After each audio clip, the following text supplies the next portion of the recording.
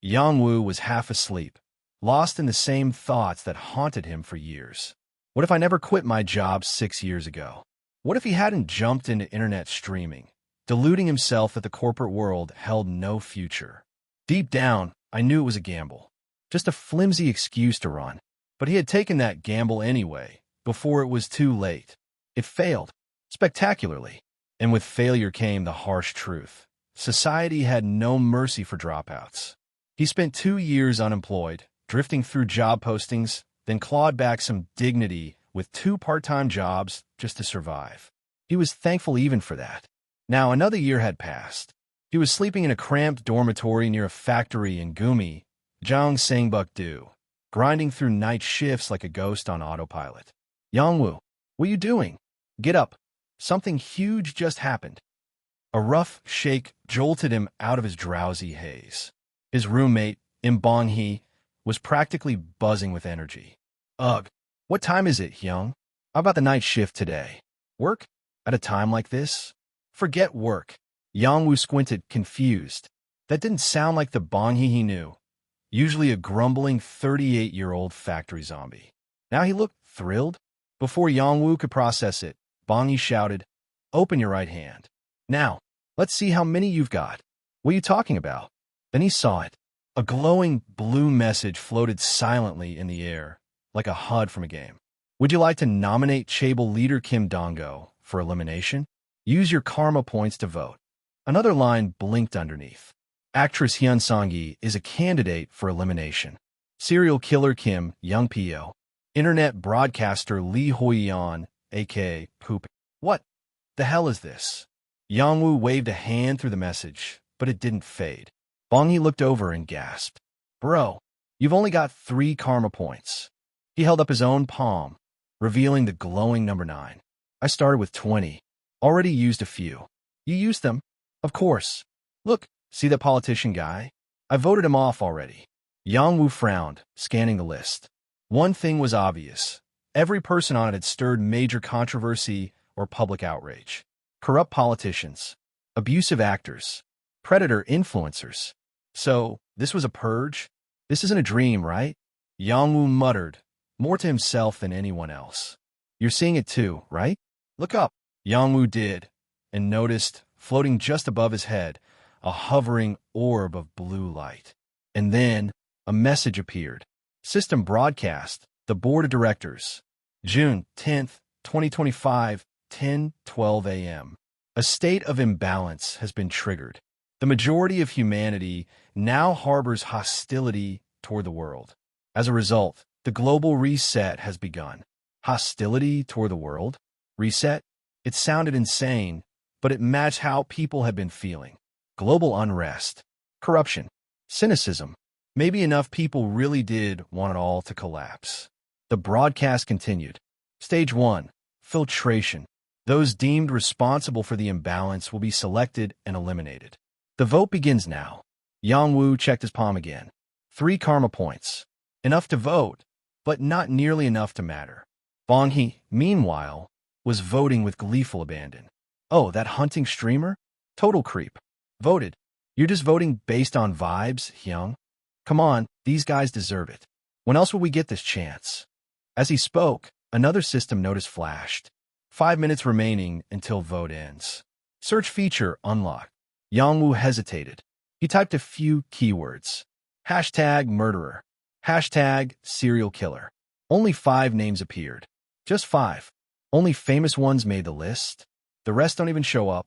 So much for justice. Meanwhile, Bong-hee's points dwindled. 3, 2, 1, 0. Huh. Voted them all out. Feels good. Voting complete. Candidates confirmed. Final judgment pending. Elimination, mutation, or dismemberment will follow. Wait, they don't just die? Then the real warning came. Stage 2. Individual filtration begins.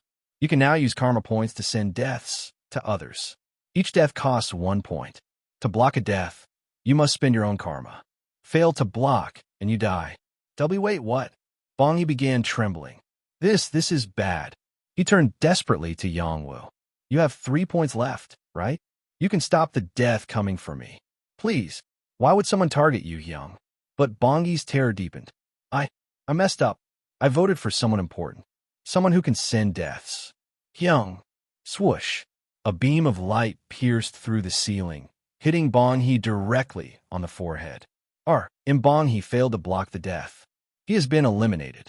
Yang-woo stared in stunned silence as his roommate disintegrated, vanishing like mist. 3 karma points still glowed on his palm, and the reset had only just begun. What the hell? Yang-woo stood frozen, staring at the spot where Bong-hee had just vanished. Not just died, erased. His fingers trembled, not from grief, but from realization. This was real. Something unnatural had touched the world and warped it into something terrifying. Only later did the horror of the truth sink in. The man he'd shared a room with for a year had deserved it. He exhaled shakily, staring at the floor as a system prompt appeared before his eyes. 1 minute remaining until individual filtration concludes. Current karma points, 3. 3 karma points. 3 chances to vote. 3 chances to kill. And yet, Yang-woo didn't move. Not because he lacked options, but because something inside him whispered, I don't want to touch this power. Not without knowing the cost. Bong-hee had 20 points at the start. If he hadn't spent them carelessly on tabloid hate, he might still be alive. Don't be reckless. Even if I waste all 3, it's better than killing someone on impulse. He stood silently as the final countdown echoed in his mind. 3, 2, 1. Individual filtration complete. Beep. A sharp chime rang from somewhere above. Then nothing. No death beam. No new announcement. Just a room filled with silence and tension. Yang-woo opened his door cautiously. Creak. Outside, other doors opened too. Heads peeked out, eyes wide, faces pale. Is everyone okay? Someone asked. Did anything happen? No one answered, but their expressions said enough. Some looked like ghosts, haunted, shaken, grateful to still be breathing. Others grinned faintly, smug and satisfied. Yang-woo recognized that look. He'd seen it on Bong-hee's face right before he died. The hitters, the ones who voted. And then there were those still blinking, uncertain if any of this was even real. Yang-woo glanced at his hand again. 3. Still glowing. Still there. Are these karma points used for something else? His thoughts were cut short by a new message. Vote tallying complete. Public executions commencing. All marked individuals may now choose their fate. Elimination, mutation, or dismantle. Yang-woo stared at the screen. Mutation? Dismantle? What kind of options are these? The first result appeared. Chaebol leader, Kang Hong-tae, faces judgment. He is furious. Choice. Mutation. Karma reflected. New monster type unlocked. Dragon. Kang Hong-tae has become a fire dragon and now threatens the world. Yang-woo's breath caught. Dragon, as if from a fantasy novel. The word echoed ominously in his mind. But the next judgment was different. President, Park Do-won, faces judgment. He is confused. Choice. Dismantle. New world component added. Quest system. No monster this time. Just a system update. So, mutation created monsters, and dismantle reshaped the world? Yang-woo's stomach turned. A world of dragons and quests, and this is just the beginning. Another message popped up. Actress, Park So-young, faces judgment. She is devastated. Choice. Elimination. She disappears quietly. No effect left behind. Yang-woo frowned. No curse. No monster. No system. Just gone. So that's what elimination means. The clean way out. Most wouldn't choose it, though. If you were hated enough to be voted for death, would you really go out peacefully? No. And that's when the flood began. New monster type. Ogre. New monster type. Goblin. New system added. Armor. New monster. Owlbear. New system. Currency. The world was mutating right before their eyes. Yang-woo rushed to pack his bag.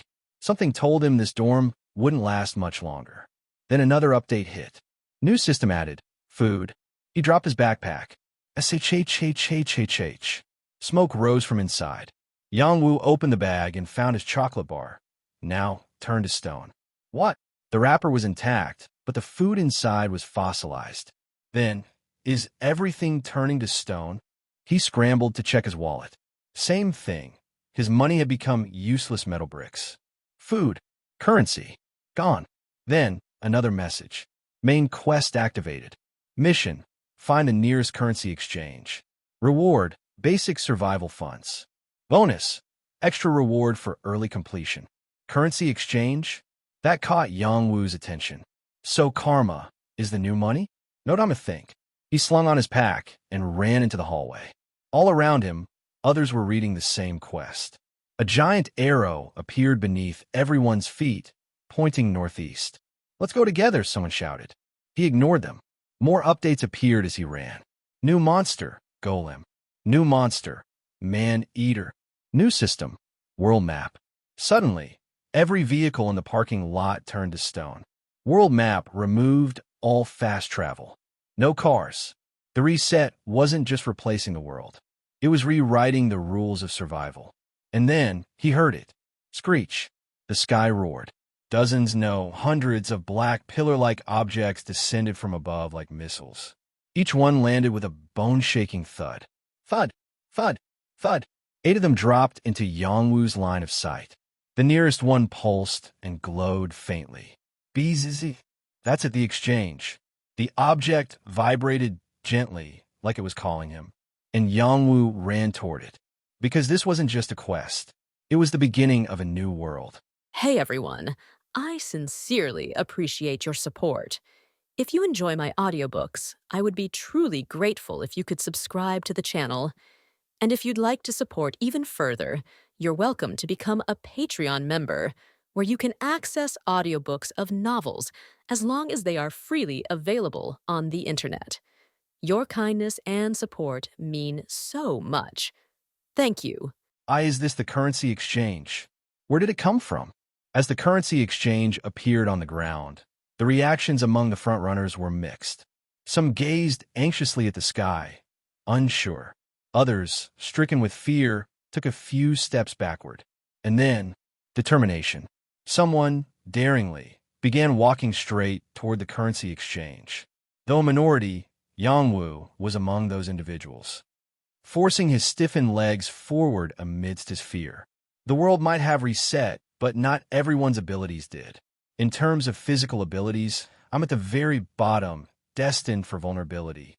It was a realization that struck Yang Wu when he fell behind in the race earlier. In a world with dragons and quests, what would be the most crucial ability? Undoubtedly, physical abilities. Moreover, the first quest came with a coveted first-come, first-serve reward. Even if the appearance of the currency exchange hadn't overwhelmed the crowd, swift individuals would have seized the reward long ago. But I still have a chance. Yang Wu continued advancing, seeing those who surpassed him still frozen in place. BRR. BRR. As the distance to the currency exchange shortened to within 20 meters, its emitted light and vibrations intensified. Simultaneously, another piece of information seeped into Yang Wu's mind. 1. The currency exchange doesn't attack humans. 2. It'll disappear after approximately 2 hours in this location. 3. Touching the surface of the currency exchange initiates the exchange. It felt as if he'd known these facts for a long time.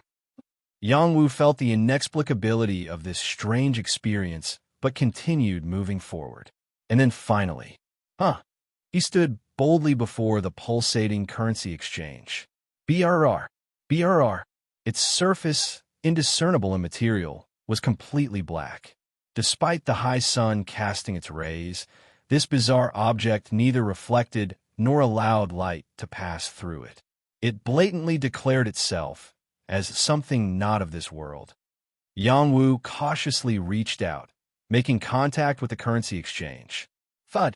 It was cold, and the touch was as solid as touching marble, felt throughout his palm. Following this, a new interface appeared before Yang Wu. Whoosh. Resident information has been registered. Name, Zhang Yangwu 07. Role, TBC, to be confirmed. Active benefit, tax deduction, single household. A tax deduction? At this point, Yang Wu even felt gratitude toward Bong He for dying in front of him. If not for that incident, he wouldn't have taken this seriously. Is this some sort of status window? Yang Wu meticulously inspected his resident information. Given the number 07 appended to the name Zhang Yangwu, it seemed like, among all the Zhang Yangwus in the country, I'm the 7th to register resident information. In other words, there were 6 or more daring or reckless Zhang Yangwus out there. Yang Wu, feeling oddly immersed, examined the sole benefit he possessed, the tax deduction for a single household. Active benefit, tax deduction, single household. There was no argument against the diagnosis of a single household. He was abandoned in front of an orphanage as an infant and did not know who his parents were. Thus, he also had no siblings. But being eligible for tax deductions because I'm from a single household means that someone, somehow, will collect taxes. In a world where even the president had dismantled and vanished, who was going to collect taxes? While Yang Wu pondered this, the resident information screen disappeared, replaced by a new message. We will begin the currency exchange. For every remaining karma point you have, 10,000 karma will be provided in coin form. Karma, likely the new currency in this reset world. As expected, confirming that the remaining points were eligible for exchange, Yang Wu felt a subtle excitement. Worker Zhang Yangwu 07 possesses 3 karma points. An exchange of 30,000 karma will be provided. Please be prepared. Prepared? For what? As Yang Wu pondered the instructions, suddenly, ting, ting, ting, a sound reminiscent of coins rolling came from inside the currency exchange. Swoosh! Suddenly, dozens of crimson coins poured out all at once. Whoa! He instinctively reached out with both hands, but capturing all the coins was nearly impossible. Ting! Ting! Ting! In the end, about a dozen coins slipped from Yang Wu's grasp, hitting the ground and bouncing noisily in all directions. Oh no! But the incident didn't end there. Ting! Ting! Ting! Someone, allocated to the same currency exchange as Yang Wu, had also begun their exchange on the opposite side. Hey, be careful! Yang Wu attempted to warn them, but it was too late. Whoosh! A much larger amount of coins than Yang Wu's spilled out from the currency exchange, followed by someone's startled voice from the other side of the exchange.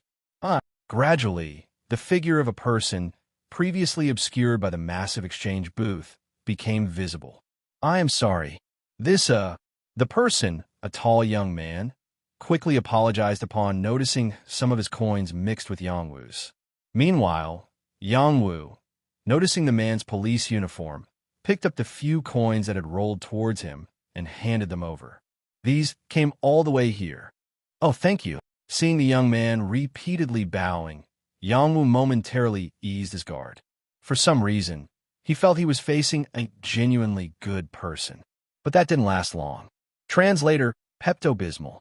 Soon, a fierce and massive presence overwhelmed not just the two of them, but everyone in the exchange area. Thud! Thud! The latecomers, who had been observing the situation from afar, began rushing in upon seeing the coins pouring out. It's an actual money exchange, huh? Incredible. They're just scattered on the ground? Due to the reset, everyone knew the existing currency had become useless. As a result, the people rushing towards the currency exchange were in a complete frenzy. Crazy. I need to hurry. Sensing that chaos would soon erupt, Yang Wu swiftly gathered the coins from the ground. Through this process, he realized that each of these crimson coins, roughly the size of 501 coin, were worth 1,000 karma each. Since, after he collected all the coins scattered around, there were precisely 30 coins. If I didn't have a bag, I'd be in real trouble. As he poured the handful of coins into his backpack, Yang Wu suddenly remembered the police officer from earlier. Swiftly glancing up, he noticed the officer, with a desperate expression, stuffing coins into his pants and shirt pockets. The amount of karma received from the exchange was too much. Even using both hands, he couldn't pick them all up. Do. In the meantime, the latecomers had closed in, with his eyes fixed on the dozens of coins scattered around the police officer. There's no way out for him. They'll swipe them all in front of his eyes. Seeing no space left in the officer's pockets, Yang Wu shouted loudly, "It's too late. Give up the rest." But still, It was only after hearing Yang Wu's words that the officer, belatedly grasping the situation, hesitated to leave his spot. He still had regrets. There were too many scattered coins on the ground. And so, in the end, the latecomers finally rushed in and overwhelmed the officer before reaching the currency exchange. Thump! Thump! Despite being considered latecomers, they were essentially no different from highway robbers. They intentionally started scuffles to snatch away his coins. Hey, hold on. Clearly, the officer, whose pockets were filled with coins, became the prime target. Dozens of people crowded around him, squeezing their hands into his pockets, while others started picking up coins from the ground due to his imposing figure and uniform. My God! Even Yang Wu, who had escaped from the scene earlier, was not safe either. In fact, there was no safe place in the first place. Similar incidents were unfolding at other currency exchanges that had appeared everywhere. There is no way out. Everywhere he looked, it was a scene of robbery. And soon, the robbers closed in on Yang Wu. Unlike the officer who had to deal with dozens, Yang Wu had only a few men clinging to him. However, the pressure of being outnumbered was enormous for Yang Wu, who was not very large and strong to begin with. You greedy bastards! Adding to the chaos. Whoosh! As someone behind attempted to tear his backpack away, Yang Wu felt an emotion close to the fear of death. My belongings! It was practically his entire fortune. Whomp! Once again, his body was pulled violently. Enraged, Yang Wu twisted his upper body to face the culprit. Just then, a punch landed squarely on his face. Bomb! The robbers were equally anxious. Before others could latch on more, the immediate goal was to snatch away the backpack. Ugh! As Yang Wu groaned in agony, those surrounding him thought he might give up the backpack if we hit him a bit more. Bomb! The second blow struck between Yang Wu's right ear and cheek. Accompanied by a dull thud and a ringing in the ears, a sudden loss of strength in both legs was felt. It was his first time receiving such a blow from someone else, making it difficult to gather his senses. Meanwhile, people continued to attempt to strip him of his backpack. No, without that, As Yang Wu struggled and resisted, someone outside his field of vision twisted his arm without restraint. Thwack!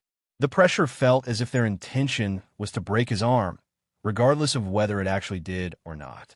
At this rate, it'll really break. Would he end up penniless, or would he end up penniless and crippled?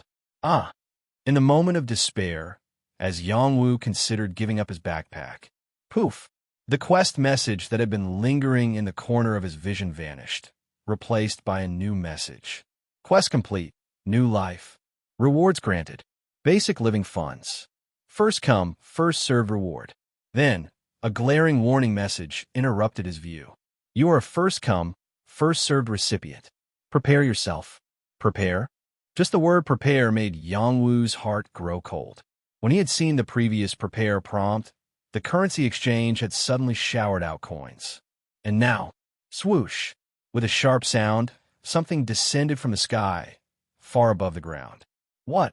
Unwittingly sprawled on the ground and enduring the assault, Yang Wu managed to open one eye and glanced up at the sky. And there it was, a sword-like object descending straight towards him. The speed was so fast that by the time he realized what was happening, the sword had already arrived right in front of him, right next to Yang Wu's right hand, which was being twisted on the ground. Shirring, as the 80-centimeter long metal object fell from the sky, everyone stopped moving.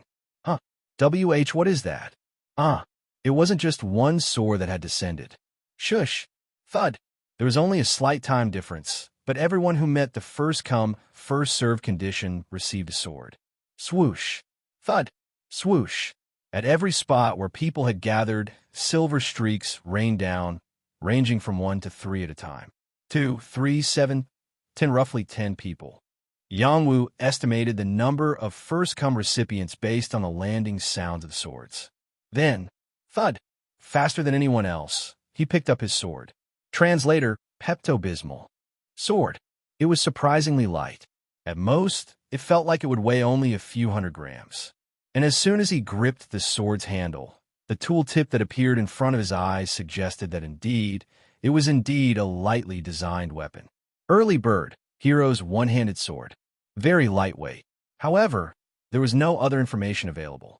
Not even the attack power typically displayed in a weapon item tooltip.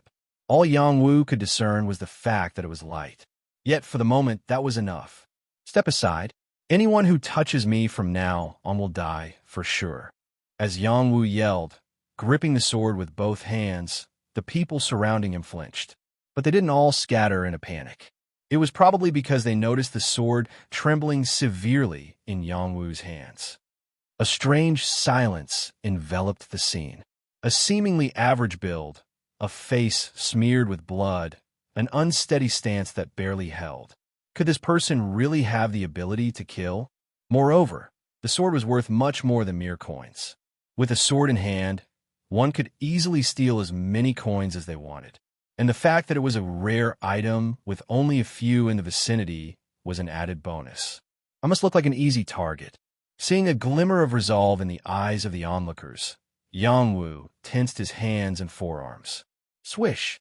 Right then, a significant movement occurred behind him. Someone was rushing to wrap their arms around him.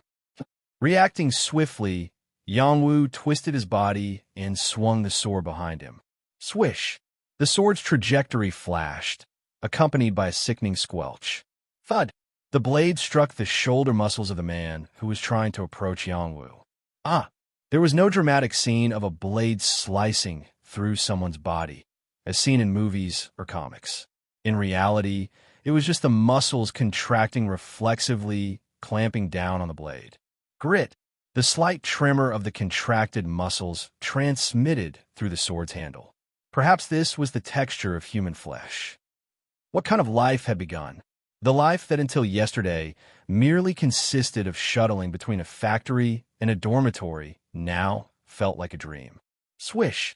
As he withdrew the blade from the opponent's body, a small amount of blood splattered, and the forgotten sounds of the scene finally pierced his ears. Get him! The observers, deeming Yang Wu's first strike a failure, rushed towards him. However, strictly speaking, Yang Wu's strike wasn't a failure. Though unintentional, that earlier strike had become a form of zeroing in on the target. Through the first strike, he somewhat understood the sword's striking point, realizing that burying the blade into the opponent's body meant a loss in damage. And, most importantly, killing a person, it's not an easy task. This realization was crucial. From that moment on, stabbing became his choice of attack. Swish! Of course, it wasn't a properly executed strike. Simply aiming the blade horizontally, perpendicular to the body, he aimed for the opponent's neck as they approached. Yet, the effect and repercussions were significant. Squelch! The blade pierced the opponent's neck in a flash. Arg! As the victim shrieked strangely, twisting in pain, Yang Wu was too preoccupied tracking the other fleeing attackers. Two left. The number of thieves who managed to escape unscathed. Damn, it's only right to kill them all. It was a mix of rage, revenge, and an inexplicable compulsion. If his attacks resulted in some dying while others didn't, even though all of them attacked him equally, it would feel unjust. But now, the distance between both sides was too vast for immediate pursuit. Therefore, the only available option was to hope for another chance in the future. Damn it! Furrowing his brow, the vague outlines of the two fugitives' faces appeared in his mind. Still, this should be enough to recognize them if he were to meet them again. And if an opportunity arises, he'd definitely kill them right away. Perhaps this, too, was part of the karma. Ugh! Ugh! As the second victim of his swing writhed in agony, Yang Wu finally ended his suffering. Squelch! Right as if waiting for it, the system message appeared again. Basic living funds will be provided. Prepare yourself. Come to think of it, he had only received the early bird as the first-come, first-served reward. He hadn't claimed the basic reward from the main quest.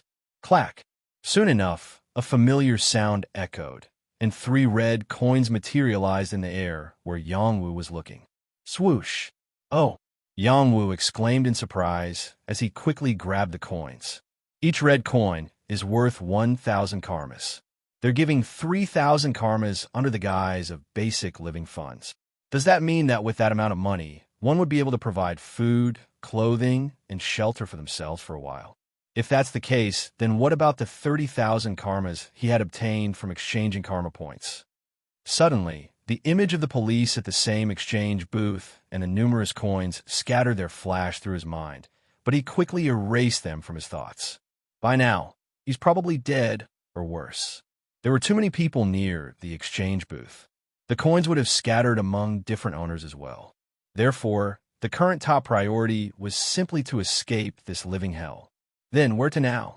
As Yang Wu gripped the sword and glanced around for a way out, a new quest was assigned right on time.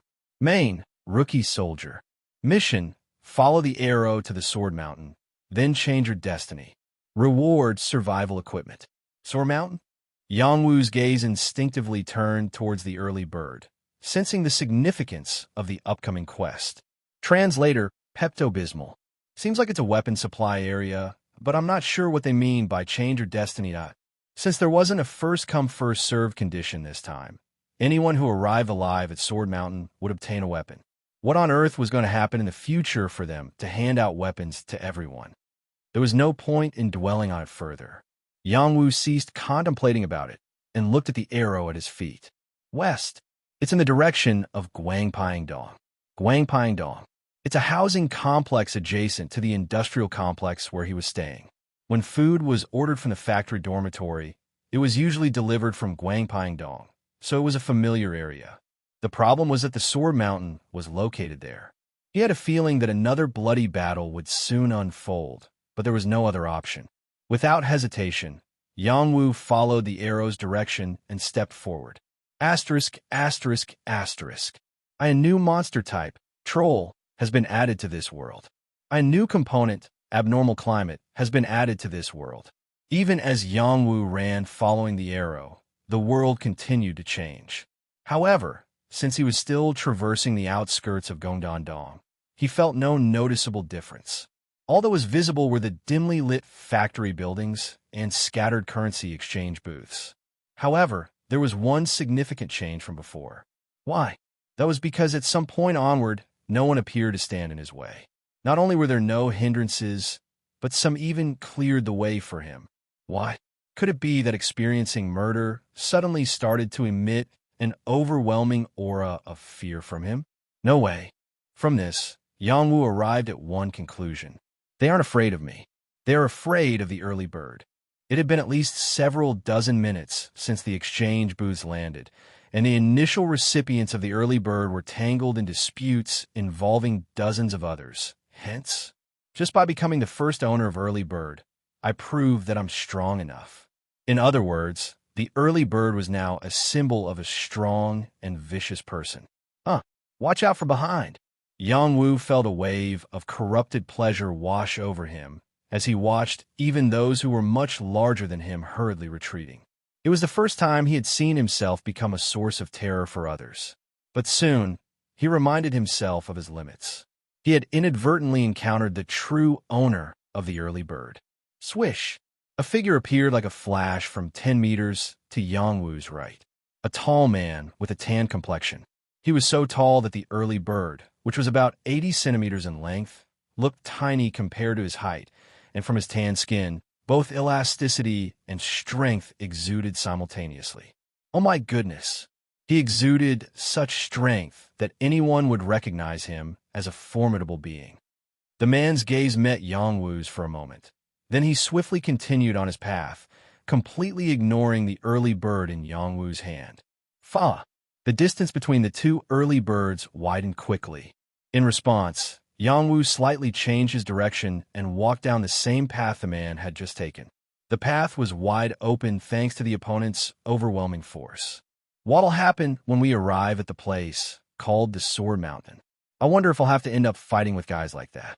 Yang Wu swallowed his dry saliva as he looked at the powerful being that was already turning into a tiny in the distance. And at the same time, a commotion began to appear on his left side. Turning his head to see, about a dozen people, all wearing white shirts and maroon ties, came into his view. Were they office workers in a group? No, wait. Where could there be a group of people dressed like that? As Yang Wu pondered, a belated realization struck him. There was one place where there could be a sizable group of people in shirts and ties. That place was none other than Gumi City's Guangpyongdong, Gumi High School. The students in the school were not exceptions to the reset. Judging by how they were already heading toward Sword Mountain, it was evident that they had already passed through the chaos of the exchange booth. Since one student in the lead was even holding an early bird, did they form an alliance around that kid? A group of high school students who secured an early bird. Based on preconceptions, Yang Wu had to remain cautious. Swoosh! The arrow on his feet began to tilt gradually. Almost there. Observing the students converging towards him, Yang Wu diverted his gaze, searching for the presumed location of Sword Mountain. And then it happened. Crack! There was a loud, cracking sound of something shattering, and a change occurred in the sky ahead. Oh my God! In an instant, Yang Wu's pupils dilated to their maximum. What he saw was tens of thousands of weapons raining down from the sky. Translator, Pepto-Bismol. The term Sword Mountain was quite literal. Watching weapons raining down from the sky and piling up at an incredible speed, Yang Wu had a gut feeling that this would soon form into an actual mountain. And he realized something else. There will be way more people gathering here than at the currency exchange. His deductions stemmed from the vast area occupied by the Sword Mountain and the students from Gumi High School moving in the same direction. I started from Gongdong, and now I've encountered students from Gumi High School. Gumi High School was right in the heart of Guangpyongdong. So, compared to the dozens to hundreds at the currency exchange, the Sword Mountain was attracting people by neighborhoods. Hence, Yang Wu anticipated crowds gathering even from adjacent neighborhoods like Songjiangdong and Sinpyeongdong. Some of them even have the early bird. His hand holding the sword felt sweaty. What would be the chances of winning if someone with an early bird like him rushed in and tried to snatch the coins or the swords? It's one challenge after another. While Yang Wu mulled over these thoughts, the Sword Mountain continued to grow in size. It had already reached the scale of a substantial hill in some local mountains, now practically a landmark. The students witnessing this picked up their pace even more. Clang! Clang! The thunderous sound of weapons colliding with the mountain echoed like roaring thunder in Yang Wu's ears. Whoosh! Yang Wu shivered as the entire air seemed to vibrate each time the falling weapons collided and bounced, briefly revealing the silhouettes of some of the weapons. A sword, an axe, is that a shield? There are shields too. While Yang Wu identified the types of weapons, the students from Gumi High School, who had already increased their speed, began entering the outskirts of the mountain. Fizz! It was then that the number 5 appeared above the students' heads. Soon after, 4. The number changed to 4, then swiftly to 3. There's a time limit for choosing weapons. This was a foreseeable variable. Observing students scrambling to find the nearest weapon pile, Yang Wu deliberately slowed down, running sideways instead. As long as I don't approach the weapon pile, the timer won't appear. So if I use this well, I can enter after locating the weapon I want. As observed earlier, the Sword Mountain held not just swords, but also axes, hammers, spears, and various other infantry weapons. However, the issue was their random arrangement. Thus, to select the desired weapon within 5 seconds, Yang Wu needed to find a point where that weapon was exposed on the outside. And just now, found it. Ahead of Yang Wu lay the spot he desired. No one had entered first, and a shield was exposed at the edge of the weapon pile. Swish! Yang Wu immediately sprinted towards it. Is it possible to grab more than one weapon within the time limit? He pondered this while quickly scanning the weapons around the shield. Axes, spears, most were large weapons, but here and there, a sleek silhouette caught his eye. It was none other than a dagger. If I have the chance to grab one more after the shield, it'll be the dagger. However, Yang Wu's plan B didn't materialize. Snatch! As he approached the weapon pile, an announcement abruptly appeared. You have entered the Sword Mountain. Choose one survival gear within 5 seconds. 1. This meant the choices were now limited to 1. Staying on alert of his surroundings, Yang Wu pulled out the shield stuck in the pile of weapons. SHRRK. Then the timer vanished instantly, and an equipment tooltip appeared in front of him. Steel round shield, ordinary medium-sized shield. Can also be used as a weapon. Does that mean I can strike opponents with the shield? The shield had a diameter of about 50 centimeters, and its thickness suggested it carried a considerable weight. And indeed, thump! Sliding his left hand into the handle inside the shield, Yangwu felt the weight press on his entire left arm. Now I understand why it can be used as both a shield and a weapon. Yangwu's admiration of the shield ended there. Suddenly, from behind, a rough movement occurred. Thud! A surprise attack. Every cell in Yangwu's body seemed to ignite. Yangwu covered his upper body with the shield and turned around, assuming a stabbing stance with his sword. Whoosh! Beyond the outline of the shield, a boy appeared. Ah, mister! A facial expression that was perfectly in sync with the frightened voice. It was a Gumi high school student, at most a first-year student, with a youthful face and a rather petite frame. What are you doing here?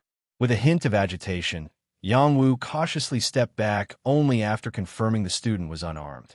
Then he noticed a number above the student's head. 2. Soon after. 1. As Yangwu uttered in surprise, a sigh escaped from the student's lips. Before he could choose a weapon, the time limit had expired. Now there were no indicators above the student's head, and both his hands remained empty. Observing the student's crestfallen expression, Yangwu softened his tone compared to before. Why did you come here alone instead of being with your friends? To this, the student glanced briefly over his shoulder before answering softly. They're not my friends. What? Just because we go to the same school doesn't mean we're all friends. That was true. It was also a believable story given the circumstances. That's right. The timing of our encounter doesn't fit. Those guys entered the mountain before me. Translator, Pepto-Bismol. Moreover, this spot was several meters away from where the Gumi students were. In other words, this student had been moving separately from the Gumi group from the start. Well, I'm in the same boat, traveling alone. Thinking this, Yangwu glanced away from the student for a moment, but then he suddenly noticed something and his brows flinched. The student's school uniform name tag was severely damaged. No matter how you look at it, it looks like someone burned it with a lighter. Yangwu stared fixedly at the half-burnt name tag. But before he could speak, the student quickly brought up a different topic. Mister, is it okay for me to try and grab a weapon now? Weapon? While questioning this, Yangwu remained vigilant of the surroundings. Although there were distant silhouettes, nobody was currently approaching their location. Sure, go ahead. Truthfully, Yangwu was curious about it as well. He wanted to know what would happen if someone tried to grab a weapon after the time limit had ended. Thud! Stepping back one more step, Yangwu watched as the student nervously raised both hands. Then the student reached into the pile of weapons where Yangwu had earlier taken the shield from. Swish! The weapon the student desired turned out to be a spear. Because of his small stature, he probably preferred a weapon that didn't require him to be close to the opponent. Thump! The student grabbed the handle of the spear with both hands. However, that was the end of it. No matter how hard the student tried, the spear wouldn't come out. The student's expression turned increasingly miserable. He knew it too, that living without a weapon in a world inhabited by monsters was challenging. Guess it won't come out after the timer runs out after all. Yangwu's heart wasn't at ease watching this, but what could he do? I'm sorry that this happened, but don't stay here for too long. People will gather soon. All Yangwu could do was offer awkward advice with an uncomfortable feeling. Then, as he glanced at the arrow at his feet, thud! The student, who had been crying while facing down, suddenly grabbed the edge of Yangwu's shield. Mister, could you please take me with you? If I stay alone, they'll definitely kill me. It dawned on Yangwu then that this boy wasn't afraid of monsters, but of other people. He knew how cruel the world could be to the weak. As evidenced by the chaos of the currency exchange booth, it would be the same even now that the world had turned upside down, if not worse. But what could he do with a boy without a weapon and such a small stature? I think I'll be lucky if I don't get hit in the back of the head at some point. Yangwu, with a steeled heart, intended to push the student away. Only if he hadn't seen the number on the boy's right hand. What, did I see it wrong? Yongwu tilted his head. The student who noticed this stretched out his right hand. Oh, this? Huh. In an instant, Yongwu's eyes widened. There really was a number, and it was none other than 17. 17 karma points. Converted to coins, it would be a whopping 170,000 karma. How come you still have this? Didn't you come here after visiting the currency exchange? With an agitated voice, Yongwu asked again, and the student appeared frightened. I couldn't do the exchange. There are so many people there. What? Yongwu, who had a dumbfounded expression on his face, quickly gathered his thoughts and asked again. What's the name of the quest you're seeing right now? It's New Life. Oh my God. Main New Life. Mission. Follow the arrow to find the nearest currency exchange booth. Reward basic living funds. Special additional rewards on a first-come, first-served basis. In other words, this student was here without passing through the currency exchange section. How did you find this place? The kids who got the swords cleared the way. I followed them secretly. It seemed like he was referring to the group of students Yongwu had seen while coming to the Sword Mountain. Probably the top students of Gumi since they had early birds. So, does the weapon selection get activated as soon as you arrive at the Sword Mountain, even if there is no quest? Was this kind of bug?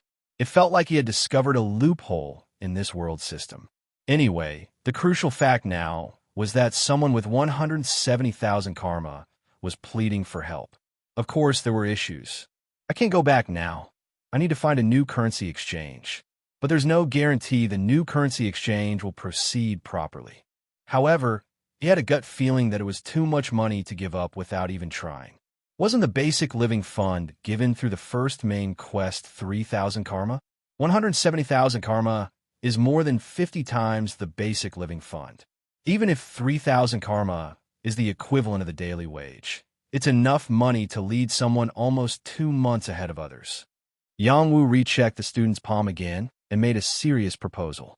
Right now, your entire wealth is 170,000 karma. How much are you willing to give me in exchange for saving your life? Translator, Pepto-Bismol.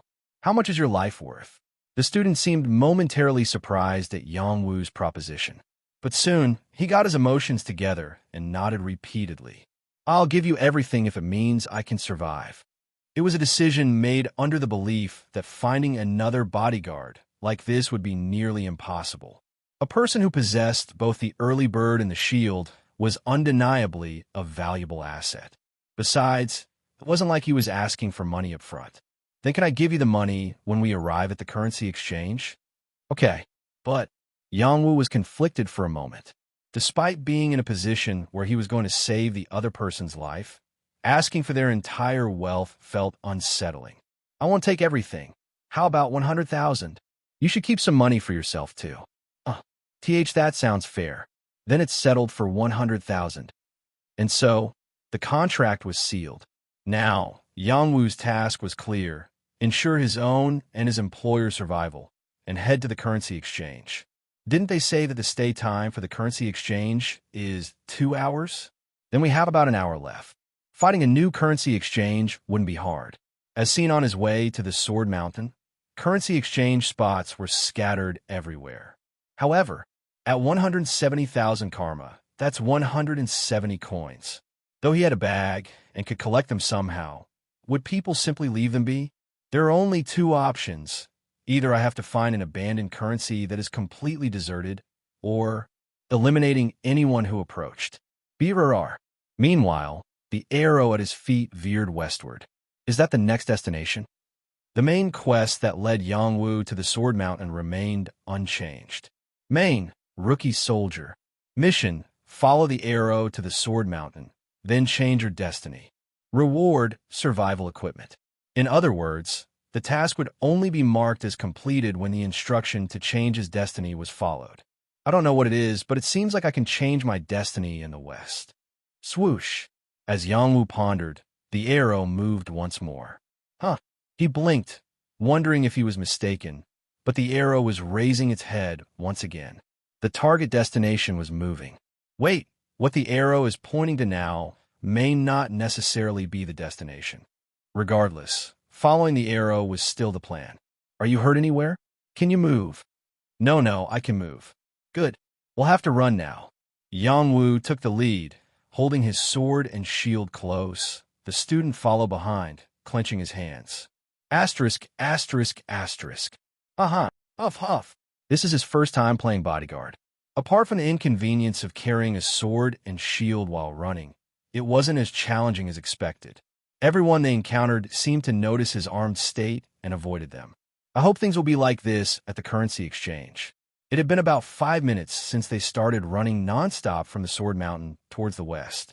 Yang Wu expected the currency exchanges to appear soon, and the student following closely seemed to share that thought. Mister, what is it? Speak up. What should I do if a fight breaks out? What should you do? Yang Wu hesitated for a moment, since he didn't have anything to say even after trying his best. He also had very little combat experience. To stay alive by any means necessary. If there's trouble, I'll try to deal with it as quickly as possible. Ultimately, all Yang Wu could advise his client was to survive by any means necessary. And not long after, the currency exchange section appeared again, approximately 150 meters ahead on the right. Whoa, this is a golden opportunity. Moreover, there seemed to be almost no one around the nearest currency exchange. A few silhouettes were vaguely visible at most. What did you say your name was? I'm Yechan, Kong Yechan. What about you? I'm John Yang Wu. Stick close to me now. We're going to enter the currency exchange. With that, Yang Wu pointed to the currency exchange office that was gradually getting closer, and Yechan nodded. Nobody's armed, so they can't attack us carelessly. All we have to do is collect the coins quickly. Has life ever been this smooth? Yang Wu gripped the shield tightly as they neared the currency exchange. The people at the currency exchange seemed to sense something strange, and one by one, they turned in Yang Wu's direction. Both sides finally confirmed each other's presence. Gasp. What's going on? The people at the currency exchange were clearly intimidated. As Yang Wu predicted, they were unarmed, mostly elderly or frail individuals. Those with combat skills had already moved to the Sword Mountain after going through the struggle here. However, Yang Wu, mindful of any potential challengers, intentionally let out a threatening voice. Step aside. I'll kill anyone who comes near the currency exchange. Even Yechan, trailing behind, felt a shiver at the hostility radiating from Yang Wu. As a result, the people around the currency exchange began fleeing with all their might, resembling a herd of sheep encountering a lion. Let's go now. As soon as the area around the exchange became empty, Yang Wu pushed Yechan toward the exchange. All I have to do is touch there, right? That's right. Hurry. Securing the currency exchange wasn't the end. The real deal would begin as soon as the exchange coins started pouring out. Everyone in the area would start paying attention to them. Furthermore, the fact that there aren't many people at the exchange means that there are more people at the Sword Mountain. And this implied, those armed with weapons will pass through here soon. As Yang Wu contemplated this, Yechan finally started the exchange. Clatter. A traumatic sound to Yang Wu echoed from the exchange, and chaos ensued. CHRRR. Translator, Pepto-Bismol. A flurry of crimson coins, 170 in total, burst out at once. Oh, mister. A bewildered Yechan looked at his bodyguard. In response, Yang Wu threw the backpack towards him and urgently shouted, "Scoop them all up." At the same time, he almost started crawling on the ground to pick up the coins. What? Why do they have so much money? With such a commotion, people from other exchanges quickly gathered around. Initially around a dozen, then 20, 30. Soon, the crowd became overwhelming, even for the fully armed Yang Wu. However, none of them attempted to take the coins lying on the ground. It wasn't merely fear of Yang Wu's sword, but also because those were the types of individuals that were originally present in that area. Amidst this turmoil, a problem arose. Why are there so many people? Make way, please. Someone was using an authoritative tone on the other side of the crowd. As soon as Yang Wu heard this sound, he sensed what was coming. The ones who got their weapons have arrived. Even so, it wasn't the worst-case scenario yet, They were nearing the end of collecting the coins. Put the rest in your pockets. We're leaving immediately. Instructing Yechan while slinging the backpack over his shoulder, Yangwu noticed Yechan's frightened expression as he glanced behind. Mister. Most likely, the owner of the voice from earlier had arrived at the back. I get it. So, put them in your pockets. Huh, mister? Yangwu looked at Yechan's face and realized something. They had already started attacking first. Splash. As soon as he twisted his body backwards and raised his shield, a dull sound rang out. Bang! A hammer. Now, whenever he felt threatened, he automatically thought of the moment he was beaten up at the currency exchange booth near his dormitory, along with the shame he felt at that time. You damn bastards. Once again, every cell in Yangwu's body boiled with anger. Yangwu saw someone's lower body exposed below the shield. Naturally, that meant, in a single moment, Yangwu slightly moved the shield aside and thrusted his sword forward. Splash! The opponent on the other side of the shield let out a startled voice. What? Ark! Shrieking in agony, the opponent took steps backward in an irregular manner. Only now did Yangwu properly assess the situation after removing the shield. There were a total of 3 opponents. The closest one had fallen backward, their right eye pierced by the sword. Meanwhile, the other 2 were staring incredulously at their disfigured companion. And amidst this, Yangwu checked their weapons. A spear and axe. Next was their positioning. They're standing in a row. Without further thought, Yangwu dashed forward. Thud! The spear wielder, who had just made eye contact a moment too late, felt the impact of early bird against his face. As the spear wielder's brain lagged in processing what was happening, Yangwu slashed across his face diagonally. Swoosh! Then the man standing right behind him rushed at Yangwu, swinging his axe. You crazy bastard! Announcing his position by shouting aloud. Thanks to this, Yangwu was able to earn a sum just by holding out his shield in the direction of the sound. Ting! The sound of impact, unlike the hammers, was somewhat less robust. However, this time, the lower half of his opponent wasn't visible below the shield. Realizing the attack had been thwarted, the opponent hastily retreated. But Yangwu's determination intensified. I will absolutely kill anyone who attacks me. Thud! Advancing aggressively with the shield, Yangwu caused a retreating opponent to stumble and lose their footing. Ugh! With a whimper, the opponent lost balance and staggered sideways. Without hesitation, Yangwu thrust the early bird into his chest. Die! Poof! As the blade penetrated his body, the surrounding crowd stirred in disbelief. Goodness gracious! What's happening? Some were already fleeing the scene, while the rest hesitated and retreated, staring at Yangwu as if they faced a monster. At this moment, Yechan was the only one not fearing Yangwu. Mister, are you okay? Although his words seemed like he was worried, Yechan's eyes were actually full of awe after witnessing his bodyguard take down 3 armed individuals so effortlessly. Of course, reality was a bit different. Ugh, is this the end? Suppressing the trembling in his hands, Yangwu cautiously examined the face of the man holding the axe. Seeing that he wasn't blinking, it seemed he had died. That left the spear wielder and the hammer wielder. Ugh. The one appearing the most alive was the spear wielder, despite bleeding profusely from their split face, desperately crawling. On the other hand, the hammer wielder, who had been blinded, showed little movement apart from trembling. Yangwu approached the hammer wielder first, plunging the blade into his throat, then chased after the spear wielder, who had gone 3 or 4 steps further away. In fact, he wasn't even holding the spear anymore. Step by step, hearing Yangwu's footsteps, the man jerked his body slightly. Then, falling victim to the blade that had been aimed at his back, he met his end. Womp. A 1 versus 3 battle. Yangwu, who had emerged as the victor, breathed heavily only after his opponents had stopped moving. Phew huff. As the tension, which had been making his breathing harder, slowly released, Yangwu began to observe the surroundings more clearly.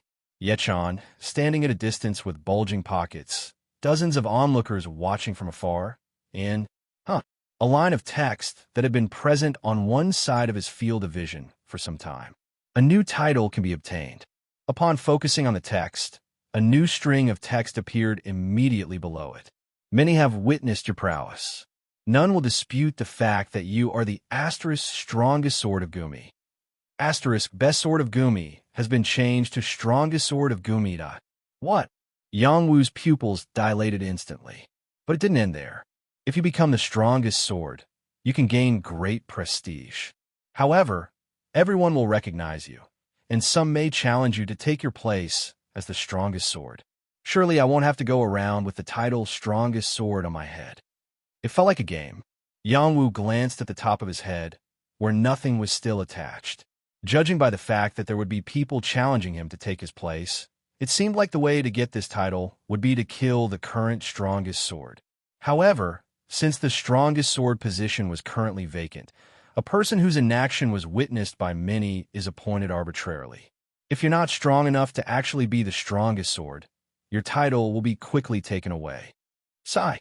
Eventually, the prompts disappeared as if dissolving into thin air. Then, the first and last offer appeared before his eyes. Swoosh. Strongest sword of Gumi. Unique title. Authority of the strongest sword.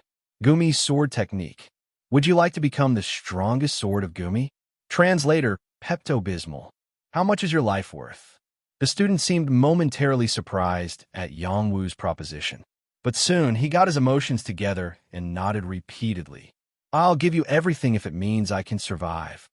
It was a decision made under the belief that finding another bodyguard like this would be nearly impossible. A person who possessed both the early bird and the shield was undeniably a valuable asset. Besides, it wasn't like he was asking for money up front. Then can I give you the money when we arrive at the currency exchange? Okay, but Yang Wu was conflicted for a moment. Despite being in a position where he was going to save the other person's life, asking for their entire wealth felt unsettling. I won't take everything. How about 100,000? You should keep some money for yourself, too. That sounds fair. Then it's settled for 100,000. And so, the contract was sealed. Now, Yang Wu's task was clear: ensure his own and his employer's survival, and head to the currency exchange. Didn't they say that the stay time for the currency exchange is 2 hours? Then we have about an hour left. Finding a new currency exchange wouldn't be hard. As seen on his way to the Sword Mountain, currency exchange spots were scattered everywhere. However, at 170,000 karma, that's 170 coins. Though he had a bag and could collect them somehow, would people simply leave them be? There are only two options. Either I have to find an abandoned currency that is completely deserted, or eliminating anyone who approached. BRR. Meanwhile, the arrow at his feet veered westward. Is that the next destination? The main quest that led Yang Wu to the Sword Mountain remained unchanged. Main. Rookie Soldier. Mission. Follow the arrow to the Sword Mountain, then change your destiny. Reward survival equipment. In other words, the task would only be marked as completed when the instruction to change his destiny was followed. I don't know what it is, but it seems like I can change my destiny in the West. Swoosh. As Yang Wu pondered, the arrow moved once more. He blinked, wondering if he was mistaken, but the arrow was raising its head once again. The target destination was moving. Wait, what the arrow is pointing to now may not necessarily be the destination. Regardless, following the arrow was still the plan. Are you hurt anywhere? Can you move? No, I can move. Good. We'll have to run now. Yang Wu took the lead, holding his sword and shield close. The student followed behind, clenching his hands. Asterisk. Huff. This is his first time playing bodyguard. Apart from the inconvenience of carrying a sword and shield while running, it wasn't as challenging as expected. Everyone they encountered seemed to notice his armed state and avoided them. I hope things will be like this at the currency exchange. It had been about 5 minutes since they started running nonstop from a Sword Mountain towards the west. Yang Wu expected the currency exchanges to appear soon, and the student following closely seemed to share that thought. Mister, what is it? Speak up. What should I do if a fight breaks out? What should you do? Yang Wu hesitated for a moment, since he didn't have anything to say even after trying his best. He also had very little combat experience. Just stay alive by any means necessary. If there's trouble, I'll try to deal with it as quickly as possible. Ultimately, all Yang Wu could advise his client was to survive by any means necessary. And not long after, the currency exchange section appeared again, approximately 150 meters ahead on the right. Whoa, this is a golden opportunity. Moreover, there seemed to be almost no one around the nearest currency exchange. A few silhouettes were vaguely visible at most. What did you say your name was? I'm Yechan, Kong Yechan. What about you? I'm Zhang Yangwu. Stick close to me now. We're going to enter the currency exchange. With that, Yangwu pointed to the currency exchange office that was gradually getting closer, and Yechan nodded. Nobody's armed, so they can't attack us carelessly. All we have to do is collect the coins quickly. Has life ever been this smooth? Yangwu gripped the shield tightly as they neared the currency exchange. The people at the currency exchange seemed to sense something strange, and one by one, they turned in Yangwu's direction.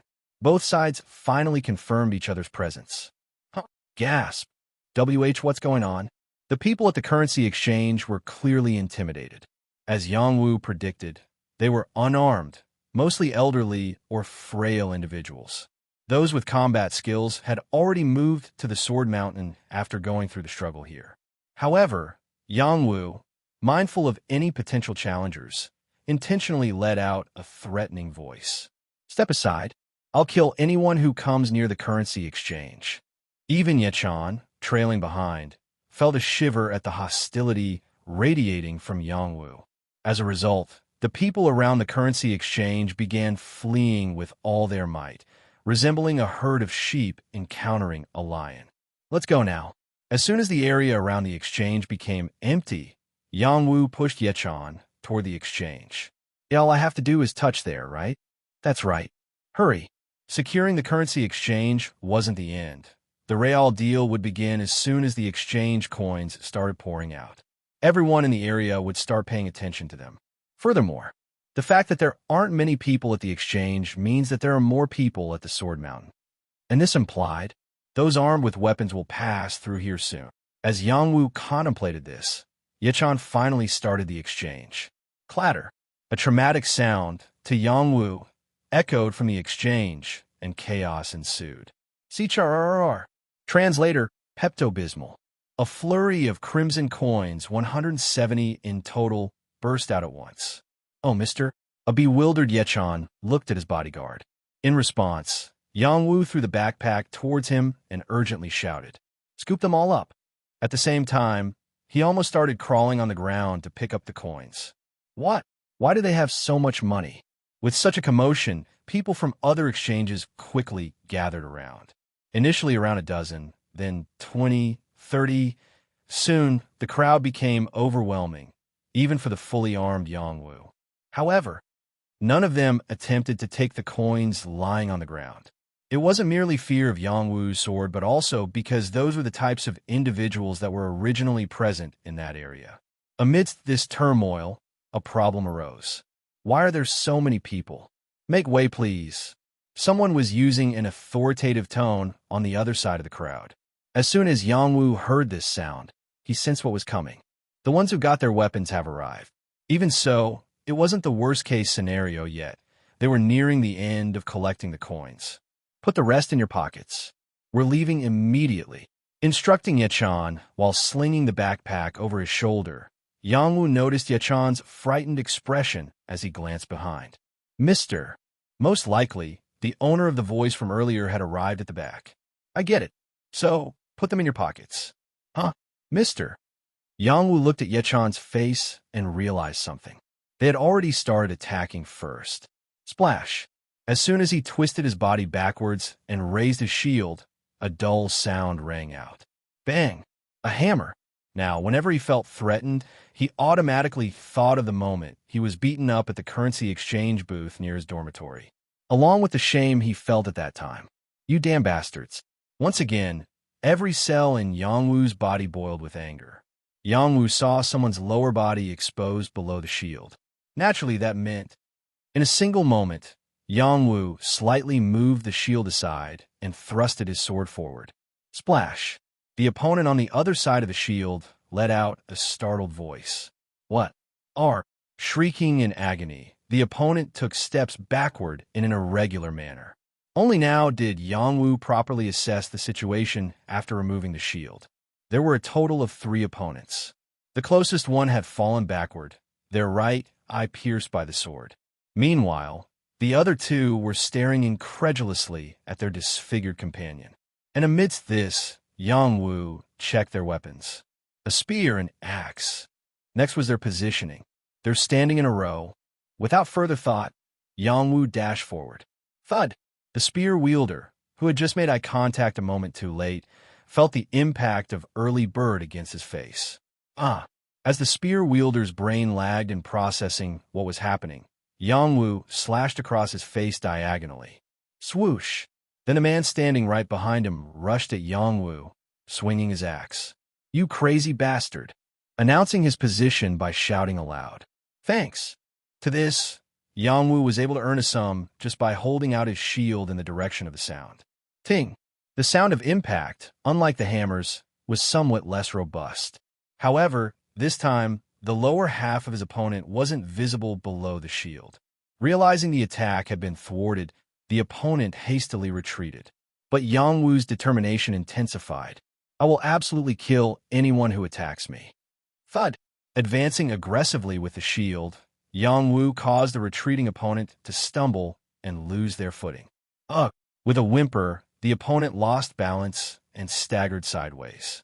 Without hesitation, Yang Wu thrust the early bird into his chest. Die! Poof! As the blade penetrated his body, the surrounding crowd stirred in disbelief. Goodness gracious! What's happening? Some were already fleeing the scene, while the rest hesitated and retreated, staring at Yang Wu as if they faced a monster. At this moment, Yachan was the only one not fearing Yang Wu. Mister, are you okay? Although his words seemed like he was worried, Yachan's eyes were actually full of awe after witnessing his bodyguard take down 3 armed individuals so effortlessly. Of course, reality was a bit different. Ugh, is this the end? Suppressing the trembling in his hands, Yang Wu cautiously examined the face of the man holding the axe. Seeing that he wasn't blinking, it seemed he had died. That left the spear wielder and the hammer wielder. Ugh. The one appearing the most alive was the spear wielder, despite bleeding profusely from their split face, desperately crawling. On the other hand, the hammer wielder, who had been blinded, showed little movement apart from trembling. Yang Wu approached the hammer wielder first, plunging the blade into his throat, then chased after the spear wielder, who had gone 3 or 4 steps further away. In fact, he wasn't even holding the spear anymore. Step by step, hearing Yang Wu's footsteps, the man jerked his body slightly. Then, falling victim to the blade that had been aimed at his back, he met his end. Womp. A 1 versus 3 battle. Yang Wu, who had emerged as the victor, breathed heavily only after his opponents had stopped moving. Phew huff. As the tension, which had been making his breathing harder, slowly released, Yang Wu began to observe the surroundings more clearly. Yechan, standing at a distance with bulging pockets, dozens of onlookers watching from afar, and, a line of text that had been present on one side of his field of vision for some time. A new title can be obtained. Upon focusing on the text, a new string of text appeared immediately below it. Many have witnessed your prowess. None will dispute the fact that you are the asterisk strongest sword of Gumi. Asterisk best sword of Gumi has been changed to strongest sword of Gumi. What? Yang Wu's pupils dilated instantly. But it didn't end there. If you become the strongest sword, you can gain great prestige.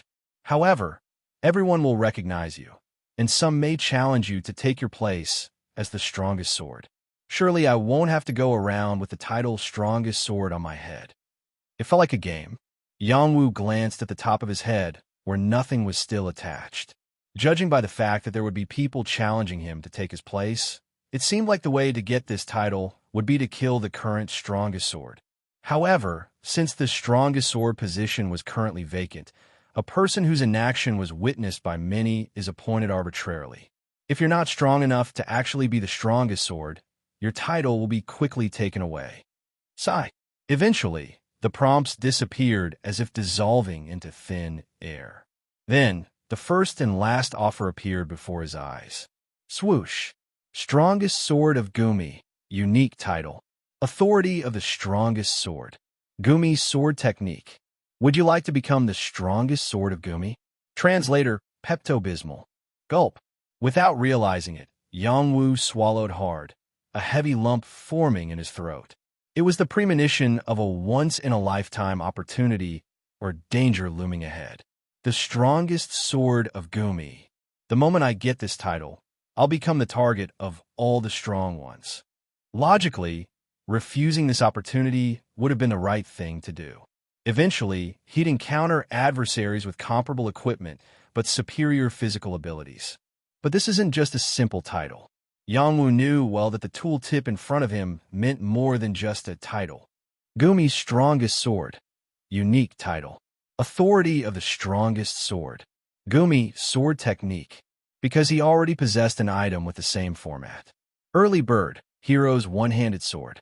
Extremely lightweight. In other words, a title is also a type of item. The next two lines are special attributes. The authority of the strongest sword, Gumi sword technique. Their exact effects weren't immediately clear, but they seemed to have a significant impact on combat prowess. Especially the Gumi sword technique. Even just the extremely lightweight attribute of the early bird sword had a remarkable effect. What then could be expected from an option labeled sword technique? As Yongwu pondered, the countdown began abruptly. Would you like to become the strongest sword of Gumi? The acquisition privilege will disappear in 5 seconds. 4, 3. Damn it, they're not giving me time to think. As time dwindled, Yongwu quickly reassessed the assets he had secured. He now had a total of 133,000 karma, including what he'll receive from Yechan. On top of that, there'd likely be more coins in the pockets of the attackers scattered on the ground. Additionally, the equipment dropped by the raiders, such as spears, axes, and hammers, were also types of assets. So, in this situation, what would be the wiser choice? Becoming stronger and attracting more enemies, or avoiding attention to oneself? No, the latter wasn't possible from the start. Yongwu's gaze fell on the silver blade of the early bird sword, and just as the countdown reached 1 second, Yongwu hastily accepted the position of the strongest sword of Gumi. I'll do it, the strongest sword of Gumi. Worried that he might have been too late, he widened his eyes. Soon, not only Yongwu but everyone in Gumi City witnessed the announcement. The strongest sword in the Gumi region has been chosen. The current strongest sword of Gumi is Zhong Yongwu 07, 1 unit, 0 defenses. Once you become the strongest sword, you can experience overwhelming growth. Anyone can ascend to the strongest sword position through duels, the method of succession being killing. Killing is the method of succession. Yongwu felt a chill down his spine as these words echoed, and a colorful light gathered above his head. And then, ping! It created a single string of characters. The strongest sword of Gumi. It was none other than the title. As Yongwu expected, they affixed it above his head for everyone to see. Mr. Yechan, who had been watching the scene in a daze, called out to Yongwu. Turning his head towards Yechan, Yongwu soon realized the reason and fell silent. This, as he saw it with his own eyes. Current region Gumi. The current strongest sword of Gumi is Zhong Yongwu 07, 1 unit, 0 defenses. The small text in the upper right corner of the field remained unchanged over time. Essentially, anyone could now instantly check the region's strongest sword's name and battle records in real time. A defense count of 0 likely means I haven't defeated any challengers yet. Looks like there might be a constant stream of challengers for a while. In other words, it was currently a vulnerable period. So, how many defense victories would need to be stacked up before more challengers stop appearing? No matter how much one thought about it, it seemed like an insurmountable mountain. With a somewhat gloomy feeling, Yongwu glanced at the shining title above his head. Then, Yechan approached him, rattling something. "Mister, what do we do about this?" Curious, Yang Wu looked over and saw Ye Chan awkwardly holding 3 weapons close to his chest, remnants collected from the assailants. "What about the coins?"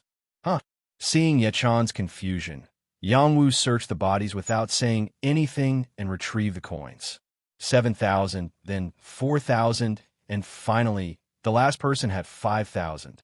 They must have been quite vicious people, given that they'd been provided only 3,000 as basic living funds. Having more than that meant either robbing coins from others at the exchange or being an exchange person who barely managed to salvage some. But it was hard to say. Well, would those guys who went after everyone else leave their points unused? This was a fact he knew from experience. The evil individuals probably had a lot to do, so they wouldn't level karma points unused, like on Bong He, his roommate. On the other hand, those who still had points after all the sniping was done were relatively good, such as the police officer he had met at the first currency exchange booth, and even Yi Chan, who he had met at the Sword Mountain. Clink, Yang Wu said to Ye Chan as he poured the coins he had taken from the bodies into his backpack. "Let's do the settlement properly once we find a safe place." Suddenly, Ye Chan's face brightened. Oh sure, for Ye Chan, sticking close to Yang Wu was advantageous for survival. Moreover, this Yang Wu was now the strongest sword of Gumi.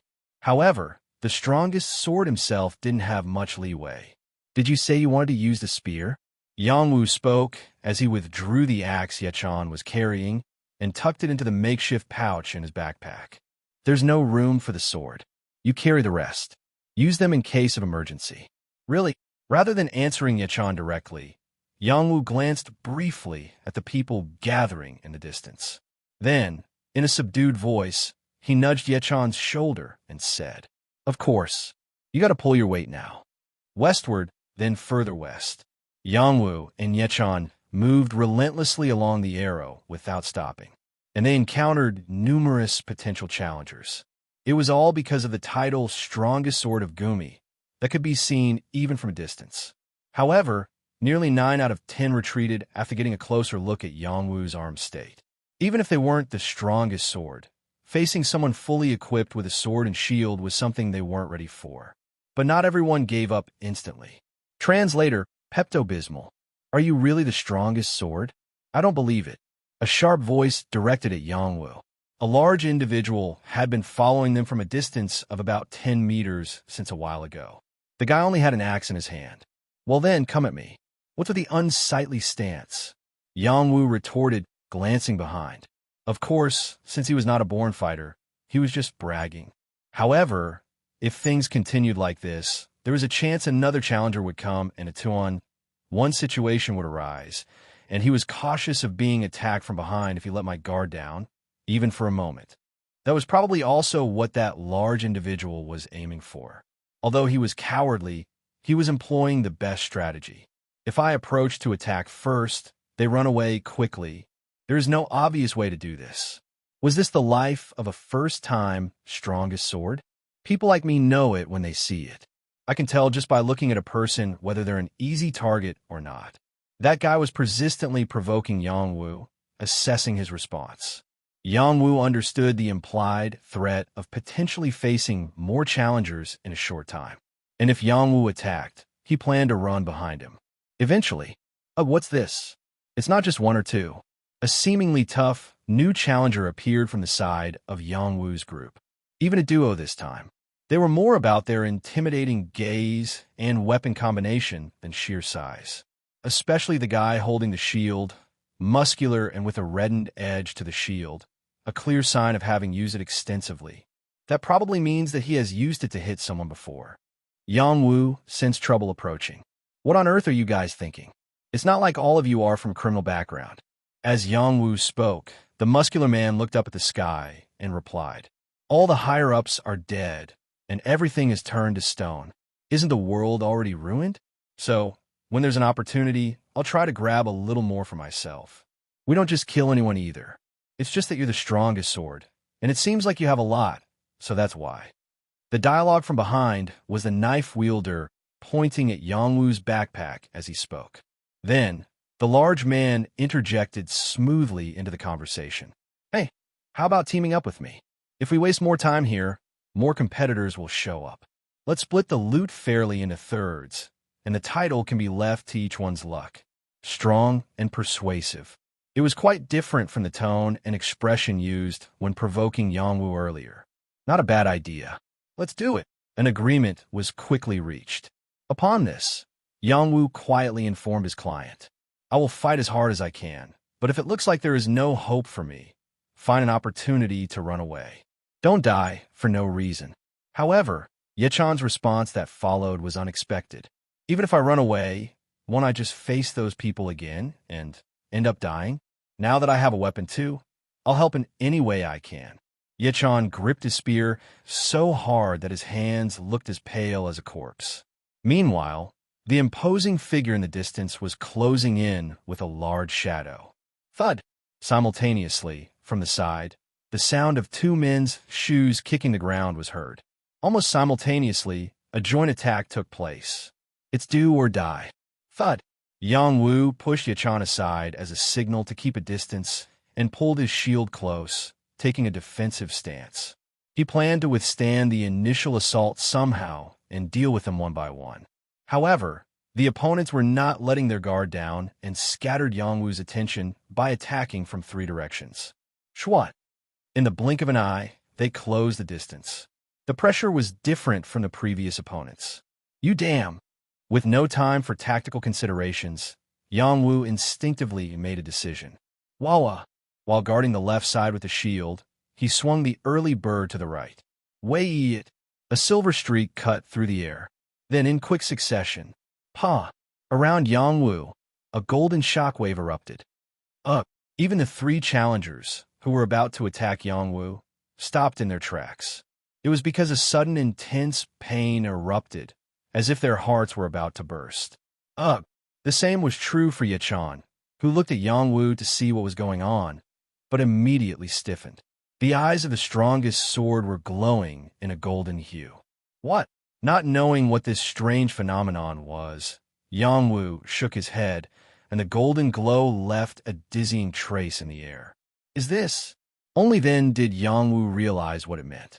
He looked up, and as usual, titles and tooltips appeared. The Strongest Sword of Gumi, unique title. Authority of the Strongest Sword. Gumi Sword Technique. The authority of the strongest sword, could it be? As Yangwu's eyes widened, the large man swung his axe again. Just barely managing to escape the influence of the authority, Yangwu moved his body. Get lost. Whack! The axe blade flew with a heavy presence. However, Yangwu wasn't focused on that. What is this? Right in front of him was a hologram identical to himself, standing with his sword tilted at an angle. And it didn't take him more than a moment to realize that it was in a defensive posture. Wee-wee-it. Yangwu quickly copied the posture following the hologram. Precisely at the moment when the axe blade hit the exposed edge of the hologram, it slid down to the side. Squish. For a moment, the large man's body shifted to the side, and in accordance with that, the hologram pierced the edge of the man's neck.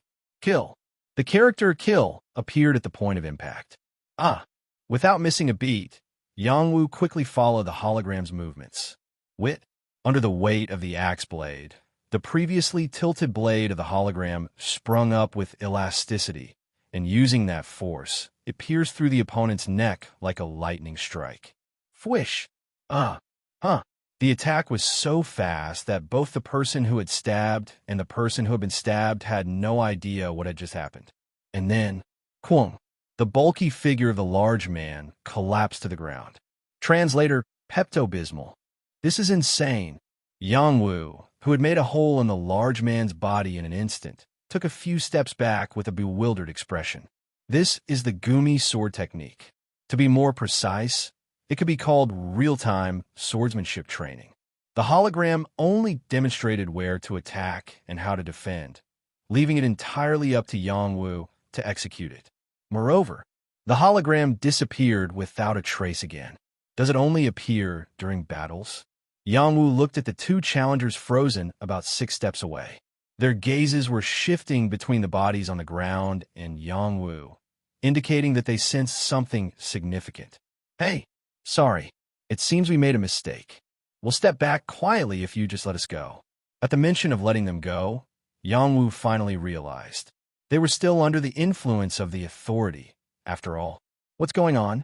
Yangwu then glanced at Yechan, who had been acting normally for some time. "Are you okay?" "Huh? Yes. I was really scared earlier. My legs almost gave out, but I'm fine now."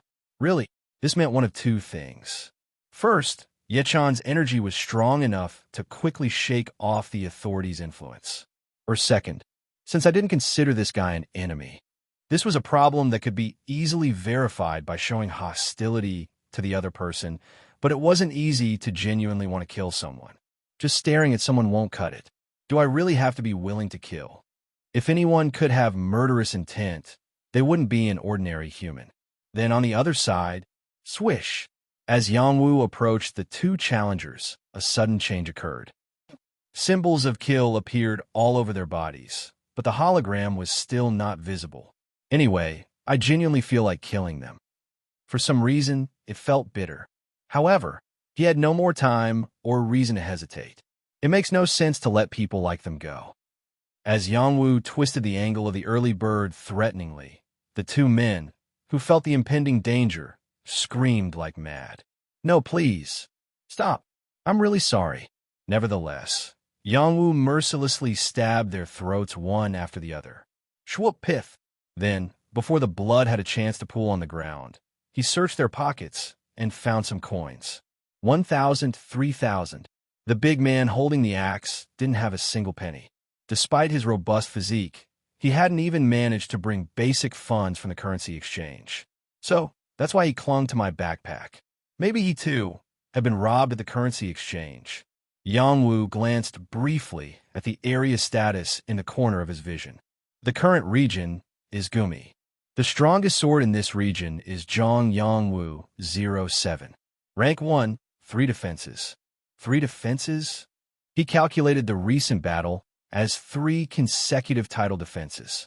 People were still passing by the area, most avoiding Yangwu and the scattered bodies. Should I take all of this? When Yechan spoke, Yangwu turned his head and saw him carrying various weapons. Hammer, spear, shield, sword. Spoils of the battle. You wouldn't be able to walk far with all that. Yeah, I guess. Yangwu stared at Yechan's thin forearms. Take the spear and shield. Discard the rest. You can't use them anyway. You want me to throw all this away? Yechan looked at the weapons with an expression of regret, but Yangwu had already made up his mind. We'll encounter new challengers with new weapons. Don't cling to useless things.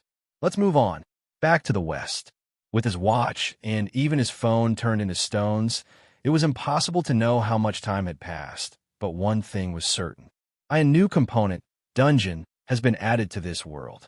A new component, requests, has been added to this world. Even now, the world was changing second by second. A new type of monster, night, has been added to this world. A Chable heir, Shin Yanawa, has now become a black knight, threatening all of you. Once again, a new named monster type was added. Although Yangwu hadn't encountered any monsters yet, just the fact that such creatures now existed was terrifying. Reset, they said. This seems more like punishment. To anyone looking, the reset world was closer to hell than New One. After the reset, the only things happening among people were murder and robbery. Is there really nothing good about this? Is this how we're going to live from now on? As Yangwu wore a gloomy expression, Yechan, apparently worried about the future, cautiously initiated a conversation. What do you plan to do from now on? What? After we finish our transaction. Once we find a safe place, settle accounts, the transaction will be over, right? That's true, but I haven't thought about what comes after that. Upon hearing this, Yechan looked at Yangwu with a puzzled expression. What about your family? Usually, people go to find their families. I'm alone. If I had a family to find, I wouldn't be doing this with you. Oh. After hearing Yangwu's answer, Yechan made a complicated expression. And what about you? Shouldn't you hurry to find your parents? I'm also in an orphanage right now. What a mess. Yeah. Observing Yechan's bittersweet smile, Yangwu asked again. What level are you in? I'm in 3rd level. You're older than I thought. You'll be leaving soon, then. He was talking about leaving the orphanage. As a rule, Once he turned 18, he would have to leave the orphanage. And when Yechan heard this, he realized that Yangwu also came from an orphanage. Translator, Pepto-Bismol. Yeah, it won't matter now, I guess. Probably. Yangwu nodded and looked at the arrow at his feet. It had been tilting rapidly since a while ago. I think we're almost there. As Yangwu spoke, a huge crowd he hadn't seen before appeared on the other side. Seeing what seemed like hundreds, Yechan halted first, while Yangwu, in contrast, moved forward to examine the armed state of the people. So, those who passed through the Sword Mountain have gathered here. Yangwu noticed that most of the crowd was carrying weapons, and even those with early birds seemed quite formidable. The top leaders from various parts of Gumi had gathered here. Yet, where on earth are they looking? Everyone was so focused on looking ahead, not bothering to check the rear. Thanks to this, Yangwu and Yechan joined the rear of the crowd without any hindrance. Some belatedly noticed Yangwu's title, but quickly turned back to face forward. It was indeed strange, but soon both Yangwu and Yechan understood. Swish! They turned their heads, following the gazes, and saw something they hadn't seen before. Park Do-won. President Park Do-won, who had dismantled and thought to be dead, was standing in the middle of the street. How can he be here? Wasn't the quest added after he died? Yangwu looked at the president in disbelief, but realized something was off. The face, clean suit, all exactly as seen on television. His height and build were just like the president's, but one thing was different. That was the occasional flickering of the president's body. Wait, is this a hologram too? Swoosh. Just then, Park Do-won's figure disappeared and reappeared. It felt unsettlingly alien. Additionally, there was a red circle drawn around him, about a 10-meter radius, preventing anyone from approaching recklessly. There's no way that's the real Park Do-won. It makes no sense for him to come here out of all the cities. Then what could it be? Could an unknown entity be using Park Do-won's appearance to manifest here? Perhaps similar entities had appeared in every city across the country. Yangwu once again confirmed that the arrow of the early bird was pointing at Park Do-won. And then, simultaneously, swoosh, Park Do-won made a gesture as if checking his wristwatch. Then he looked around the crowd before speaking. Time's up. I will now reveal each of your predetermined destinies. Destiny? Destiny is destiny. But what is this predetermined destiny? There is something about changing your destiny in the quest. I think that might be it. Amidst the buzzing crowd, a yellow-tinted rectangular object appeared in front of everyone's heads. BZZT, BZZT, BZZT. Then followed Park Do-won's explanation. What you're currently seeing is the pre-reset destiny log. If the reset hadn't occurred, all of you would have lived and died exactly as written there. What did he just say? Does that make sense? Upon hearing Park Do-won's words, everyone's eyes widened, focusing on their respective destiny logs. Yangwu was no exception. Right from the first line of his destiny log, something caught his attention. Zhang Yangwu, 49523, 3I_2, level 4 extra. Level 4 extra. Amongst unknown numbers and barcodes, he could clearly recognize his name and the designation of level 4 extra. And the subsequent contents confirmed what it meant. This character is a random combination of level 4 settings. Influenced by parental settings, this individual possesses the following immutable elements from birth. #level 4 #orphan. As a level 4 combination character, it'll receive reverse compensation for acquiring settings of level 2 or higher throughout its life cycle. To put it simply, this meant that it would be difficult for someone born as a level 4 person to become a level 2 human even if they worked hard throughout their lives. And parents seem to have a huge influence on the level at birth. Is this for real? Was it predetermined from start? The destiny log continued downwards. Father, level 6 extra. Mother, level 1 supporting role. My father was a level 6 extra. But my mother, a supporting role, not an extra, and a level 1 at that, 5 levels higher than his father, likely the highest level. Then what kind of person was a level 1 supporting role? No, even before that, How did the man who was a level 6 extra meet a level 1 supporting role? Yangwu knew nothing about his parents except for being abandoned as an infant in front of an orphanage. So, he had no idea about their identities, let alone their whereabouts. It was only after the world reset that he indirectly learned about his parents' status, peering into the internal settings of the former world. As Yangwu wore a perplexed expression, the Destiny log pushed upward once more, revealing the next content. Name: Zhang Yangwu. Role: Level 4 Extra. Function: Background, Maintenance Crew. Creation: April 8th, 1992, 11:41 p.m. Edited due to unintentional deliberate intervention.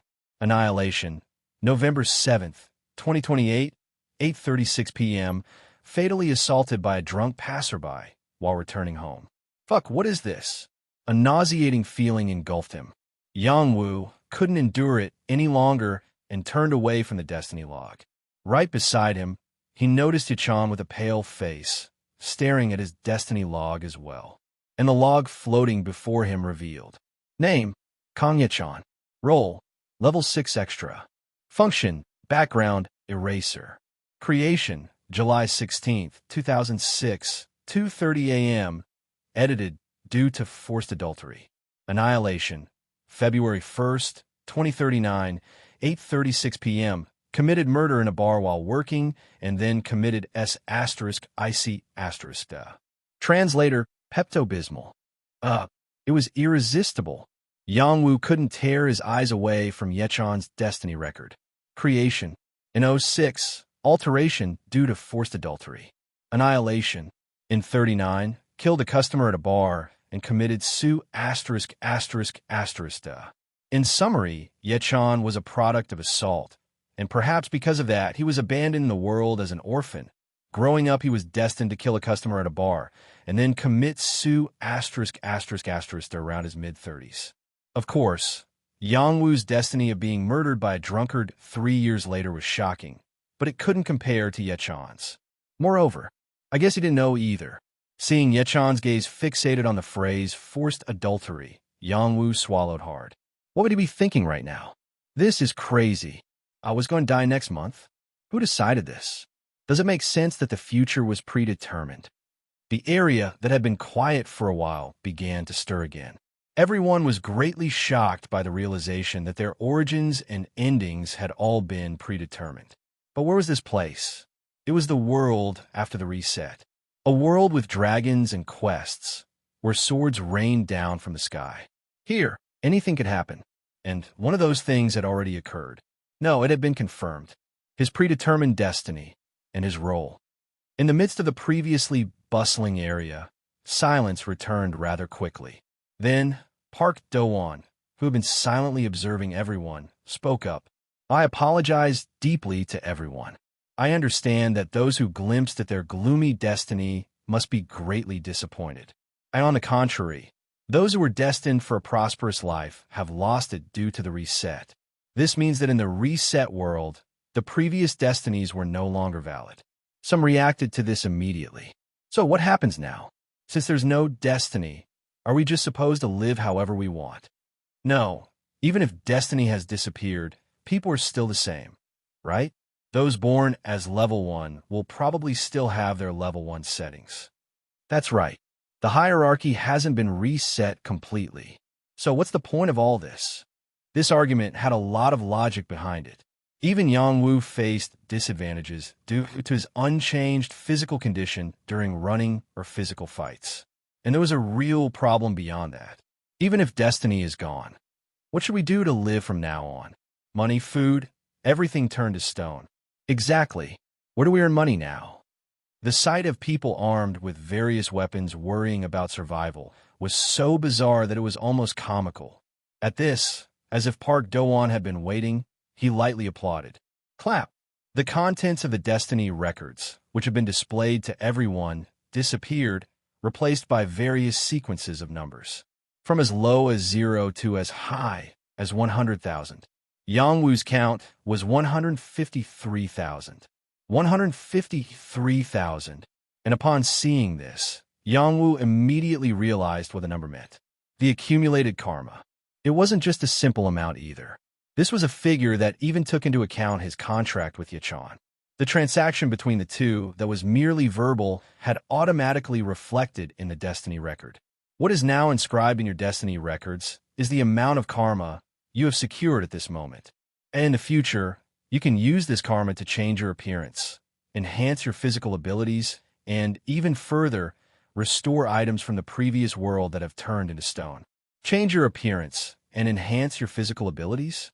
While Yangwu made an incredulous expression, people quickly began asking questions. What about those that don't have karma right now? Where can we get more karma? At this, the holographic figure of the president lightly clapped. Clap. 25 minutes and 19 seconds. Along with the clap, a massive timer appeared in the air. All eyes turned towards it, and Park Do-won explained further. The only way to acquire karma is by defeating mutants and monsters that will appear about 25 minutes from now. Mutants? What's this all about? They all raised an eyebrow, yet their expressions hinted at something ominous. Subconsciously, they understood the meaning behind those lines. And Yangwu felt the same way. They're coming back, those who chose mutation. Annihilation, mutation, dismantle. People who were forcibly dragged by the public to stand before these three choices. Among them, those who chose to become monsters through mutation were in a state of immense anger at the situation they found themselves in. So, what would those individuals do when they returned to this world? Seek revenge. Yangwu scanned his surroundings. He felt he finally understood the reason for the supply of weapons through the Sword Mountain. And most mutants will appear alongside groups of similar type monsters, and these monsters, too, will leave karma behind when annihilated. What are you talking about? Fighting monsters to earn money. What about those who don't want to fight? Or those who can't fight? Expected responses followed. Nobody wanted to earn money by fighting monsters instead of going to work. But the disaster that befell everyone wasn't over yet. Clap. Park Do-won clapped once more. Instantly, a series of numbers appeared under the timer in the air. 1,000. Starting tomorrow, a tax of 1,000 karma will be automatically collected every night at 10 p.m. A failure to pay the tax at the collection point will lead to immediate annihilation, so it's essential to secure karma. It was like a bolt from the blue. They had been given a basic living fund of only 3,000 karma, and even that wasn't entirely secured due to chaos at the currency exchange. In other words, if they didn't fight monsters, they would die within a few days due to unpaid taxes. Now, there are 22 minutes left until the mutants return. I wish you all the best. With those words, Park Do-won's form blurred, and the Rookie Soldier quest was completed. Ding! Quest complete. Rookie Soldier. Reward issued. Survival gear. SSSSHHH. With the change in quest text, everyone was suddenly given a waistband. It was a kind of simple sheath with an iron ring to insert weapons. What's this supposed to be? Survival gear? At the moment of dissatisfaction with the quest reward being below expectations. Wong. Immediately, an enormous roar echoed from the sky. Dozens of huge pillars of light began to rain down on various parts of Gumi City. What was it again this time? People didn't dwell on it for long. Anyone could understand that those were the locations where monsters would appear. One of the light columns even shone on a spot less than 10 meters away from their current location. Run away. The overwhelming majority followed their instincts and chose to flee. However, Yangwu was an exception. Run away? The only way to earn money is by fighting monsters. We have to pay taxes every day, starting tomorrow. So what's the point of running away? In fact, this was a thought that only Yangwu, among others, could entertain. Translator, Pepto-Bismol, because he had diligently accumulated success experiences in the reset world. Obtaining an early bird at the currency exchange, securing a shield at the Sword Mountain, and even winning a 1-on-3 battle to become the strongest sword of Gumi. Therefore, it was natural for him to consider the threats of this world as something not merely to fear and avoid, but to overcome. However, it seemed his instinct based on the level 4 settings did not seem to want to go any further. Even now, his hand holding the early bird was trembling. The combat power of the monsters might not be unbelievably high. Wouldn't it at least be at a level where the average person would have a chance? Since they said monster hunting is the only source of karma. Recalling the information Park Do-won had provided, Yang-woo surveyed the area around the column of light. And then, he belatedly noticed Ye-chan standing a short distance away. He seemed to be staring blankly at the spot where his destiny record had been. Was he still in shock from learning about the secrets of his birth? "Are you okay?" Yang-woo cautiously touched Ye-chan's shoulder, and then the eyes of the boy, who had looked like a dead man a moment ago, seemed to come back to life slightly. I'm fine." Then it was Ye-chan's turn to ask, "Are you okay, mister?" "Huh? Oh, I'm just—" His mother, a level 1 supporting role, and his father, a level 6 extra. Yang-woo was also curious about his own background, but it was a secondary issue at the moment. 19 minutes and 26 seconds. Because the swarms of mutants and monsters were scheduled to appear in 19 minutes. First, as promised, let's do the settlement. You worked hard too so far. I'm grateful too. As Yang-woo opened his backpack and took out the coins corresponding to the customer's share, Ye-chan seemed surprised. "Didn't you say that you would do the settlement in a safe place? Is there a place safer than here right now?" "No." Unable to refute Yang-woo's words while scanning the surroundings to question him, Ye-chan soon had to close his mouth. Moments ago, the area had been crowded with people, but now they had all fled, leaving it empty. "Take this for now. My hands are tied up." "What?" When he turned his head, he saw Yang-woo clutching the coins in his hands. It meant Yang-woo didn't want him to be left unarmed. "Oh." As Ye-chan hastily took the coins, Yang-woo, now with empty hands, pulled out the early bird from the scabbard. "I'll rest here for a bit and then take on the monsters.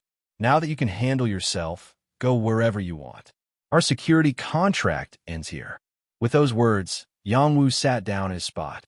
Of course, he kept an eye on Ye-chan, probably prepared for any sudden attacks. His right hand gripped the early bird, and his left hand held the shield firmly.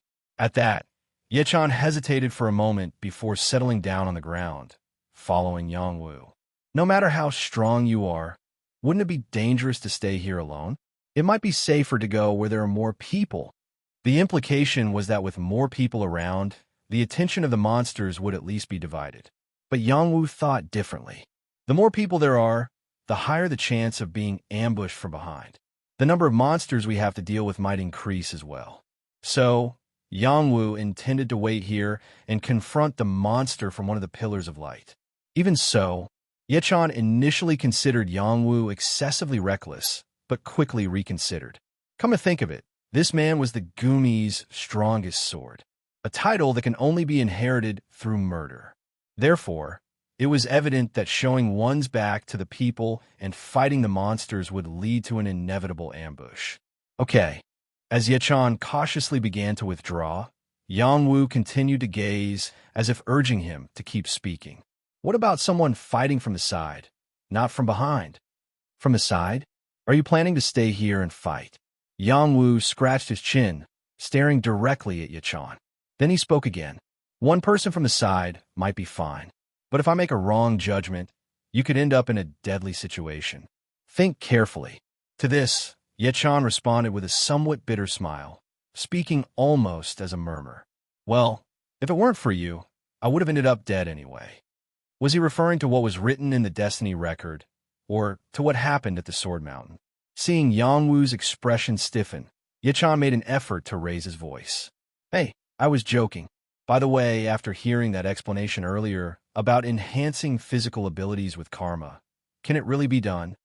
It was an awkward change of topic. But since Yang-woo seemed inwardly curious, he picked a coin from his backpack and examined it. He probably wasn't lying, but he disappeared without explaining how to use it. A crimson coin the size of 501 coin.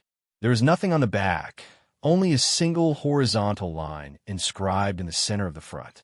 Is this a representation of 1,000 karma? Ye-chan pressed the coin with his fingers, but nothing happened. Even when he tried tossing it on the ground or pressing it against his arm, nothing seemed to reveal its purpose. If the special function of karma could be activated merely through physical contact, They'd have known the moment they picked it up. How am I supposed to use this?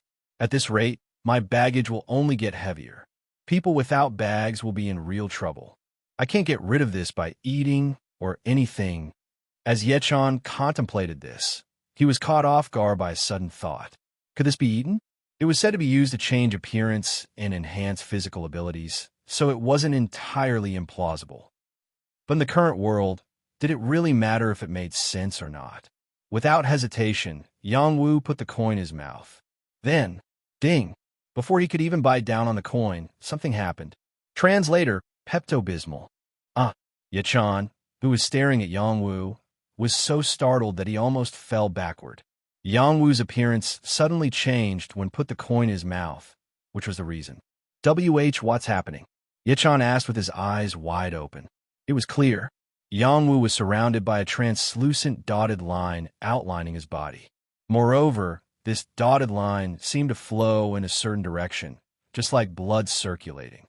Seeing this, Yang Wu took the coin out of his mouth and examined his body. Seems like some kind of customization mode, or something like that. Customization mode? Yeah, like those modes in games where you can readjust a character's appearance. Really? Then, right now? Before Yechan could finish his sentence, a new interface appeared in Yang Wu's sight. Character settings change. Appearance. Stats. That's it. So, inserting the coin in my mouth opened up this function. At Yang Wu's words, Yechan quickly grabbed the coin and brought it close to his mouth. Ding! Oh, it seems like just touching the lips is enough. The lips. Yang Wu looked at the coin, now covered in saliva, with an amused expression. Nevertheless, now that they understood how to use it, it seemed fine.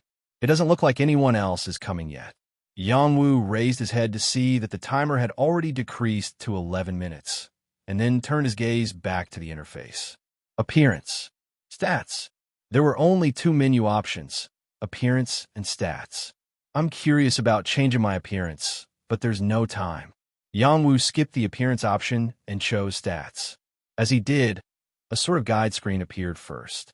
From now on, you may use karma to enhance your physical abilities. Please carefully select after reading the description of each category. Strength affects body strength and speed. Endurance affects the ability to sustain and repeat movements. Durability affects the durability of skin, bones, muscles, etc. Senses affects overall body control, reflexes, balance, etc. There were only 4 physical abilities that could be enhanced with karma: strength, endurance, durability, and senses. Thanks to this, it didn't take long to grasp the concepts of each ability. Durability seems a bit peculiar. What's next? As Yang Wu thought this, the guide text vanished, and the actual settings page appeared. Character: Yang Wu 07. Strength 19. Endurance 21. Durability 13. Senses 24. Asterisk 1000 karma is consumed per stat point. Asterisk available karma 153,000. 1000 karma per point? So, I can raise the stats by 153 points in total. If he invested all of it into strength, it would increase his strength by a whopping 8 times. Incredible. Yang Wu felt a rush, as if every cell in his body awakened. He felt as if he finally understood the true value of the currency called karma. This is a way to transcend the level one's assigned at birth. As long as one can continuously secure enough karma, even a level 4 individual could become stronger than anyone else. Considering there's an appearance option among the other settings, it was highly likely that things like appearance or physique could also be altered. It had truly become a world where anything was possible as long as one had money. Yang Wu swallowed dryly and checked the timer in the air once more. 6 minutes and 22 seconds. In 6 minutes, monsters and mutants would appear.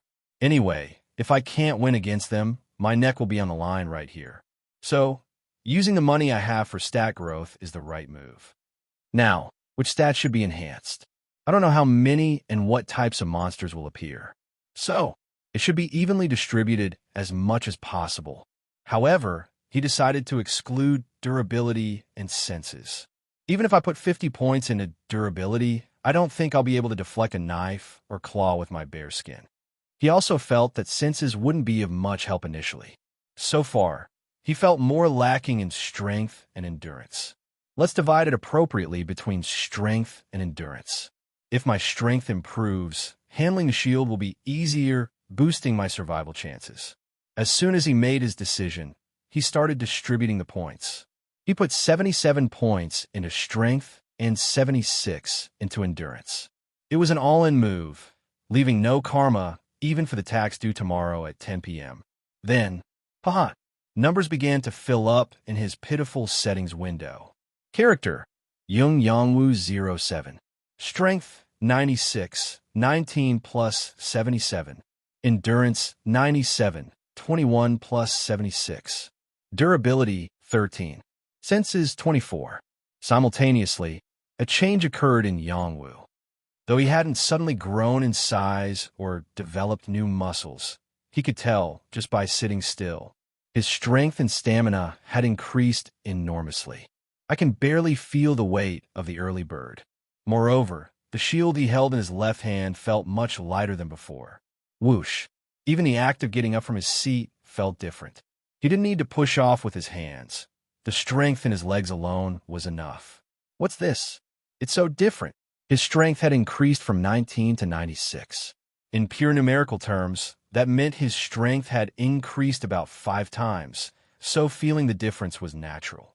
"Mister, are you okay?" Seeing Yongwoo's thoughtful expression, Yechan asked with a concerned tone. Translator, Pepto-Bismol. Instead of answering, Yongwoo jumped with all his might. Thud! Friction on the soles of his shoes felt like they might tear apart, and he immediately sprung into the air. Whoa! Yongwoo's shadow passed over Yechan's widened eyes. Even Yongwoo, looking down from a much higher point than he anticipated, was surprised. At least 1.5 meters, by estimation. Yongwoo felt a sudden fear. Such a high jump was far from his regular exercise routine. He had no idea about any falling techniques or landing from high altitudes. Whoosh! Eventually, gravity grabbed hold of Yongwoo's body abruptly. For a moment, it felt like his body's center was tilting forward, but thankfully, his feet touched the ground before that. However, the impact of the landing without any cushioning sent piercing pain from his heels to his knees. Reflexively clutching his knees, Yongwoo realized his mistake. So, that's why there are separate stats like durability and senses. For instance, assuming he leapt about 5 meters with much stronger strength than now. Even if soaring to 5 meters high wasn't a problem, how would he land? Would his legs, with a mere durability of 13, be able to withstand the impact? It would probably be the same while facing monsters with swords or blocking powerful attacks with a shield. If I survive this time, I definitely need to pay attention to durability and senses. As Yongwoo was resolving this, Yechan called out to him in a somewhat urgent tone. Mister, what about me? Which stat should I raise first? Yongwoo belatedly came to his senses and turned his head in that direction, noticing that Yechan was also surrounded by a translucent dotted line. How many points can you use? I can use 73 if I spend everything. Then put 30 each into strength and endurance, 10 into durability, and 3 into senses. Given the recent trial and error, Yongwoo recommended the best possible choices within his knowledge limit. Following the advice without a word, Yechan adjusted his stats accordingly. Character, Kong Yechan 306. Strength 44, 14 plus 30. Endurance 52, 22 plus 30. Durability 27, 17 plus 10. Senses 22, 19 plus 3. Soon after, Yechan, too, made a face similar to Yongwoo's a while ago. Oh, what is this? I don't know how much karma we'll gain in the future, but if things continue like this, it won't be long before superhumans start to appear. Yeah, that seems likely. So if possible, after speaking up to this point, Yongwoo checked the timer in the air. 49 seconds. 49 seconds left. It's better for us to become those superhumans. There's nothing bad about being strong. Actually, it was not just not bad, It's a necessity. Yang Wu still remembered vividly. Being surrounded by faceless individuals at the exchange booth, he got slapped and his arms twisted. Even now, when entering combat situations, their angry gestures and hands full of instruments came vividly to his mind, making him tremble. That's why he didn't want to be pushed down under their feet again. Never again. 21 seconds. 21 seconds. Around this time, Yachan also stopped swinging his spear and stood straight in his place. Meanwhile, Yang Wu scanned his surroundings for any potential ambushers. 10 seconds. Then finally, when the timer reached 10 seconds, both of them were staring at the blue light pillars from above. Will the monsters pour down from above? Or will they suddenly appear where the pillars of light touch the ground? While inwardly pondering various thoughts to calm their restlessness, the timer hit 3 seconds. 3, 2, 1, and then, boom! A tremendous rumbling echoed and spread from the top of the light pillars, followed by an unusual tearing sound from the edge where the sky met the pillars. Squeak! Squeak! Mister, something is coming down. I can see that. You better step back. Yang Wu saw several faint lights appearing inside the upper part of the light pillars, and their sizes were oddly increasing. Squeak! Those things landed successively from the top of the light pillars right in front of Yang Wu and Yachan. Thud! Thud! Precisely 12 entities. As they landed, they crushed the ground, and Yang Wu could easily guess that if a person were standing underneath, they would have shattered into pieces. Fortunately, there aren't too many. Of course, with 12 creatures per light pillar, there could easily be hundreds of monsters scattered throughout the Gumi city. While falling from the sky, they were all wrapped in oval-shaped white spheres, receiving some sort of protection. But the issue was that the spheres were much larger than expected. Oh, mister. Yachan stepped back, suggesting something was wrong. Yang Wu was equally stunned. Each of the 12 spheres stood at about 2 meters in height and had a width of around 1.5 meters. What on earth could they? Clunk! Before Yang Wu could finish his thought, the spheres suddenly split apart. Then, boom! 12 heavily armed goblins stepped out from within their respective spheres, striding out valiantly by kicking the inner walls of the spheres. At this, Yang Wu and Yachan could only look up in dismay. These entities stood at a height of 2 meters. Translator, Pepto-Bismol. Are goblins usually this big? Yang Wu turned his head at Yachan's trembling voice. I wouldn't know. It's my first time seeing goblins up close, too.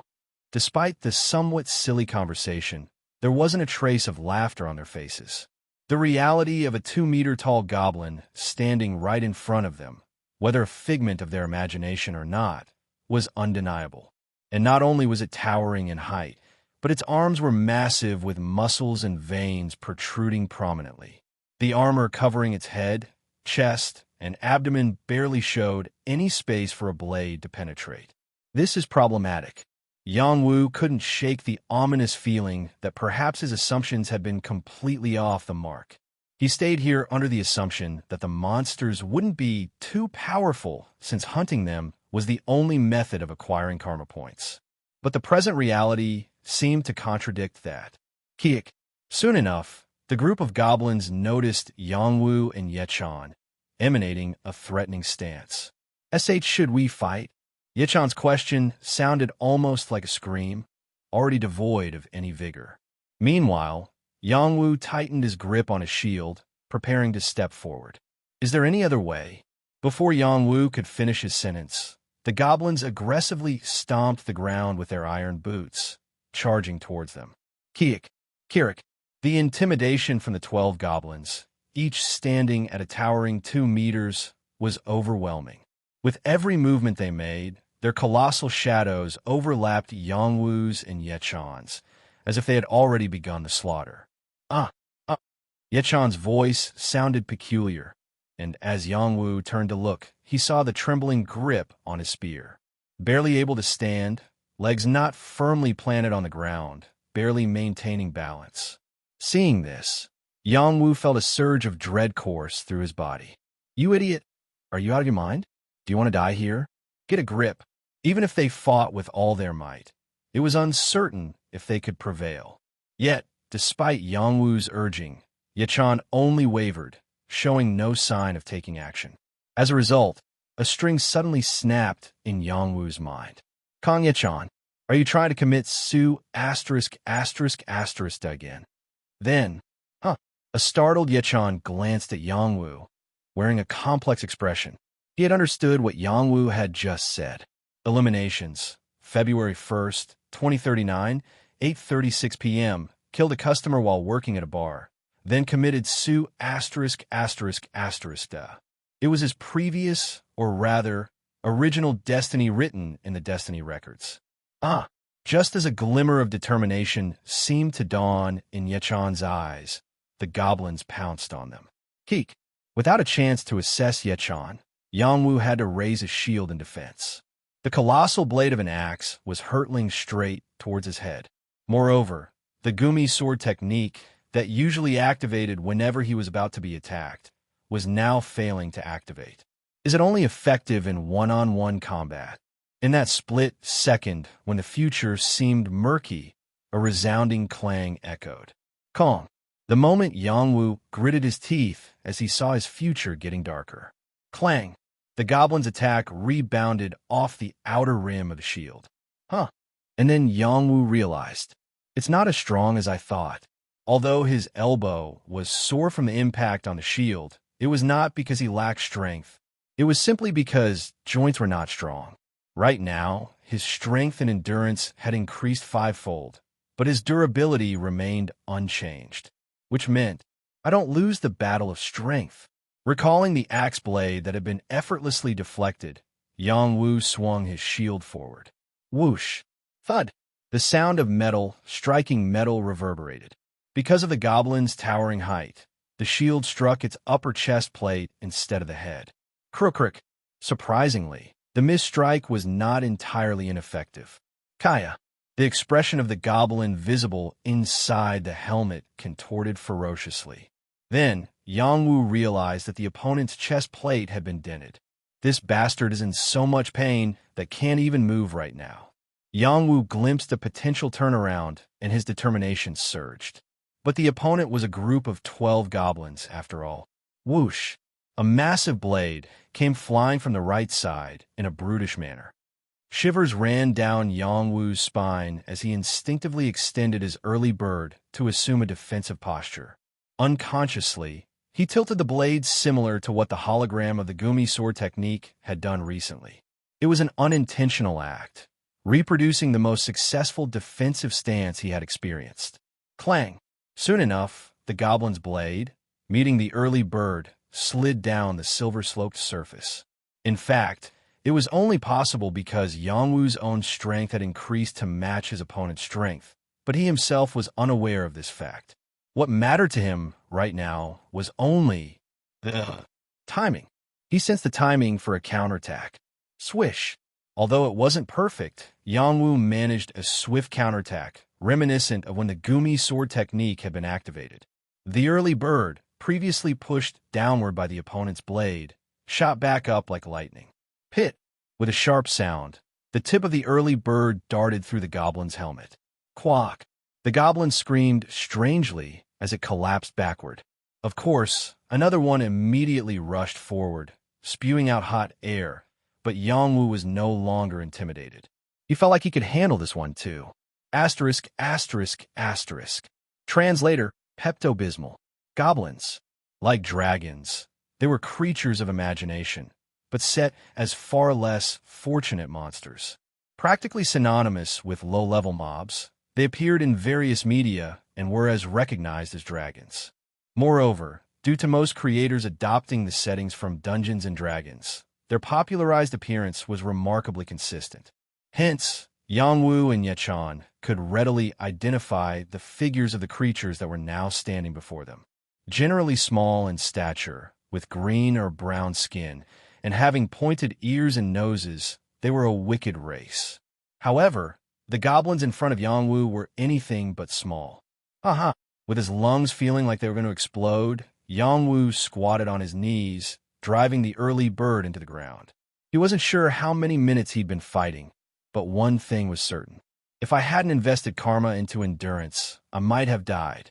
Even alone, I'd have exhausted my stamina and died. At least 9, maybe even 10 goblins he had directly faced. This was the maximum length of combat achievable with a 97 endurance. Phew. Breathing didn't calm down easily. Yangwu looked across, seeing Yechan sitting a distance away. He's quite tough, too. In fact, the moment the goblins attacked, Yangwu hadn't expected Yechan to survive. He had merely hoped he'd take down at least one of them to assist in the fight. The harsh rebuke of, "Are you trying to commit Su*** again?" was in fact Yangwu's own desperate attempt to survive. I should apologize after this is all over. In that tense moment, being able to taunt him with his previous fate had been due to Yangwu being the more cunning adult, relatively speaking. At least, Yangwu felt sorry for thinking that way. Sighing, he lifted his body, which celebrated its 34th anniversary this year, from the ground, glancing at Yechan, who was seated at a distance. Kong Yechan, a 19-year-old male. Unlike Yangwu, he was unarmed, having dropped both his spear and shield. Even when Yangwu approached, he didn't attempt to reach for a weapon. Placing the early bird back in its sheath, Yangwu spoke up. I'm sorry for earlier. I was harsh." Upon which, Yechan turned his head. "No, mister. If you hadn't said that, I might have done nothing and just died." And more importantly, Yechan stopped there, looking down at his hands. He was replaying the moment when he had single-handedly brought down the unbelievably strong goblins with his own 2 hands. "I could kill them too, those bastards. I couldn't have imagined." "Of course, I said you could." Saying this, Yangwu awkwardly chuckled without Yechan noticing. Strictly speaking, this was merely a successful bet due to sheer luck. But ultimately, he had survived again this time, just as always, expecting a reward for his challenge. That's right, the karma. As Yangwu glanced back, considering the possibility of rummaging through the goblins' pockets. Shearing, the corpses of the scattered goblins dissolved into the air. Yechan was also taken aback, immediately standing up. Shortly after, 12 small lights flashed from the spots where the goblins had vanished. Ding, ding, ding. Then a very familiar sound was heard. Cling. The sound that instinctively made Yangwu take a step back. See Charar. It was none other than the sound of karma pouring out in the form of coins. These crazy bastards. Yangwu cursed towards the unknown world as the coins began to fall all around him. Then a thought struck him. Wait a minute. Something seemed off. How many coins are dropping per goblin? Isn't this too few? After frantically collecting the coins, Yangwu realized the total karma dropped by the 12 goblins was only 240,000. In other words, precisely 20,000 karma per goblin. Of course, considering that 1,000 karma equated to 1 point in stats, it was by no means a small amount. But 1,000 karma is also a person's lifespan. So roughly, 240 people could survive a day with this amount. Yangwu didn't know the exact population of Gumi City. But even if it wasn't in the millions, wasn't it in the tens of thousands? No matter how much give and take there was, about half should have survived. But the karma released is too little compared to the remaining number of people. No, this wasn't just a small amount. The number of light pillars Yangwu had confirmed back then was at least around 100. A simple calculation would mean 24,000 people's worth of karma. Even if there were more groups of light pillars beyond visible range, it would still be ridiculously insufficient to save a population in the tens of thousands. In other words, no matter how much people engage in monster hunting, the vast majority will die due to unpaid taxes. He realized that monster hunting was never meant to be a device for releasing karma into circulation. Even if the entire population of Gumi City engaged in monster hunting, the majority would inevitably die without acquiring karma. What the hell is this? Is this just a confirmed end? He was overwhelmed by a staggering sense of dismay. Sure, a few superhumans capable of monster hunting could continue to survive by reinvesting karma. But what would be the point if everyone else died in the meantime? In shock, Yangwu wasn't even picking up the coins, prompting Yechan to cautiously approach. What's wrong, mister? Yichan couldn't even guess that Yangwu was reverse calculating the total karma released in Gumi City. Yangwu looked at Yichan with a bleak expression. It seems like we... But Yangwu couldn't finish his sentence. Suddenly, a quest notification appeared in the silent surroundings. Ding! Epic dilemma. Mission: track down and defeat or repel the mutants. Reward: mutant equipment, a vast amount of karma. Special: this quest is triggered for residents who possess records of monster kills. Translator: Pepto-Bismol. Huh. As the quest prompt appeared, Yichan let out a surprise sound. Upon this, Yangwu realized that Yichan was included in the list of residents with monster kill records. The trigger for this epic quest. You see it too? Both the prompt and the display. The display. At Yangwu's inquiry, Yichan, who had been nodding, soon spotted a distant red pillar of light and jolted. I see it. Could it be that this time he was determined to go and confront the mutants? Yichan looked at Yangwu with eyes full of concern. Indeed, Yangwu was focused on the red pillar of light that seemed to mark the location of the mutants. It's moving. Despite seeming to be quite a distance away, the movement of the pillar of light felt real-time. It meant the target's movement speed was incredibly fast. Where could it be heading? Of course, the only way to find out was to chase it.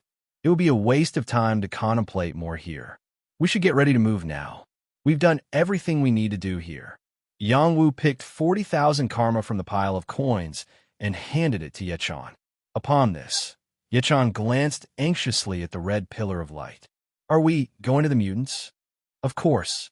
If we spot goblins on the way, we need to deal with them too. As he spoke, Yangwu placed a coin inside his mouth. The purpose was to reinvest the karma gained this time into his stats. Crunch. Character: Yung Yangwu 07. Strength 96, 19 plus 77. Stamina 97, 21 plus 76. Endurance 13. Senses 24. Asterisk 1000 karma is consumed per stats point. Asterisk available karma 200,000. With 200,000 karma in hand, he could increase his stats by a total of 200 points if he invested it all. Yangwu decided to initially balance each stat up to a certain level.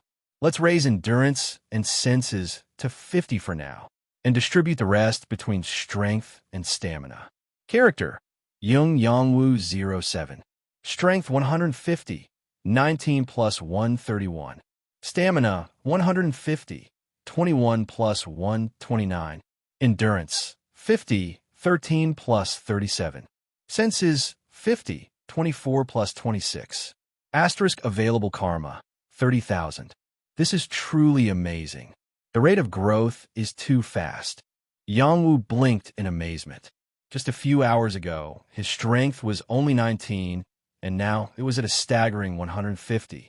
And even after boosting the stats this much, he still had 30,000 karma remaining. I should refrain from spending the rest. I might need cash on hand at some point.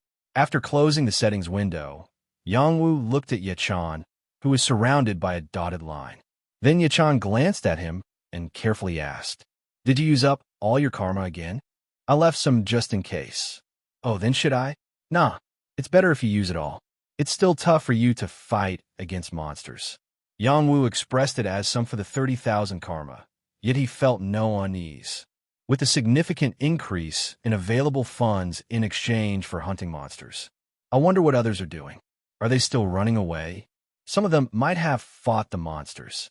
Yangwu still surveyed the blue pillars of light scattered around. They indicated that there were monsters left uncleared in the area. "Mister, I'm done too." After finishing the distribution of stat points, Yichan, holding a spear and shield, stood beside Yangwu. Upon which, Yangwu asked, keeping his gaze focused on the red pillar of light. "What's your stamina now?" "It's 52. The base was 22. Seeing Yichan adding to the base value, it seemed like he'd found some stability as well. Yangwu double-checked that his backpack containing 30,000 karma was securely locked before pointing with the tip of the early bird, indicating the red pillar of light. "Now we're going all the way over there. Just follow behind me." Asterisk, asterisk, asterisk. moving. It sounded grand, but it boiled down to just running. Yet, there was something different from before. Thud. Despite running at a considerable speed, they didn't tire easily. Of course, this applied to Yangwu with his stamina reaching 150, while Yechan seemed visibly fatigued from earlier. Huh. Gasp. Even so, instead of suggesting a brief rest, Yechan gritted through without asking to stop. This was because he thought that the moment he was considered a burden by Yangwu, he would be abandoned. Huh. HAAA. Huff. However, after a short while, as his stamina reached its limit, his breathing started to break down. Upon this, Yangwu gradually slowed down. I think you should take a little break. Oh no, just a little more. No, if you push yourself too hard and collapse, it'll be troublesome for me. Just a few hours ago, Yangwu had been overtaken ruthlessly in the race to the currency exchange booth. Therefore, simply because Yechan lacked stamina, Yangwu had no intention of abandoning him. There was no reason to do that yet. Take a short break. Since we don't know when we might have to fight again, it's better if I rest too. As Yangwu came to a complete stop, Yechan, following behind, poured out sweat onto the ground, catching his breath. I might need to boost stamina next time. If not, Yangwu's head stopped at a certain point as he looked around. Two bicycles were lined up in front of a roadside store. They had, of course, turned into stone, but they said that by using karma we can revert items turned to stone back to their original state. Yangwu took out a coin from his backpack and walked toward the stone bicycles. Then, tap, he placed the coin on the handlebar of the bicycle. Phew!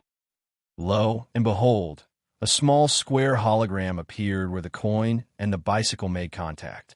Oh, this is... Translator, Pepto-Bismol. It was none other than the price tag. Bicycle, 3,000. Asterisk to confirm purchase, recontact the item with a coin. Bicycle, 3,000 karma. It meant that by paying 3 crimson coins, these bicycles could be restored for use. Even if I buy both, it's just 6,000. To Yangwu, who currently had 30,000 karma, it felt very affordable. Riding a bicycle significantly reduced stamina consumption relative to distance traveled and also increased the speed of movement. Tap. While examining the price tag, Yangwu momentarily withdrew the coin, then touched it again to the bicycle, causing the coin to disappear, and the bicycle began to change. SSS ch. Like when items from the previous world turned to stone, it started emitting a hazy smoke. Then, from where the coin had made contact, the petrification quickly reversed. What is this? Yechan, who had been catching his breath from behind, was startled and rushed over upon seeing the smoke. You know how to ride a bike, right? From now on, we'll move on these. Yes? Ah, yes. I know how to ride, but... Yechan looked at Yangwu with admiring eyes.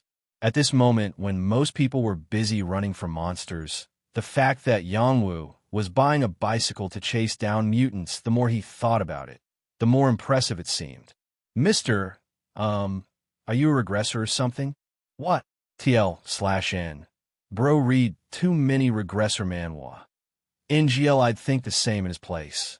Yangwu furrowed his brows momentarily at the absurd statement, then chuckled. What nonsense! It's nothing like that. Then how are you able to do all these? Ow! Yangwu intended to say something, but closed his mouth. The truth was, he didn't have a clear answer himself. Because I'm afraid. Mister? What would you be afraid of? Being weak. Oh. Yangwu pushed a bicycle towards Yechan and asked, Aren't you afraid? While Yechan was checking his burnt name tag, Yangwu had his foot on the bicycle pedal. Sometimes being weak is scarier than dying. So, whenever there's an opportunity, I try to become as strong as possible. Arr. Gradually, the gears of Yangwu's bicycle began to turn. Watching Yangwu move away, Yechan stared blankly for a moment, then hurriedly lifted his foot to the pedal. Asterisk. With their bodies enhanced by karma, the two of them rode the bicycles at a very fast pace. In a blink, they broke through the commercial district and entered a residential area, where they could once again see other people. However, the issue was, save me. Everyone seemed extremely terrified. Dozens of people of all ages and genders were running in the direction of Yangwu and Yechan. What is this? They're running away. Looks like there are goblins over there. Yangwu pointed at the blue pillar of light emanating from inside the residential area. Then, he glanced at a person who had just passed by him, noticing they were carrying a rock. He didn't get a clear view in that instant. Probably an item from the previous world. It might be something incredibly valuable. There were several groups, including a man carrying a child and a sister supporting her grandmother while sweating profusely, who seemed relatively vulnerable. This is truly like hell, Yechan said while looking at the staggering elderly. Yangwu shook his head. At this pace, we can't outrun them. Someone inside must be buying us time. He omitted the part about the true hell being inside. Of course, it was unclear whether someone inside was willingly buying them time, or if they were simply being picked off in order at the back of the long evacuation line. Yangwu frowned, recalling a terrible scene involuntarily. If people were really dying in there, they needed to hurry more than they already were. Let's go. Stick to the side to avoid the crowd. As people continued to pour out from the residential area, Yangwu and Yechan moved to the edge of the road and rode their bicycles. Oh, by the way, as Yechan pedaled hard, he spoke up again. There are quite a few people without any weapons. Not everyone followed the quests. Yangwu sensed that the situation was getting closer as another group of people rushed out, and indeed, the blue pillar of light was now approaching. And then, crunch, creak, unusual cracking noises reached Yangwu's ears. Shit, what's this sound? Reflexively, he raised his upper body and looked behind the crowd of refugees. Suddenly, something grotesque filled his sight. It was none other than goblins smeared with blood, clutching one person each, feasting on flesh. Crunch. Again, the sound of goblins tearing into human bones echoed. These bastards! Yangwu shouted in rage and reversed their course through the fleeing crowd. A goblin, skinning its prey, raised its head to look at him. Then it grinned, flashing its white teeth that had not yet stained red, as if it was looking at more prey that had served themselves at its plate. Translator, Pepto-Bismol. What kind of figure were the goblins facing? It was a human riding a bicycle, armed with a sword and a shield, with the title Strongest Sword of Gumi above his head. Yaya! Despite Yangwu screaming and approaching a rapid speed, the goblins paid no heed and continued their meal.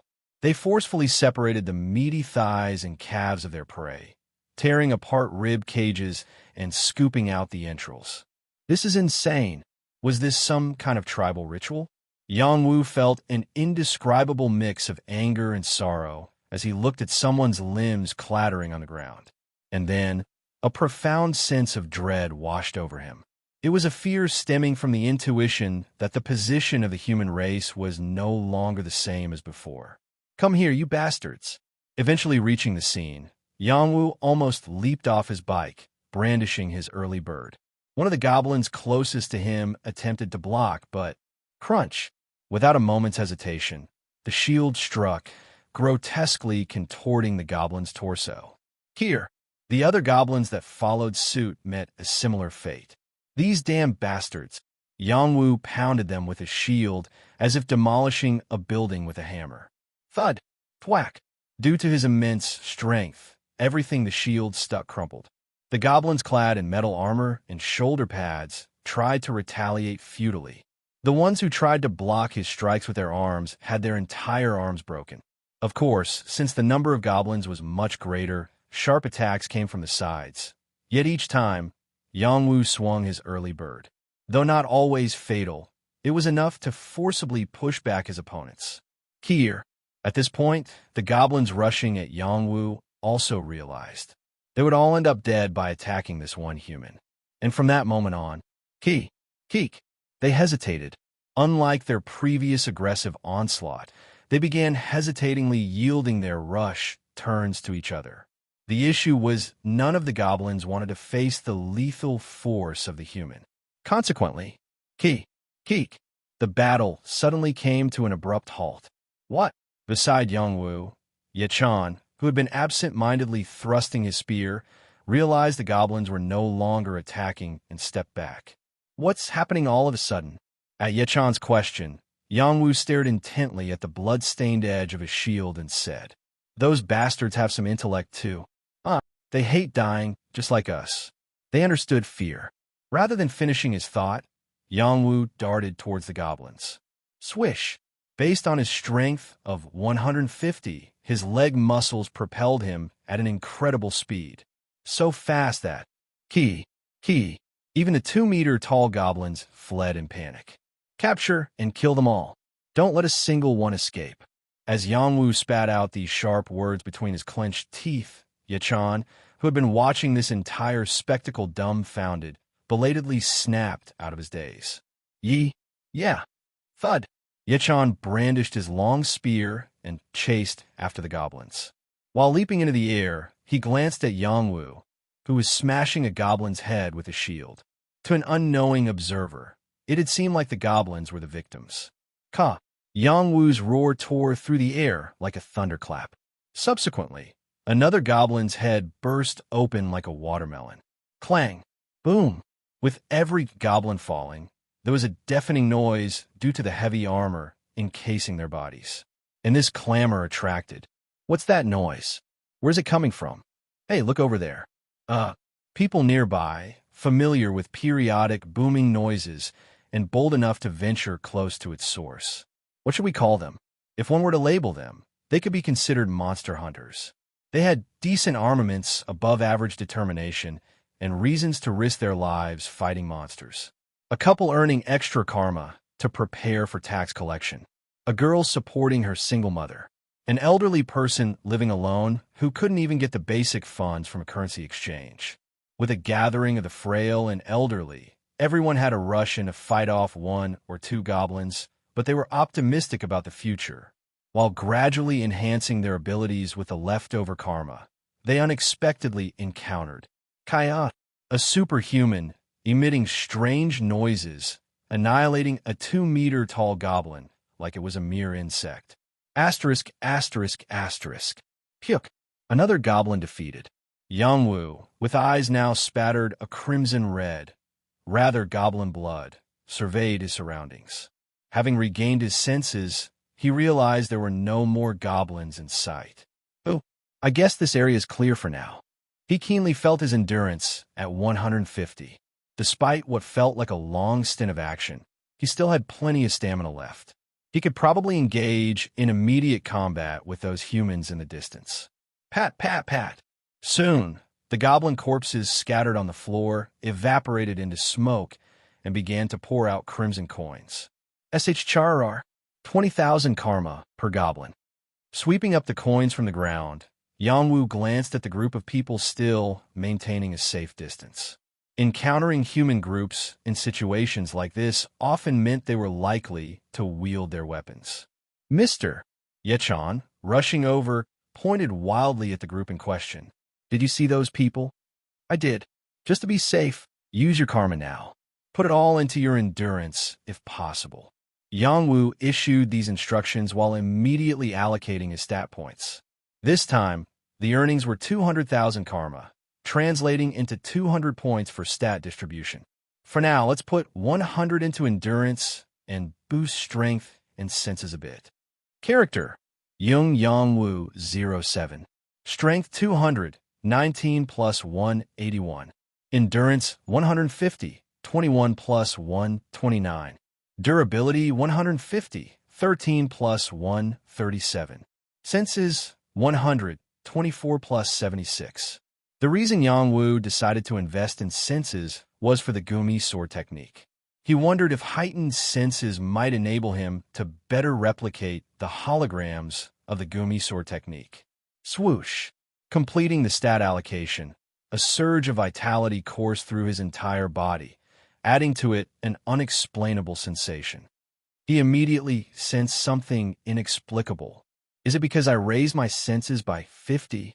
It may have been an illusion, but Yangwu felt as if he could sense every single miniature vibration of his body. Engulfed in this peculiar feeling, Yangwu finally looked towards the group of people on the other side who had just started walking towards them. Despite the considerable distance, What initially seemed like a cluster soon resolved into individual silhouettes. Huh. The first to react was Yechan, who had better eyesight than Yongwu. Translator, Pepto-Bismol. Mister those people. Before he could finish with "they don't seem like bandits," gestures were already being made from the opposite side. Swish. Every member of the group raised both hands into the air, allowing Yongwu and Yechan to discern their armaments and numbers. A total of 7. A couple that appeared to be husband and wife, 2 children of kindergarten age, a limping woman supported by a girl, and a skinny, elderly man with a wolfish haircut, his head of mostly white hair making it seem gray. Only the couple and the girl have weapons. Observing the uninvited guests with a cold gaze, Yongwu noticed the children nestled among the adults. Oh, their expressions, akin to someone expecting punishment as they raised both hands, caught his attention. Swish, as Yongwu's sword, initially directed towards the other party, abruptly shifted downwards. Yechan followed suit, planting his spear into the ground. Upon this action, the elderly figures, previously shuffling cautiously, relaxed their expressions. Nice to meet you. The first to speak was the man from the couple. Let us introduce ourselves. Just a moment. Ask them to lower their hands. The kids. Yes? Oh, thank you. Not you. You keep your hands up. Asterisk, asterisk, asterisk. Hanulki Residents Association. The man said that they belonged to the Residents Association of an apartment building called Hanulki. So, while they were just fellow apartment residents before, this incident brought them together to hunt goblins, each armed in their own way. How was that even possible? Yongwu pondered this, but upon observing the conditions of the group, he somewhat understood. Perhaps each member, being outcasts in their own right, deemed cooperation essential for survival. Nevertheless, actively seeking a way to thrive rather than just congregating as the vulnerable was remarkable. Most people would likely just flee from goblins at this moment. But remarkable was remarkable. Yes, I get who you are, but why are you telling me this? When Yongwu drew the line with a firm tone, the faces of the Hanulki residents, previously brightened, darkened slightly. Well, the man who had greeted Yongwu first attempted to speak, but surprisingly, the next words came from the elderly man with the wolfish cut who had been quietly standing in a corner. In a world like this, how can people survive without helping each other? Despite his skinny frame, an extraordinary physique and sharp gaze made the old man stand out. To Yongwu, he seemed like the most unsettling figure among the outcast party. I know this is a presumptuous request, but please come with us. For the children, please. Yongwu looked at the man next to him instead of the elderly man and asked, "Who is this person? Is he a resident of the same apartment building?" He had been handling the security of our apartment building. Thanks to him, we managed to gather here. A security guard? A guard with a predatory gaze. Yongwu's mouth involuntarily twitched. Then, it was the woman from the couple who made the proposal. Fortunately, we've had no casualties so far, but there have been some dangerous moments. If you join us, at least we won't have to worry about being killed by monsters. That could be true, but what would he gain by doing that? Yongwu was about to continue his thought, but chose to remain silent. The 2 kids, fervently rubbing their arms, caught his eye, making him momentarily pause. Shit, aren't the kids a bit unfair?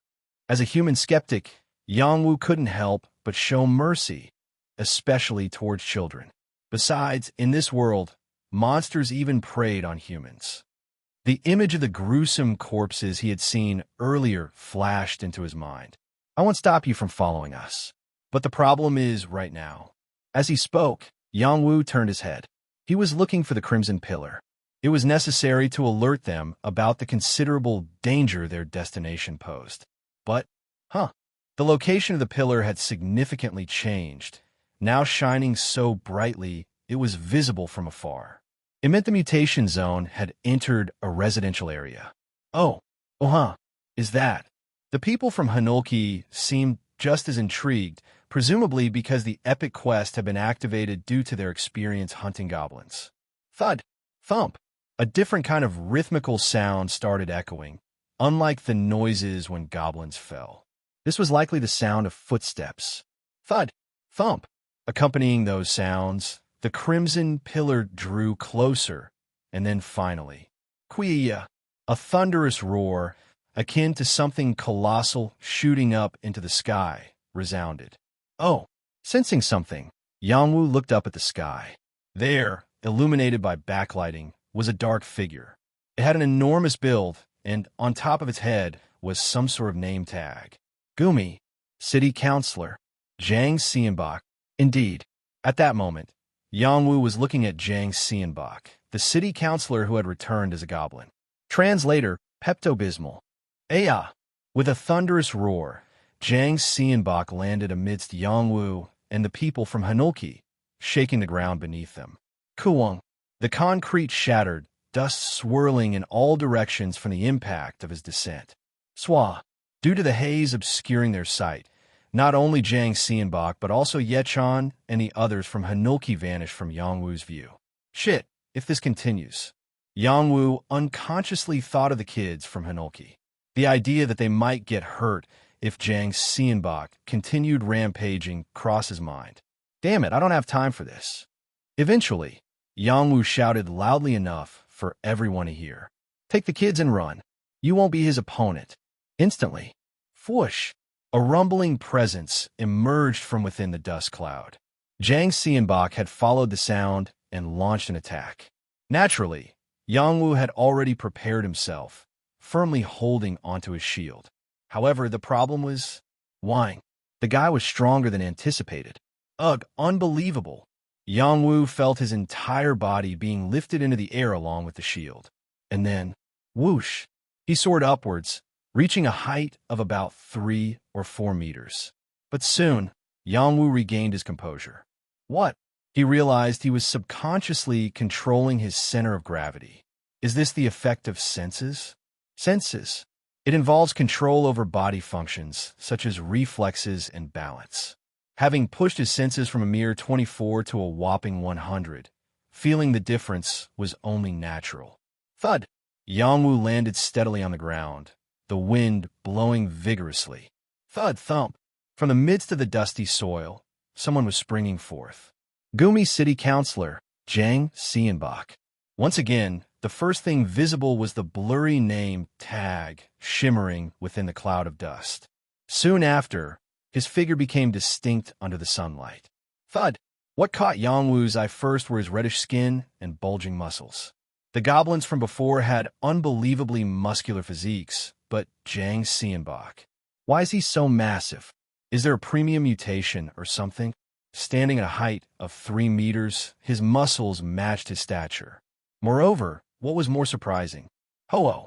Zhang Xianbach also seemed taken aback upon seeing Yangwu.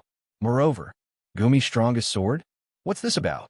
The goblin uttered human words. Wait, he could talk. Yangwu alternated his gaze between the goblin's pointed ears and its fiercely shaped mouth. Then, standing tall, Zhang Xianbach slowly bent his long waist, observing Yangwu. Are you the leader of these scums? What exactly happened here? It seemed like the term scums referred not only to the people present, but the entire citizens of Gumi. What year is it now? I have no idea how long I've been held captive.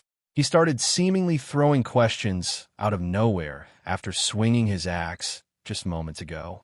What, does this guy have no concept of time? No, wait, more importantly, he's speaking like a person. Despite the brief conversation, Yangwu could be certain of at least one thing. Zhang Xianbach in front of him, a mutant, or rather a monster, still contained the consciousness of a human being. Also, judging by him calling Gumi citizen scums, it seemed he retained all memories from the time of the reset. It's June 10th, 2025, Tuesday, the first day of the reset. When Yangwu mentioned the date, confusion flickered in Zhang Xianbach's bewildered eyes. The first day? So, am I the first one here? Ah, I see. Zhang Xianbach seemed to reason with himself upon this revelation. Quickly seizing the moment, Yangwu threw another question. The first one? Where were you before coming here? Have you met other mutants? At this, while lost in thought, Zhang Xianbach smirked wickedly. Why does a dying man like you have so many questions? Whoosh!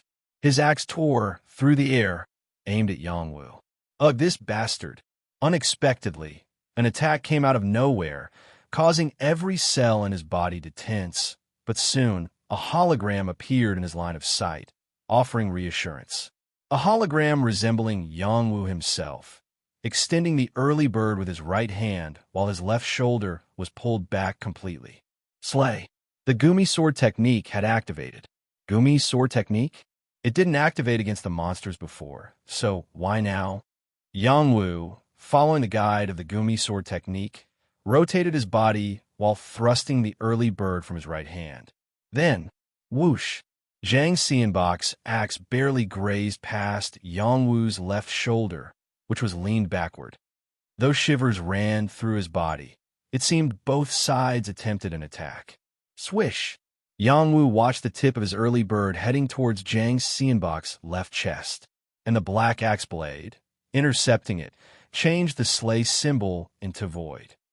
Soon, a sharp shriek erupted as the early bird and the axe blade clashed. Clang! What? You're not a simple human. Zhang Xianbok's bewildered voice followed the grinding sound. Equally surprised, Yangwu exclaimed, Are you still human? Why the Gumi sword technique? What? You bastards, you made me like this. While exchanging incomprehensible words, the Gumi sword technique presented the next instruction. Break, break, break to shatter. In the stance of meeting Zhang Xianbok and his weapon, the early bird was commanded to thrust into the opposite elbow. Meanwhile, the hologram covered with a shield in the left hand was also guarding. Whatever it is, it's probably the best move. Translator, Pepto-Bismol. Wit.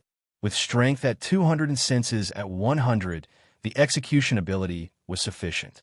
The tip of the sword, previously in contact with the axe blade, twisted and shot out diagonally, piercing Zhang Xianbok's right elbow. Crack! A scream unheard before. Following that, the guide suggested breaking the guy's jaw with the shield but was immediately canceled. It was because he had started his attack one step ahead of Yangwu. I'm late. Even if the Gumi sword technique proposed the optimal move, it was meaningless if the timing didn't align. As Yangwu needed to process, assess, and execute the guide, an inevitable delay occurred. So, when facing a formidable opponent like this, get lost. It was about getting hit by a kick as fast as light. Bang! Ugh! The 3-meter-tall goblin's calf and thigh generated explosive kinetic energy. It felt like being hit by a car, leaving Yangwu unable to catch his breath. Amidst the continuous flickering in front of his eyes, it seemed the Gumi sword technique was issuing the next instruction, but due to the unforeseen physical impact, his entire body felt paralyzed. Moreover, amidst this, Zhang Xianbok was pulling back his right leg again, akin to pulling the trigger of a gun. You bastards, why did you torture me like this? Mixed frustration and sorrow resonated in Zhang Xianbok's voice. Thud! Even from Zhang Xianbok's firmly planted foot, alarming sounds emanated. Thud! Just as he was about to aim the second kick at Yangwu's head. Swish! A sharp, but quite fast sound cut through the air. From behind Zhang Xianbok's torso. Arg! Yangwu heard the familiar sound accompanying Zhang Xianbok's curse. Mister, I'll die after this if you don't hurry. A desperate voice calling out to him. It was Yechan. Ugh! He blinked to regain focus, spotting Yechan behind Zhang Xianbok. The kid had pierced Zhang Xianbok's waist just before the second kick. What kind of dog? As an enraged Zhang Xianbok turned, the Gumi sword technique displayed two symbols on his body. First was Slay, the familiar Slay character always seen. This was attached to the back of his body, requiring a leap to reach it. And second was Life, life for preservation. Similar to the previous break, this was a symbol Yangwu had never seen before, attached to Zhang Xianbok's Achilles tendon. But why?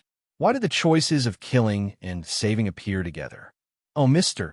Upon hearing Yechan's second plea for help, Yangwu realized that it wasn't about saving Zhang Xianbok, but another life entangled in this battle, saving Yechan. Quick, get away, you idiot! Yangwu shouted at the top of his lungs, much like when he had yelled for the kids.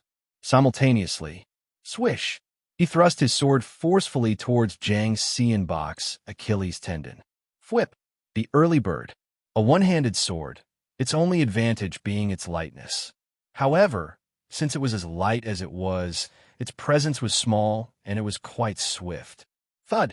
Like lightning, the early bird pierced through Zhang Xianbok's reddened skin, ruthlessly assaulting his Achilles tendon. Gah! Just as Zhang Xianbok, who was about to attack Yachan, was pierced in the Achilles tendon, he shivered violently and stood frozen in place. Then, he turned towards Yangwu. Slay! A clear mark shining near the guy's neck.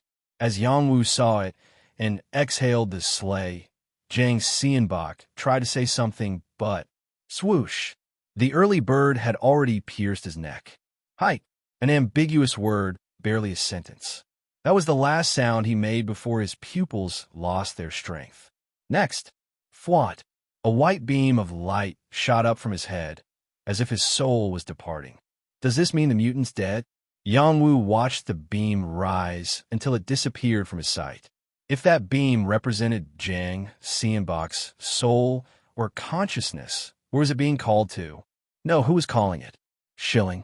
Finally, Zhang Xianbok's red body dissolved into thin air like the other monsters. However, there was one significant difference. Is that the reward? A golden spherical object remained where the body had been. About the size of a watermelon, the sphere hovered about a meter above the ground, rotating slowly. Thud, thud. As Yangwu approached the sphere, Yachan looked at him with a worried expression, and the people who had fled into the distance cautiously began to return. Mister, what is this? What could it be? It seems like some device to determine the reward recipient. Most likely. He said this, but Yangwu was convinced. Whoever made the first contact with that sphere would receive the mutant kill reward. Epic dilemma. Mission: track down and eliminate or return the mutant. Reward: mutant equipment. A large amount of karma. Confirming that the epic quest was still incomplete, Yangwu touched the sphere left behind by Zhang Xianbok. Thud! As expected, a new interface appeared the moment his hand made contact with the sphere surface. You have been granted permission to complete the epic quest dilemma. Please choose a reward for the final completion of the quest. What? Yangwu's mouth gaped open. It was unprecedented to pre-select a reward, and the contents of the reward were strikingly unconventional. Guaranteed reward. Furious Goblin. Mutant Ring. Strength increases by 100 every day. Empty slot. Selectable reward. 3 million karma. Or, grant 30,000 karma to all residents in the area. Translator, Pepto-Bismol. 3 million karma. Or, grant 30,000 karma to all residents in the area. Yangwu couldn't take his eyes off the selectable rewards. So, this is what they mean by a dilemma. At first glance, seizing 3 million karma seemed like the obvious choice, but depending on the perspective, the latter option held much greater benefits. Granting 30,000 karma to all residents in the area? Even if there are just 100,000 people left in Gumi City, that's 3 billion karma distributed to everyone. There would be no need to risk one's life fighting against the monsters for money. Just one person, Yangwu, giving up 3 million karma could provide the foundation of survival for all. But who in their right mind would give up such a massive amount? As Yangwu grappled with this dilemma, Yachan approached, sensing something was amiss. Mister, what's wrong? Yangwu, considering that Yachan was qualified to tackle this issue, voiced his dilemma. There is a selectable reward. One is receiving 3 million karma, and the other is granting potentially hundreds of thousands of Gumi City residents 30,000 karma each. What? 3 million karma? As expected, Yachan promptly delivered his answer upon hearing the problem. Then it's definitely the 3 million. What's the point of scattering money in this chaotic situation? It might even attract more thieves, now that everyone knows there's money around. A very valid point. Additionally, Yachan added his own reasoning. And if it were me, even if I didn't want to give money to the bad guys, I'd still take the 300,000. At least then, I could use my own strength to right the wrongs. Yeah, that makes sense. Yangwu nodded. The bad guys.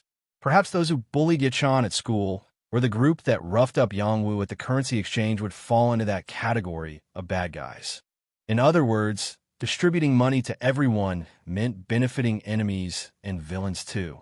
Because of this, Yangwu also wanted to choose the 3 million immediately, but it feels too uneasy. Yangwu doubted. Choosing to monopolize 3 million seemed right to everyone. Yet the existence of this sentimental option alongside it hinted at the intentions of this world. Didn't it happen during the reset? Inducing the public to attack celebrities, and then, as if waiting, imposing punishment? Seeing his former roommate, Mbonghi, deplete all his points and ultimately die hinted at that. Even the appearance of mutants was ultimately a result because of the karma from the public's indiscriminate witch hunt. The one who designed this world and the reset knew human nature well and wasn't benevolent towards humans.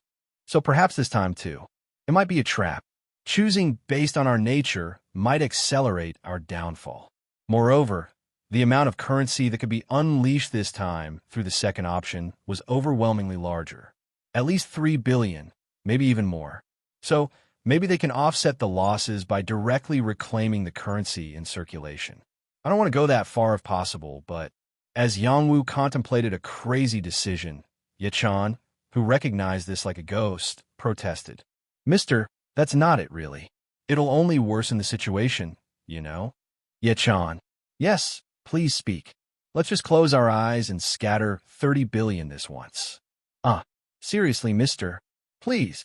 Yachan's expression resembled someone witnessing their father caught in gambling, while Yangwu made the most decisive decision since his birth. Grant 30,000 karma to all residents in the area. If someone were watching this scene, they might mock this choice or be frustrated.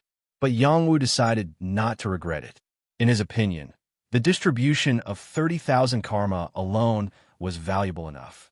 Are there any other areas besides Gumi that receive karma like this? I highly doubt it. The golden sphere that accepted Yangwu's choice spun rapidly. Yachan, realizing the deed was done, wore a disheartened expression, and a moment later, the golden sphere, appearing as if it would explode any second, shot up into the sky. Whoa, wow, what's that? People approaching Yangwu and Yachan also stopped in their tracks, gazing at the golden streak drawn across the sky. Shush! The golden streak ascended to the very top of their vision. Boom! It exploded, like fireworks. Continuing, what Yangwu's group witnessed was a golden wave blanketing the entire sky. Similar to the energy of the first sword's activation, the sphere burst, creating a wide golden ripple emanating from its center. Then, all the golden hues in the sky descended toward the ground. Swa! Mom, it's raining. What? It's raining. Translator, Pepto-Bismol. It was just as the child said. The sight of countless golden hues falling down at once made it look like it was really raining. Mister, is this really, actual rain? Yachan asked, catching the golden droplets in his palm. Interestingly, the golden droplets disappeared upon contact with objects, leaving no traces or sensation behind. I'm not sure, but it doesn't seem harmful to touch. Yangwu, too, wore a puzzled expression as he felt the droplets, unable to decipher their nature. Shush! About a minute passed. An announcement appeared in everyone's sight. Gumi's strongest sword, Zhang Yangwu 07, has relinquished the exclusive possession of 3 million karma and gifted 30,000 karma to all Gumi residents. Moreover, the warning message that usually appeared during karma distribution had a slight difference this time. 30,000 karma will soon be provided in commemorative coin form. Please be prepared. Be prepared. A statement that couldn't be ignored by anyone who had been in a currency exchange. 30,000 karma equaled 30 coins. And everyone, including Yangwu, hurriedly strapped weapons to their belts, preparing to receive the money. Clack! Eventually, the familiar sound of coins rolling was heard. However, what happened next was beyond anyone's imagination. Clunk! The coins had appeared with a sharp friction sound. Hey, they were golden. Not just any gold, but merely 3 of them. Wait a moment. Startled, No one managed to grasp the coins presented before them in time. Ting, ping, ping. 6 coins for Yang Wu and Yechan combined. For the 7 members of Hanulki residence, there were 21 coins. In total, 27 golden coins clashed against the ground. But the surprise didn't end there. Mister, you should take a look at this. As Yechan held the first coin in his hand for Yang Wu to see, Yang Wu glanced casually at the coin. No, the gold piece that was being offered. Then, his mouth agape, he couldn't utter a word. It was because his own face was intricately carved into the shining golden coin. What's this? Yang Wu wore an expression of disbelief as he picked up his share of coins from the ground. Oh my God! The same face was etched into each coin, accompanied by the name Zhang Yangwu 07. On the back side, a thick line indicated it was a 10,000 karma coin. So, these were the commemorative coins. Yang Wu couldn't finish his sentence. The people from Hanulki residence were alternately observing the golden coins in Yang Wu's direction. Then, we feel like we should express our gratitude somehow. They hesitantly began to approach. Of course, they weren't considering voluntarily returning the coins. Feeling quite flustered, Yang Wu gestured backward, shaking his head. Just a moment. Please stop. Let me get my head straight. Indeed, amidst the chaos, Yang Wu received another message. Ping. Quest completed dilemma. Rewards issued. Mutant equipment. Large amount of karma. Ping. Rewards issued successfully. Mutant equipment. Furious Goblin. Mutant ring. Strength increases by 100 every day. Empty slot. As soon as the second message appeared, Yang Wu sensed something odd on his left index finger. Shifting his gaze, he noticed a dusky ring snugly fitted on his finger. Oh, is this the Furious Goblin ring? Focusing on the ring, a small tooltip popped up.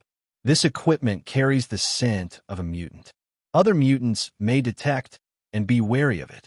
Does this mean they'll know that I've killed a mutant? Moreover, as soon as the ring was placed, Yang Wu felt a surge of vitality in his body. The reason became apparent through the subsequent alert.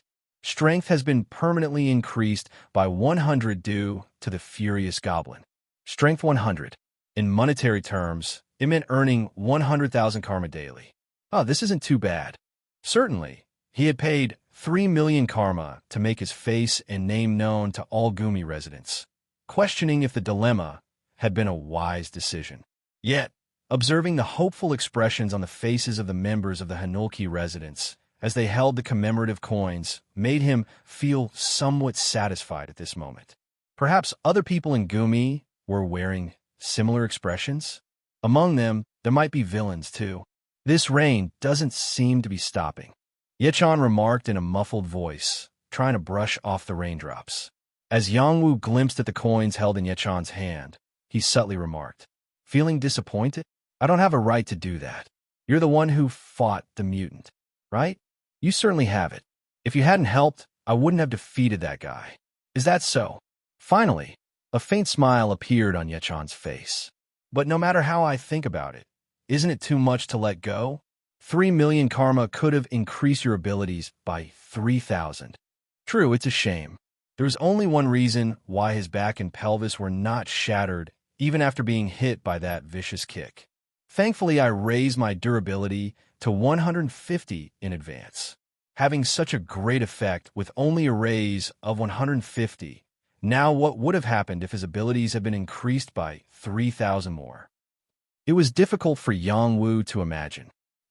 However, there might be mutants stronger than Zhang Xianbok, right? There were people who turned into dragons and all. True, then those guys might eventually come after us. Yechan left the rest unsaid. Finishing his sentence, Yang Wu added, "How would I fight them after giving up 3 million? Right? In fact, that was the problem. Although he was far ahead compared to others in Gumi, it was just within Gumi. There were undoubtedly individuals who monopolized 3 million elsewhere, and mutants could potentially become stronger in line with that." As Yang Wu sighed and looked up, the golden rain gradually began to subside. Then, as usual, shush, the rain completely stopped, and the previously yellowish sky turned blue. Was that all? Was he now going to pay the price for the extravagant party he hadn't even attended? Yang sighed, sensing that the celebration had come to an end. As if waiting for it, new messages started appearing before his eyes. Ping. Achievement unlocked. Caller of the Golden Rain. Achievement rank, legendary. Achievement grade, first. Asterisk, asterisk, asterisk. Discovered an achievement for the first time. The achievement system has been unlocked.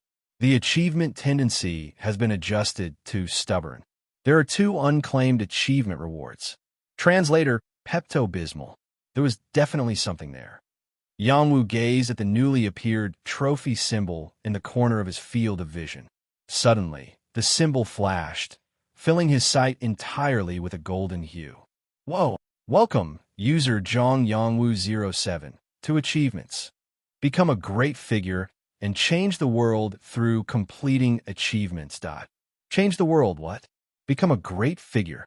Yang felt bemused at the grandiose welcome message, then examined the achievements window that appeared. Click. However, unlike the earlier message, the nuance of the first line was different. Your achievement tendency is stubborn. Achievements completed. 1. Caller of the Golden Rain, legendary. First. Yang blinked in disbelief. The word stubborn was prominently placed at the top of the solemn-looking achievement interface. I'm called stubborn? Who decided that? As Yang fumed while examining the achievement window, a list of recommended achievements appeared below. Presumably, these were the achievements the system recommended for a stubborn individual. Recommended achievements. Golden Horde. Summon the Golden Rain in 2 or more regions. 1/2. Excellent social worker. Send the mutants back alive. Jeweler's Touch. Wear 2 rings of hero grade or higher on the index and ring finger each. 1/4. Complete orphan. Find and eliminate parents. 1/2.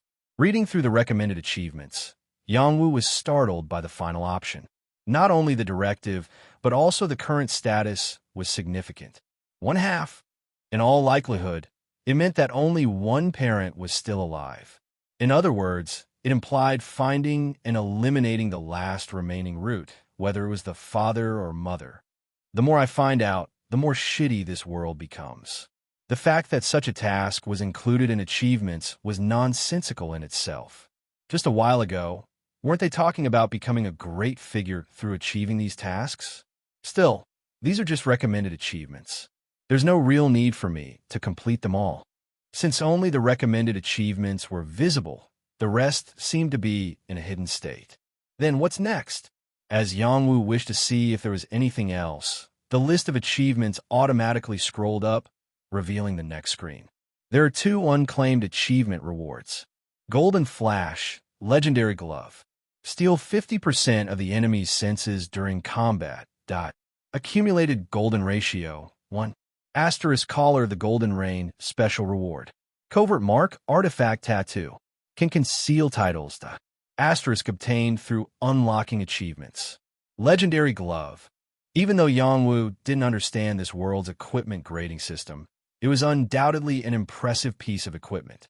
Just stealing 50% of an opponent's senses was an unbelievable effect. So, if my opponent's senses is 1,000, I'd take 500. Moreover, steal meant depriving, so if the tooltip was accurate, the opponent would have to fight with their senses halved. Meaning, no matter who he faces in the future, he'd always have the upper hand in terms of senses. Next up, Yang gaze naturally fell upon the second effect of Golden Flash. Accumulated Golden Ratio, 1. I'm not sure about this one. Maybe there'll be an additional effect as the number of times the Golden Ratio is summoned increases. Since this glove was a reward from the Golden Ratio achievement, it had a certain degree of validity. The equipment was even named Golden Flash. Swoosh. After some time, the tooltips that had filled his vision disappeared, and a message asking whether to receive the reward appeared. Would you like to receive all achievement rewards? Of course. As Yang nodded with a troubled expression, his hands were immediately enveloped in a golden light. Whoa! Despite mentally preparing himself, even Yang couldn't help but shiver at this moment. His hands are being encased in real time in golden-hued metal gauntlets. With each touch of the chilly metal pieces brushing against his palms and back of his hands, he felt a tingling sensation. Clank! Clink! After about 10 seconds, the light that had enveloped Yang Wu's hands vanished, leaving behind only the golden metal gloves. And finally, pit! Ugh! A sharp twinge of pain was felt in Yang Wu's left chest. In response, he pulled down his shirt to look down at his chest. Oh, for real. Yang Wu's brow furrowed deeply. As expected, there was a tattoo etched on his skin. Covert mark artifact tattoo. Can conceal titles. Resembling a spiral-shaped flame, the tattoo was fairly large and embedded in Yang Wu's left chest. To him, who had never even dyed his hair, let alone had a tattoo, this change was unpleasant. What's this now? As the questioning gaze of Yechan approached upon seeing the sudden flash of the golden flash, curiosity was only natural. It's an achievement reward. Achievements. It's kind of trade-off for giving up 3 million. Yang Wu briefly explained the achievement system to Yechan. Upon hearing this, Yechan looked up at the clear sky and asked, "So, do you have to keep spending money from now on? To keep receiving achievement rewards? I guess so. More precisely, to maintain this stubborn tendency." It seemed that recommended achievements varied according to the achievement tendency. But considering there are higher-tier achievements, focusing on one tendency all along might be wise. Translator, Pepto-Bismol. Yang Wu recalled one of the recommended achievements he had seen earlier, the Golden Horde. Golden Horde. Summon the Golden Rain in 2 or more regions. 1/2. It was undoubtedly a higher-level version of Caller of the Golden Rain. So, there was a high chance that, if I complete that achievement, there might be another reward. Something better than this one. Of course, Yang Wu knew well what he might face if he continued down that path. To go to multiple regions and summon the Golden Rain, I'd have to sacrifice a significant amount of karma each time. And on top of that, he'd have to compete for the mutants with the person who originally defeated the mutants in that area. For instance, the strongest sword in that region. The person who most likely chose the 3 million karma after defeating the mutant. As he contemplated this, the effect of the Golden Flash seemed a bit different. Golden Flash, legendary glove. Steal 50% of the enemy's senses during combat. Accumulated golden ratio, 1. It's a tool to target the strongest sword in other regions. The covert mark that allows hiding titles might have been given in a similar context, because having the title of the strongest sword in another area would undoubtedly draw attention. But is it possible to defeat the strongest sword of another region with just a little more senses value? I don't think it will be easy. Yang Wu glanced around to see if there were any other mutants in Gumi. However, he couldn't spot any other red glowing pillars. Instead, people were rushing towards him. What's happening? Do you need anything? Though Yang Wu didn't know it, they had been watching his every move since a while ago. Understandably so, considering Yang Wu was the strongest sword and a great figure who had bestowed grace upon them. Knowing that if he wished, he could easily confiscate the commemorative coins given to them, they were cautiously watching him. Well, I guess I do need something. Yang Wu was about to shrug and say this when suddenly, a loud growling noise erupted. PH. Before he knew it, dusk was setting in. What time is it now? The sun is about to set. The reset had occurred around 10 in the morning. Since then, despite the sun starting to set now, it was strange that Yang Wu hadn't eaten anything and had been engaged in battles continuously. He hadn't felt hungry. Grumble. Once again, the sound of trouble emerged. Perhaps it was due to the relief of tension, but suddenly, an immense hunger began to surge through him. I don't know if everyone else ate. Yang Wu muttered some words randomly while rummaging through his backpack, and finally found it. Swish! A chocolate bar turned into stone. As Yang Wu grabbed the gray chocolate bar, the people around and even Yechan focused their attention back on him. For the sake of my quality of life, I need to get rid of these people quickly. I can't even enjoy a chocolate bar in peace. Yang Wu retrieved a 1,000 karma coin from his backpack and placed it on the surface of the chocolate bar. Ting! Then, chocolate bar, 500. The price of a chocolate bar appeared. It's 500 for a chocolate bar. It's more expensive than I thought. The bicycle was 3,000. Perhaps the prices were set high for items directly related to survival? Ting! As Yang Wu confirmed the purchase by placing the coin again, smoke emanated from the chocolate bar, and the petrification began to fade away. Sizzle. Oh, whoa. I've never seen anything like that. The fascinating sight of petrification wearing off drew the onlookers a few steps closer. As a result, Yang Wu instinctively felt threatened and clenched the chocolate bar. Odd as it may seem, practically, the chocolate bar was an irreplaceable resource in this situation. And then, simultaneously, plunk, from the air, a tiny coin dropped. A bluish-green small coin. It was the currency equivalent to 500 karma. Although it was the moment of discovery of a new unit of currency, no one was paying attention to this small find right now. What mattered immediately was Yang Wu was focused on unwrapping the chocolate bar in his hand. Snap! Finally, as Yang Wu tore open the packaging, a chunk of dark chocolate popped out, capturing the attention of the kids who had been observing. And Yang Wu, avoiding their curious gaze subtly, took the first sweet bite. Munch! The chocolate bar was not melted at all. The layer of chocolate on the surface was quite firm, almost like it would crack. So the state just before petrification is preserved throughout. Feeling the caramel spread beneath the chocolate layer in his mouth, Yang Wu took a slow breath. A completely new kind of enjoyment and satisfaction overwhelmed him. It was the joy one found in the midst of a city where 2-meter goblins might rush in, reverting a petrified chocolate bar back to its original state for consumption. Munch! By the time he had eaten half of the chocolate bar, Yang Wu finally began to notice the children. But not knowing when he might have to engage in battle again, he couldn't casually give away these precious calories, even if the opponent was a hungry child who hadn't eaten since morning. Yang Wu stared at the tiny open mouth of a child, but soon shifted his gaze away and finished the remaining chocolate bar. Ugh, he was still hungry, but his mental satisfaction was tremendous. Translator, Pepto-Bismol. After Yang Wu finished his first meal, a brief silence fell upon them. The hunger was so pervasive that it momentarily made everyone forget the terrifying reality of this world being amidst a reset. Strongest sword in him. The elderly man with the wolf cut from the Hanulki residence finally spoke up. Yes? Oh, if it's okay, just call me Yang Wu. Yes, Yang Wu SSI. What could he possibly want to say? Yang Wu looked at the stern-faced elder. Then the elderly man cautiously brought up the commemorative coins and asked, if it's all right, could we use these? 30,000 karma per person. It was a subtle way of asking if he was planning to reclaim it. Oh, that. Yang Wu gazed blankly at his face engraved on the coin and nodded. Of course, I've distributed those for you to use. Whoa, are you sure? Finally, relief washed over the Hanulki residence members, laughter breaking out.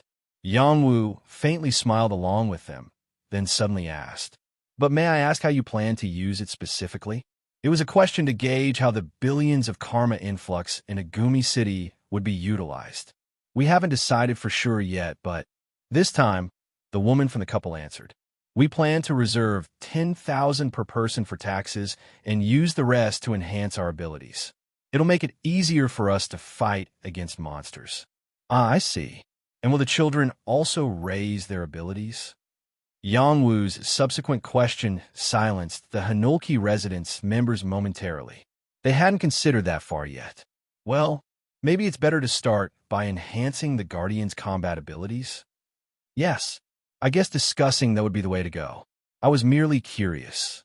After this conversation, Yang Wu turned his gaze to Yechan, who was quietly waiting behind him. Are you hungry? Let's go find something to eat now. Where to? Anywhere there might be food. Since this is a residential area, there should be a market or something nearby. At this, an elderly member from the Hanulki residence courteously gestured southward. It's actually our neighborhood. I know the supermarket's location, so let me guide you. Obviously, it was a brilliant move to remain close to the strongest sword. However, Yangwu needed to secure food before it got dark, so he nodded without a word. Asterisk, asterisk, asterisk. Initially, there were clearly 9 of them when they set out. The total number of Yangwu's group and the Hanulki residence members combined. But now, is this really okay? Yichan held onto the window, constantly looking back. It was due to the growing crowd that had started gathering, one by one. Is there anything we can do? We can't just kill them. When Yangwu glanced back, immediate reactions poured out. Wow, it's really the strongest sword. He looks just like the one on the coin. He doesn't seem as menacing as I thought. Within 15 minutes, a group of dozens had swelled up, murmuring and following relentlessly. Ignoring the continuous assessments about himself, Yangwu asked the elderly man guiding them. "Excuse me, sir, are we still far?" "We're almost there. That's it ahead." The old man glanced back again and added, "Bothering you, huh?" "Yes, it's just that, but I don't think they have ill intentions. After all, who would bear a grudge against their lifesaver, especially those with families?" Ironically, the person saying this had no family. Besides, it's a first. A first? Since this whole reset thing, it's the first good thing that has happened.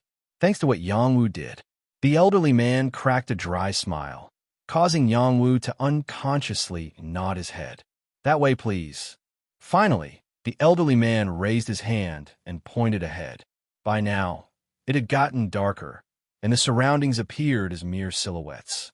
Yet, Yangwu could tell exactly where the supermarket was, since there was already a considerable crowd there, making a lot of noise. Is this for real? Why won't they just let us in? Are they expecting us to starve? Everyone has to eat to survive, right? Let's compromise a bit. Around 100 people surrounded the entrance of the market, shouting various things. And at the center of it all, compromise? Are these guys insane? This is outright robbery. Don't you get it? A man, full of intensity, along with what seemed like his family, blocked the entrance in protest. Both groups were armed, a tense situation unfolding. Oh no. The elderly man, assessing the situation, clicked his tongue. Yangwu, realizing the complexity of the situation, looked perplexed. They've come here looking for food due to hunger, but the market owner isn't allowing them in. It was only natural. While most things had turned to stone due to the reset, ownership hadn't changed.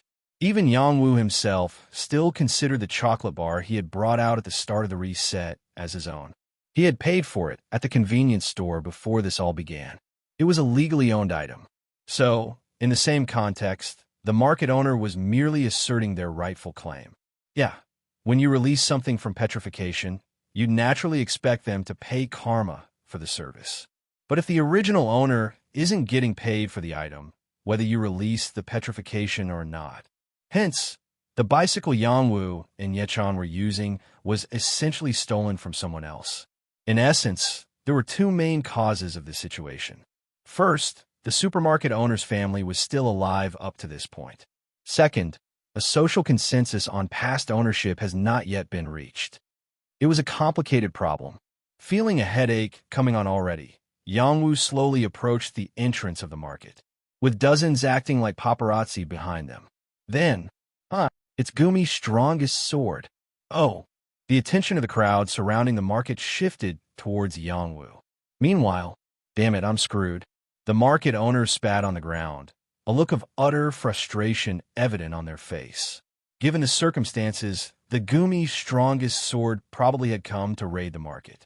And if he tried to use force to enter, he couldn't be stopped. If that happened, the numerous people would rush in and loot the place indiscriminately. Translator, Pepto-Bismol. The market owner, sensing a disaster, instinctively scanned the faces of their family. And coincidentally witnessing that, Yangwu calmly placed his early bird on his waist and surveyed the surroundings. There are too many people. If the owner keeps holding out, it's inevitable there'll be bloodshed. Moreover, what the crowd wanted was food, second only to taxes for survival. So, they weren't likely to back down easily. Then what to do? As Yangwu continued towards the market in silence, the crowd automatically made way for him. It was the power of the commemorative coins distributed to everyone and the title of Strongest Sword hanging over Yang Wu's head. Oh, Strongest Sword Nim. Please do something about this person. Strongest Sword Nim, please solve this. With each step Yang Wu took, people voiced their appeals. And finally, thud. Yang Wu, Yechan, and the Hanulki residence group arrived in front of the market owner's family. Damn it, Dad. The market owner's family consisted of the owner couple and a boy who looked to be in middle school. Their forces looked feeble compared to the 100-strong crowd surrounding the market. However, the reason the crowd hadn't forcefully entered wasn't because they had obtained tokens of sympathy. Xing, the silver-white blade that was carefully pointed at Yang Wu, trembled slightly. An early bird, not your average player. Yang Wu gazed fixedly at the early bird held in the market owner's hands. Then, encased in a golden armor, he extended his right hand towards the tip of the opponent's blade. You have to step back. I understand your unfair situation, but if things stay this way, you will end up dead. What did you say? The market owner, eyebrows twitching in dissatisfaction, met Yang Wu's golden fingers. It was an unusual piece of equipment to him. In a reset world, who's going to consider someone else's circumstances? Holding on to everything from before the reset is greed. Right now, survival should be your priority. We're all starting from scratch. As Yang Wu spoke, the market owner grew agitated. Greed? I'm only trying to protect what I had. If you're forcibly holding on to something you can't keep anymore. As he spoke, Yang Wu recalled the youth at the currency exchange, picking up coins even when a gang of robbers was approaching. If you keep this up, both you and your family will die horribly. So, if I were you, I'd gather as much food as possible and leave. Are you threatening me? Yes. Indeed, it was a threat. Yang Wu, like everyone else, had no intention of starving just to respect the market owner's property rights. You have an early bird, too. If you use the coins I gave you to increase your abilities, you can hunt monsters sufficiently. Use that to start again, step by step like everyone else. When Yang Wu said this, the market owner's wife, who had been quietly listening, looked inside the store and spoke softly. Maybe we should do as that person says. Otherwise, we might not be able to keep anything. This anything included not only food but also their lives. After all, what more could they do when the strongest sword himself had come here? However, the market owner wouldn't relent. No, he couldn't let go of his pride. So in the end, Kra, as Yang Wu shifted his gaze to the market owner's wife, he committed an atrocity by attempting a surprise attack. Swoosh! A silver-white blade grazed past Yang Wu's golden fingers. But Yang Wu was already keenly observing the opponent's sword. You choose the worst option in front of your family.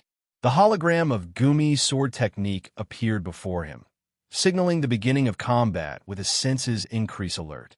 Your senses has temporarily increased from the 100 to 116 dot.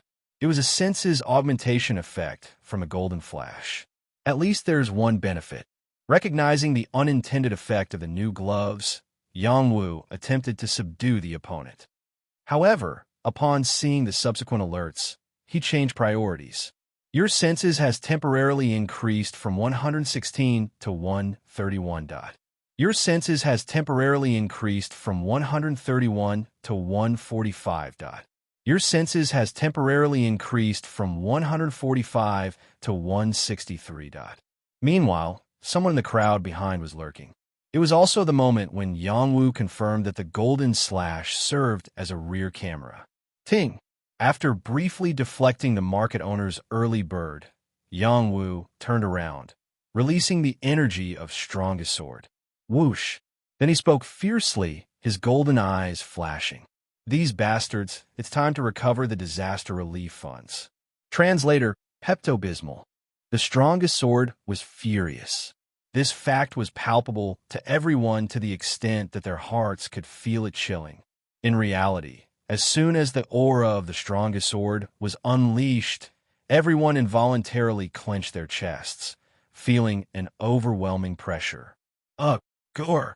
Meanwhile, in the midst of the crowd, Yang Wu noticed 3 golden patterns floating above someone. It was an incredibly intuitive sight, and Yang Wu immediately understood. They were the ones who had their senses have the ones who were about to stab him in the back while he was comforting the owner of the mart. Move aside. Unconsciously perceiving everyone in the audience as potential assailants, Yang Wu, with a chilling tone, pushed through the crowd. The first assailant identified, a man in his 40s dressed in a suit. His pupils, filled with fear, glittered with a golden hue under the influence of Yang Wu's gaze. As Yang Wu twisted the blade threateningly in front of the man's face and asked, the pupils dilated even more, expressing sheer terror. Do you have a family? If not, consider yourself lucky. At least there won't be anyone else suffering because of you. Eek! The man's body trembled with fear at Yang Wu's words, filled with intense hostility. And then, swoosh! A silvery trail traced a diagonal line, and the man's head rolled off his body. Decapitation. Yang Wu's increased strength allowed him to sever his opponent's neck with a single slash. Splurt spurt. The decapitated man, making gurgling sounds resembling a malfunctioning water pump, spewed blood from his neck. Kaya! He's crazy. Please spare us. As the decapitated corpse collapsed through the crowd, the atmosphere inside turned into complete panic. No one was strong enough to counter the aura of the strongest sword, so everyone remained forcibly seated. In the midst of this, the unexpected plea from Yechan managed to break through the forceful presence. Mister, others haven't done anything wrong. And the children. Just as Yang Wu was about to strike the second attacker in a fit of extreme rage, he flinched upon hearing Yechan's words. It was then that he finally realized the extent of his extreme agitation. Shua! At that moment, the aura of the strongest sword dissipated entirely. Yua! Save me! Around 100 people, their fear palpable, hurriedly found paths through the darkness, fleeing for their lives.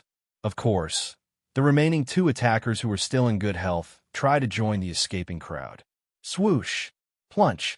They were unable to escape Yang Wu's swift pursuit and were killed one after another. In the end, what remained in front of the mart was, this is awkward. Only Yechan and the Hanulki group. Thud! Thud! Before long, Yang Wu returned from the darkness, making heavy footsteps. The atmosphere in front of the mart had subsided.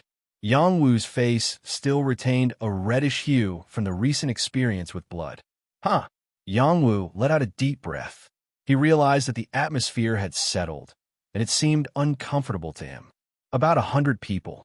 Although a tiny fraction in the context of the entire Gumi city, they were the ones who would now live with faces marked by fear on commemorative coins for the rest of their lives.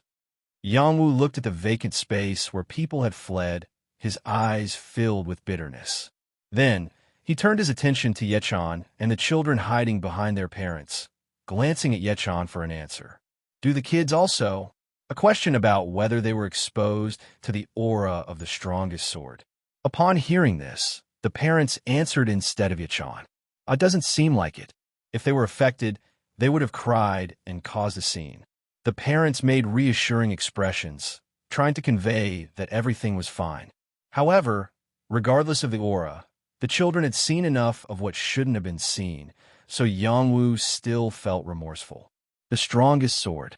As the strongest sword that spread the commemorative coins with the golden ring, to truly live up to that role, he knew he had to be a proper human being first. It's easy to become powerful, but becoming a hero is difficult, especially in times like these. Swoosh! Yang Wu looked at the mart family with melancholic eyes. Suddenly, the mart owner handed over the early bird to his wife and knelt on the ground. I apologize. I think I lost my mind for a moment. I'll accept any punishment, but please spare my family. Perhaps he overheard Yang Wu mentioning something about family to one of the assailants earlier. Considering for a moment, Yang Wu pointed inside the mart with his finger. As I said before, pack as much stuff as you can carry and leave. Others will come here soon. Yes, go now. In an instant, the mart owner's eyes widened. For some reason, he realized that the strongest sword was showing an unexpected mercy. Practically a miracle. Thud! Without a word, the mart owner hastily got up and rushed back into the mart. His family hurriedly followed suit. And Yang Wu, Click. He waited for the Mart family to reappear, fiddling with the coins he had retrieved from the assailants he had dealt with moments ago. 9 commemorative coins and 16 regular coins. Haha. It was about 5 minutes later that the 3 families, once the owners of the Mart, returned, gasping for breath. But their appearance was... Oh my. What's this? Can they really take all this? The Hanulki group widened their eyes, each trying to stifle their exclamations. The Mart family emerged carrying far more items than anyone could have imagined. Translator, Pepto-Bismol. They had attached around 10 shopping baskets inside the Mart with tape and piled various goods inside, creating a towering structure resembling a boulder. And astonishingly, there were 3 such boulders in total. If the sun had been at a slant, the shadow of the Mart family's creation might have covered even the group and still remained. It was similar to a dung beetle, the insect that rolls a dung several times its own size. Is that okay, mister? Yechan looked at Yang Wu, unintentionally showing bewilderment. Yang Wu was equally bewildered. These people are insane, seriously. To carry such a load, it would have required the combined strength of the entire family.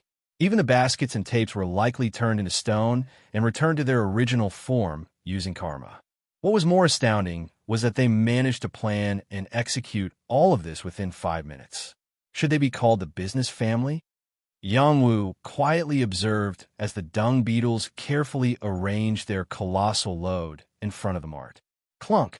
After assessing that they had finally settled in, the Mart owner, pointing toward Yang Wu, asked, We've gathered everything. Can we leave now? A strange silence fell. Neither Yechan nor the Hanulki group looked at the Mart family with pity anymore. Without saying a word, Yang Wu nodded as if to indicate they could go. Thank you so much. The Mart owner bowed hastily in gratitude. Then, without looking back, he ushered his family into the darkness. Now, then, with the Mart completely empty, it was now their turn to take charge. With a somewhat awkward gesture, Yang Wu attempted to usher Yechan and the Hanulki group into the Mart. Ping! Suddenly, an alarm rang out, breaking the silence. What now? Achievement unlocked. Forgive your enemies. Achievement rank, Hero. Achievement grade, 46th. It was an achievement not listed in the recommended list.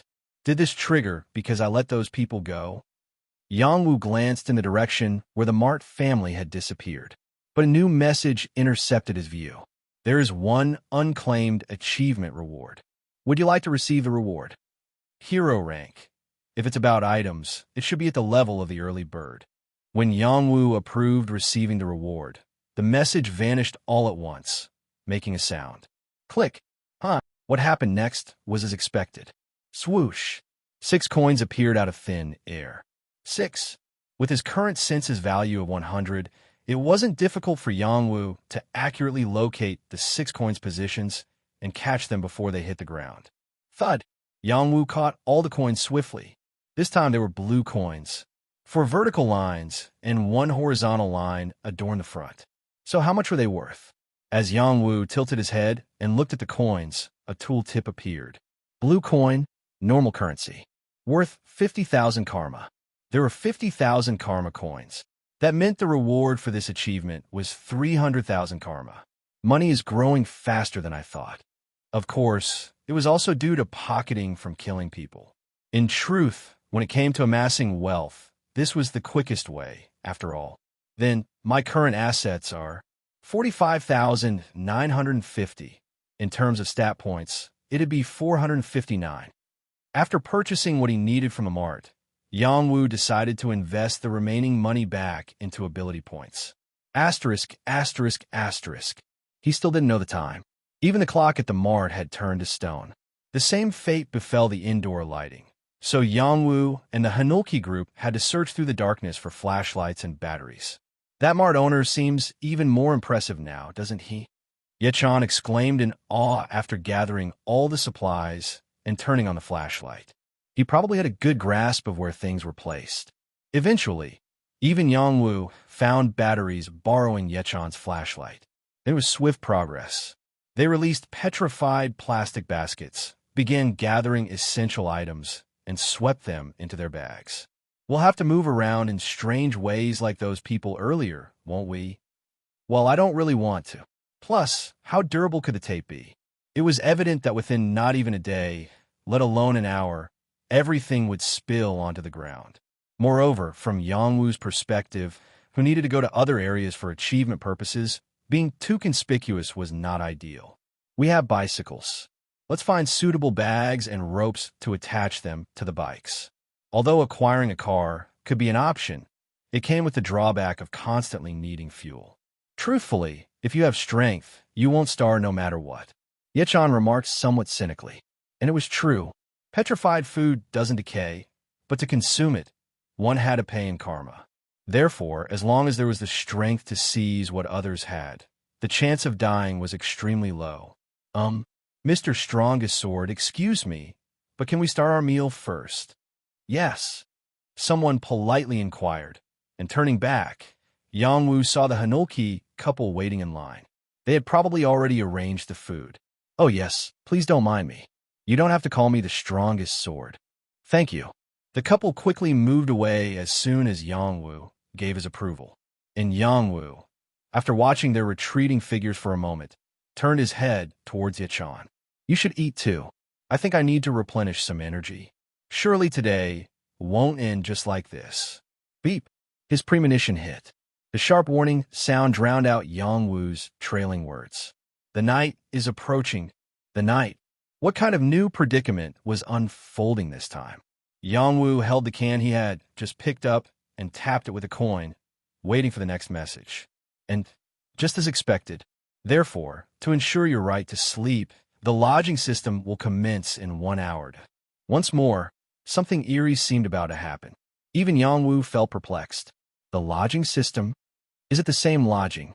Translator, Pepto-Bismol. Lodging. Asterisk changed lounge to lodging for better accuracy. Renting out rooms for a fee. The term itself wasn't particularly special or dangerous, in fact. The issue lay in the world where this term was being used. A world of dragons, quests, where most people carried weapons. For Yangwu, as the strongest sword, it merely led to confusion, but others were downright terrified. Lodging? What'll happen at night? Do we have to pay even to sleep? Amidst the gathered Hanulki residents filled with worry, Yangwu hurriedly finished his meal, as if time was slipping away. At that moment, Yechan, sitting across from him, cautiously asked while nibbling on bread, lowering his voice. Mister, yeah, what do you think about the lodging? From the currency exchange to monster appearances and elimination of the mutants. Yangwu's entire trajectory since the reset was nothing short of a miracle. Thus, Yechan had no choice but to trust his insight. Not sure. I don't know whether they'll continue providing lodging or just offering it for convenience on the first day. Yeah, be it the strongest sword or anyone else. While they're asleep, they're completely defenseless, right?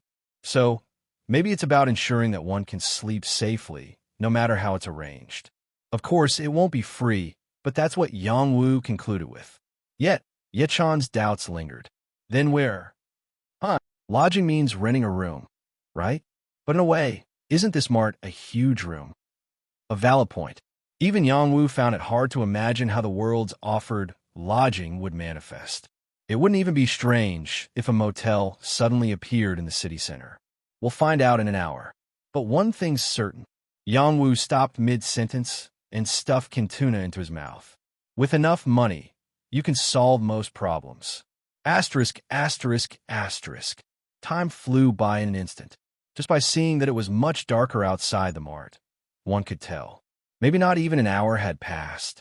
During that time, all Yangwu and Yechan did was eat and pack their belongings onto the bicycles. There were several visitors bringing food from outside, mostly thanking Yangwu and dispersing to find their own meals after seeing his title. Thanks to the commemorative coin, he had become something of a recognized figure in Gumi. Of course, not everyone was kind to Yangwu. Those clearly experienced in battles above the average tended to either be wary or jealous of him. Some subtly tried to gauge his power, especially since they hadn't seen him handle the mutants. Feeling the gazes from all around, Yang-woo checked the local status. Currently in the area of Gumi. The strongest sword in this area is Zhang Yang-woo 07. Rank 1, defense is 6. Perhaps due to the incident at the Mart entrance, his defense count had increased to 6. Not as high as I thought. He thought this himself, but how did others perceive it? Some might consider the strongest sword a mere bubble, especially if they hadn't seen him deal with the mutants. Mister, I'm all set. Finally, Ye-chan, done with packing, reported. So, Yang-woo did a final check on the bag strapped to the bicycles and the ropes. Suddenly, a middle-aged man who had been loitering nearby approached slowly. Strongest sword in him. Tired of correcting his title every time, Yang-woo continued the conversation as it was. Yes, what can I do for you? Do you happen to need a watch? A watch. When Yang-woo glanced at the wall clock that was still intact, the man reached into his sleeve and produced something. It was nothing other than a digital wristwatch. Not petrified, a real watch. 2048. Current time, 8:48 p.m. For the first time in a while, Yang-woo widened his eyes at the sight of time. Why are you selling this when you've already reversed it back from petrification? Because I don't have any money right now. I heard the lodging will start soon, and I might need money by then. Have you spent all the commemorative coins? The man looked apologetic at Yang-woo's question. They were actually taken from me. By whom? The younglings. Younglings. Even in a situation where he'd been robbed, the man's expression remained polite. He must be a fairly decent person. Yang-woo remembered the somewhat hazy policeman at the currency exchange and tried to relax his expression as much as possible. So how much do you need? I'd like half the amount I spent to reverse the petrification. 2,000 karma. So that meant he paid 4,000 karma to initially reverse the watch. Yes. All right. With his backpack brimming with crimson coins, Yang-woo essentially bought change by giving away coins. Jingle. As Yang-woo rummaged through his backpack for 2,000 karma, the man's eyes sparkled. Looks like luck's on my side this time. To think I'd be selling a watch to the strongest sword. You think too highly of me. As Yang-woo handed the man the coins, he also received the wristwatch in return. It was, in essence, a barter based on trust, a belief that the other party wouldn't hand out a knife instead of money. I really must go now. Seems like the lodging starts at 9 p.m. After finishing the transaction and resting his hand on the bicycle, Yang-woo said this, and Ye-chan glanced at the Hanulki group on the other side. What about those people? They have to go their own way. I'm not interested in trailing after them. The Hanulki group still seemed occupied with packing. Understandable, considering they probably had a lot of people to take care of over there. While here, they were in a position where they might have to constantly deal with challengers, mutants, and perhaps even fight with strongest swords from other areas. It was best not to get involved with each other.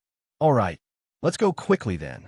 Ye-chan seemed to understand the situation soon enough and pulled the bicycle away from the gazes of the Hanulki residents. Asterisk, asterisk, asterisk. Translator, Pepto-Bismol. The time spent by Yang-woo and Ye-chan in the mart was probably only about an hour, yet the atmosphere outside had completely changed. It had turned into complete chaos. Please move. Let us through. We're heading out now.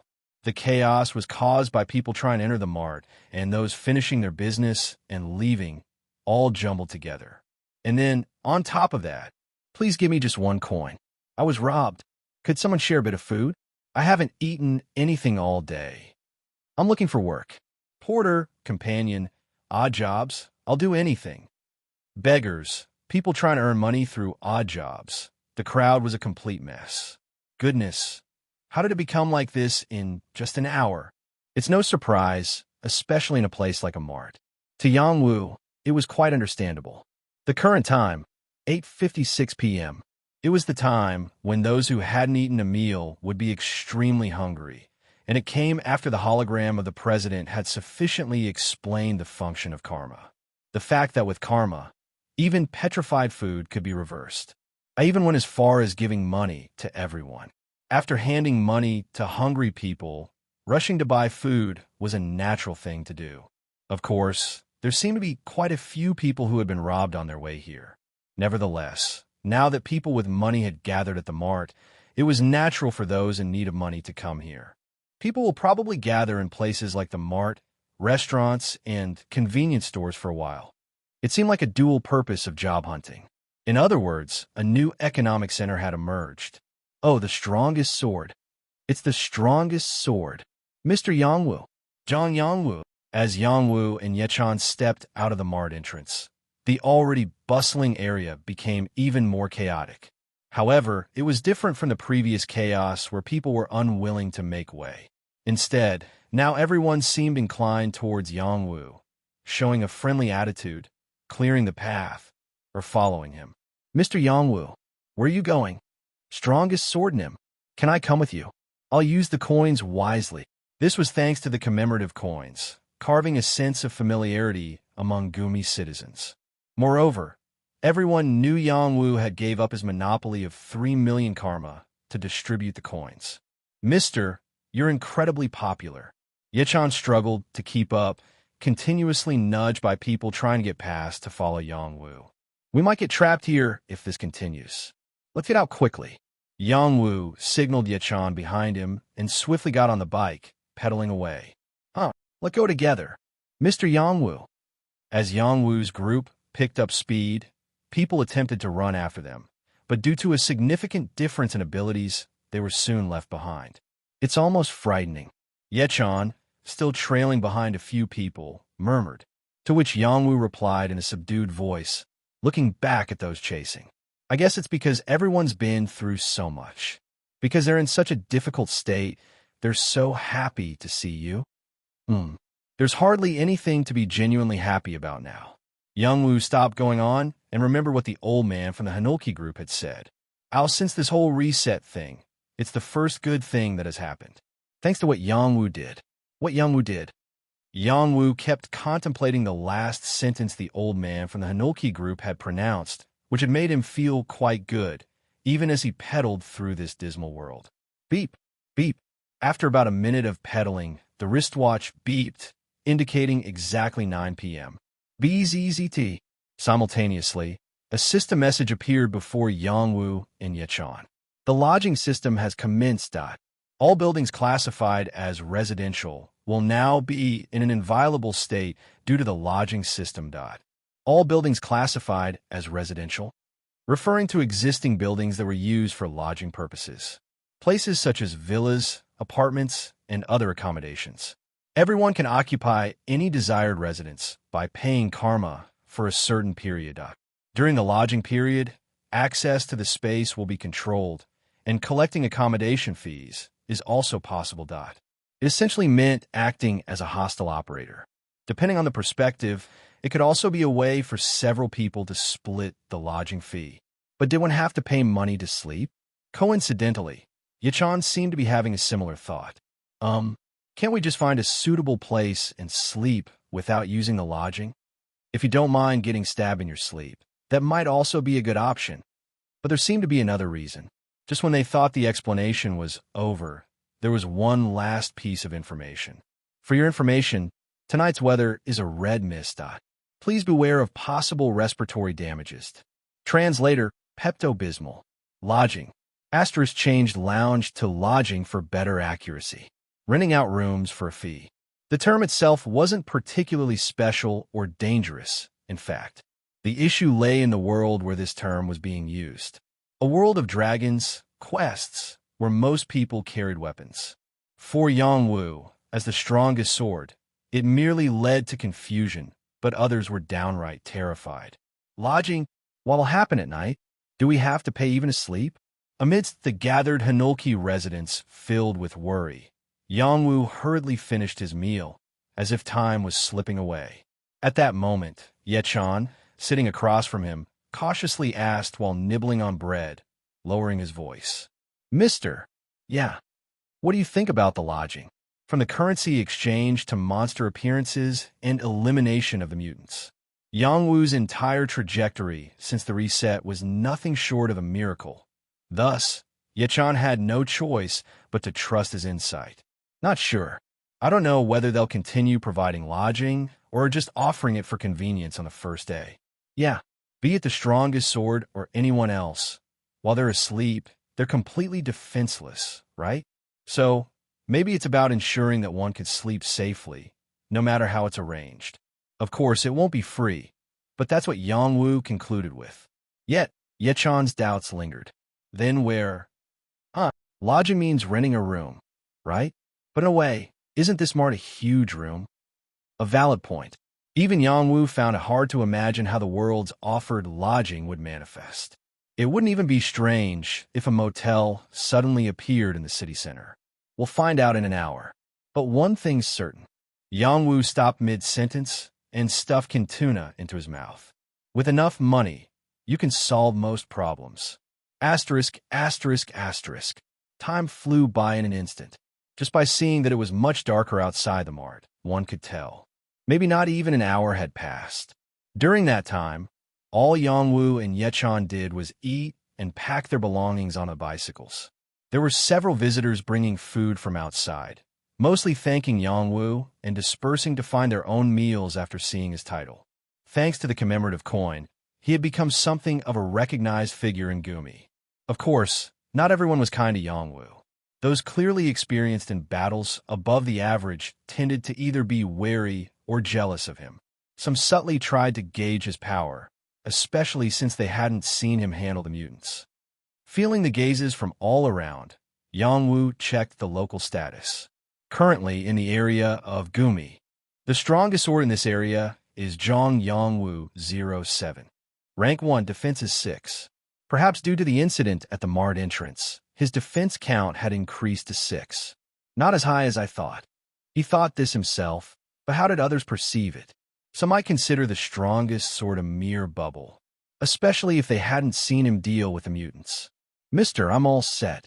Finally, Yechan, done with packing, reported. So, Yongwu did a final check on the bags strapped to the bicycles and the ropes. Suddenly, a middle-aged man who had been loitering nearby approached slowly. Strongest sword nim. Tired of correcting his title every time, Yongwu continued the conversation as it was. Yes, what can I do for you? Do you happen to need a watch? A watch. When Yongwu glanced at the wall clock that was still intact, the man reached into his sleeve and produced something. It was nothing other than a digital wristwatch. Not petrified, a real watch. 2048. Current time, 8:48 p.m. For the first time in a while, Yongwu widened his eyes at the sight of time. Why are you selling this when you've already reversed it back from petrification? Because I don't have any money right now. I heard the lodging will start soon, and I might need money by then. Have you spent all the commemorative coins? The man looked apologetic at Yongwu's question. They were actually taken from me. By whom? The younglings. Younglings. Even in a situation where he'd been robbed, the man's expression remained polite. He must be a fairly decent person. Yongwu remembered the somewhat hazy policeman at the currency exchange and tried to relax his expression as much as possible. So how much do you need? I'd like half the amount I spent to reverse the petrification. 2,000 karma. So that meant he paid 4,000 karma to initially reverse the watch. Yes. All right. With his backpack brimming with crimson coins, Yongwu essentially bought change by giving away coins. Jingle. As Yongwu rummaged through his backpack for 2,000 karma, the man's eyes sparkled. Looks like luck's on my side this time. To think I'd be selling a watch to the strongest sword. You think too highly of me. As Yongwu handed the man the coins, he also received the wristwatch in return. It was, in essence, a barter based on trust, a belief that the other party wouldn't hand out a knife instead of money. I really must go now? Seems like the lodging starts at 9 p.m. After finishing the transaction and resting his hand on the bicycle, Yongwu said this, and Yechan glanced at the Hanuki group on the other side. What about those people? They have to go their own way. I'm not interested in trailing after them. The Hanuki group still seemed occupied with packing. Understandable, considering they probably had a lot of people to take care of over there. While here, they were in a position where they might have to constantly deal with challengers, mutants, and perhaps even fight with strongest sword from other areas. It was best not to get involved with each other. All right, let's go quickly then. Yechan seemed to understand the situation soon enough and pulled the bicycle away from the gazes of the Hanoki residents. Asterisk, asterisk, asterisk. Translator, Pepto-Bismol. The time spent by Yangwu and Yechan in the mart was probably only about an hour, yet the atmosphere outside had completely changed. It had turned into complete chaos. Please move. Let us through. We're heading out now. The chaos was caused by people trying to enter the mart and those finishing their business and leaving, all jumbled together.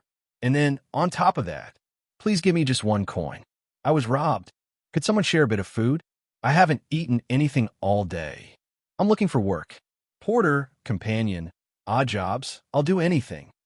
Beggars, people trying to earn money through odd jobs. The crowd was a complete mess. Goodness, how did it become like this in just an hour? It's no surprise, especially in a place like a mart. To Yangwu, it was quite understandable. The current time, 8:56 p.m. It was the time when those who hadn't eaten a meal would be extremely hungry, and it came after the hologram of the president had sufficiently explained the function of karma. The fact that with karma, even petrified food could be reversed. I even went as far as giving money to everyone. After handing money to hungry people, rushing to buy food was a natural thing to do. Of course, there seemed to be quite a few people who had been robbed on their way here. Nevertheless, now that people with money had gathered at the mart, it was natural for those in need of money to come here. People will probably gather in places like the mart, restaurants, and convenience stores for a while. It seemed like a dual purpose of job hunting. In other words, a new economic center had emerged. Oh, the strongest sword. It's the strongest sword. Mr. Yangwu. Zhang Yangwu. As Yangwu and Yechan stepped out of the mart entrance, the already bustling area became even more chaotic. However, it was different from the previous chaos where people were unwilling to make way. Instead, now everyone seemed inclined towards Yangwu, showing a friendly attitude, clearing the path, or following him. Mr. Yangwu, where are you going? Strongest sword Nim. Can I come with you? I'll use the coins wisely. This was thanks to the commemorative coins, carving a sense of familiarity among Gumi citizens. Moreover, everyone knew Yangwu had gave up his monopoly of 3 million karma to distribute the coins. Mister, you're incredibly popular. Yechan struggled to keep up, continuously nudged by people trying to get past to follow Yangwu. We might get trapped here if this continues. Let's get out quickly. Yangwu signaled Yechan behind him and swiftly got on the bike, pedaling away. Let's go together. Mr. Yangwu. As Yangwu's group picked up speed, people attempted to run after them. But due to a significant difference in abilities, they were soon left behind. It's almost frightening. Yechan, still trailing behind a few people, murmured, to which Yangwu replied in a subdued voice, looking back at those chasing. I guess it's because everyone's been through so much. Because they're in such a difficult state, they're so happy to see you. There's hardly anything to be genuinely happy about now. Yangwu stopped going on and remembered what the old man from the Hanoki group had said. Since this whole reset thing, it's the first good thing that has happened. Thanks to what Yangwu did. What Yangwu did. Yangwu kept contemplating the last sentence the old man from the Hanoki group had pronounced, which had made him feel quite good, even as he pedaled through this dismal world. Beep, beep. After about a minute of pedaling, the wristwatch beeped, indicating exactly 9 p.m. BZZT. Simultaneously, a system message appeared before Yangwu and Yechan. The lodging system has commenced. All buildings classified as residential will now be in an inviolable state due to the lodging system. All buildings classified as residential, referring to existing buildings that were used for lodging purposes. Places such as villas, apartments, and other accommodations. Everyone can occupy any desired residence by paying karma for a certain period. During the lodging period, access to the space will be controlled, and collecting accommodation fees is also possible. It essentially meant acting as a hostile operator. Depending on the perspective, it could also be a way for several people to split the lodging fee. But did one have to pay money to sleep? Coincidentally, Yechan seemed to be having a similar thought. Can't we just find a suitable place and sleep without using the lodging? If you don't mind getting stabbed in your sleep, that might also be a good option. But there seemed to be another reason. Just when they thought the explanation was over, there was one last piece of information. For your information, tonight's weather is a red mist. Please beware of possible respiratory damages. Translator, Pepto-Bismol. Red mist and respiratory damage warning. The latter probably won't just mean a simple coughing, considering how things have been going in this world. Even lungs might corrode. The initiation of overnight lodging services came with weather alerts, essentially prompting the use of these lodgings. Should we go to a motel? What? To use the lodging. There are plenty of other places nearby, though. As Yechan pointed out, the surrounding area was scattered with residential buildings. Behind the mart from earlier, there were tightly packed neighborhoods and apartments. However, according to Yangwu's perspective, these residential areas had a fatal flaw. There is a high probability that the owners will return. Those places were originally inhabited by someone. Right? Oh, I see. Yechan belatedly understood Yangwu's argument. That's true. Regular homes likely had people living in them. Motels have owners too, but not every room is occupied by them. There might be vacant rooms. Of course, that would be if they hurried there. But even if all the rooms are full, it won't be a problem for you, mister, since everyone would want to stay the strongest sword. Upon this, Yangwu shook his head. I'll decline that offer. Even if it starts with good intentions, seeing the strongest sword asleep might bring out unexpected feelings. That could happen. While Yechan understood Yangwu's words, he found him to be quite peculiar. He was someone who would distribute money to everyone, even in front of mutants, starting with the kids. Yet, he held such distrust for people. It was impossible to gauge what was truly on his mind. 2 hours until the abnormal weather, red mist forms. Soon enough, a climate notification appeared along with a timer at the top of their field of view. Tick-tock, 01, 59:58. 2 hours? So, the abnormal weather starts around 11 at night.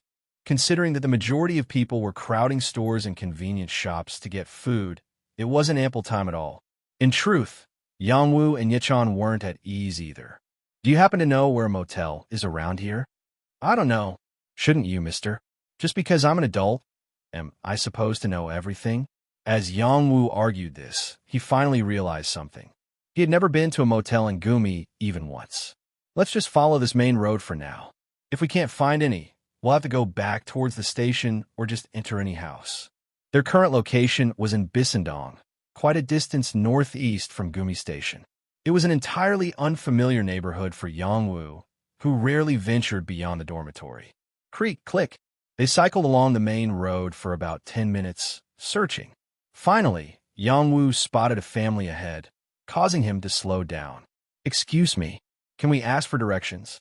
Upon which, the woman at the front raised her axe threateningly in her right hand. The two men carrying a sack on their bikes had appeared rather odd. Soon, they recognized Yangwu's title, and their eyes widened. Wait, aren't you young Yangwu? As the woman spoke, her husband and children behind her began rummaging through their pockets, probably trying to pull out those commemorative coins again. Yes. Do you live around here? We're looking for a motel. A motel? There might be one around. I'm not exactly sure of the exact location, though.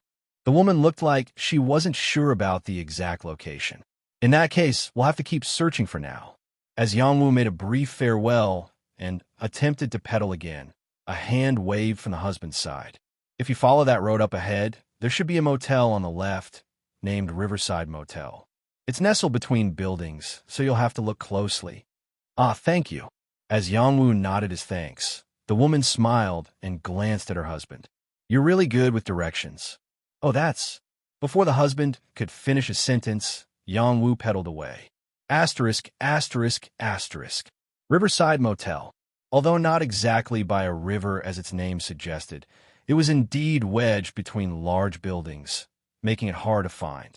Even so, being a 5-story building hinted at ample room availability. Is this it? Looks like it. Yangwu and Yechan approached the motel entrance on their bicycles. Despite the talk of the lodging services, there was nothing particularly distinct about the exterior. Only something flickering beyond the opaque glass entrance hinted at activity inside. Is the owner still here? Given they couldn't leave their heavily loaded bicycles outside, Yangwu opened the entrance while still holding onto his bike. Clang! The bell on the door shook, signaling the arrival of a guest inside, and at the same time, swoosh. Unexpectedly, the Gumi sword technique hologram, taking a defensive stance, appeared along with a piercing sound. Since his stat has temporarily increased from the 100 to 122 dot. Who on earth? Senses increased by 22 implied the opponent's original senses stat were now at 44. Meaning, if they were originally a low-level human, they could be considered a veteran who had accumulated a significant amount of karma. If not, then most likely, a high-level human, at least level 1 or 2. Regardless, a surprise attack was not forgivable. Yangwu swiftly retrieved his early bird and countered the attack. Ping! Simultaneously, from the other side of the door, the hilt of a sword bounced into the air. Almost immediately, someone fell backwards, screaming. Reacting instantly to the sound, Yangwu swung open the glass door, surveying the scene. The source of the horrific scream seemed to be a young man in his early 20s. Yangwu alternated his gaze between the man's deformed right hand and the one-handed sword stuck under the motel counter. The recent counterattack was so powerful that not only did it disarm the opponent, but it also shattered the hand holding the weapon. Come to think of it, my strength is currently at 300. Translator, Pepto-Bismol. Initially, his base strength was merely 19. He was practically a superhuman now. Yet, despite this, Yangwu's ability to handle food or ride a bicycle stemmed from the fact that not too long ago, he lived as an ordinary person. This allowed him to gauge how much strength to exert in daily life. However, if he were to let go of that sense anytime soon, it could lead to unforeseen consequences. Whoa! Yechan, following Yangwu inside, frowned at the young man sprawled on the floor. Guff! The assailant continued his cries of agony. Yangwu then searched through the attacker's pockets. As expected, there wasn't a single coin in his possession. This meant he had likely come to the motel well prepared for robbery. The next step would usually involve delivering a fatal blow, but what level are you? What's your role? An extra? A supporting role? Yangwu postponed the opponent's death by asking these questions. However, with a broken wrist, would he even register such questions? The young man's continuous groaning and screams made it impossible for him to hear or respond.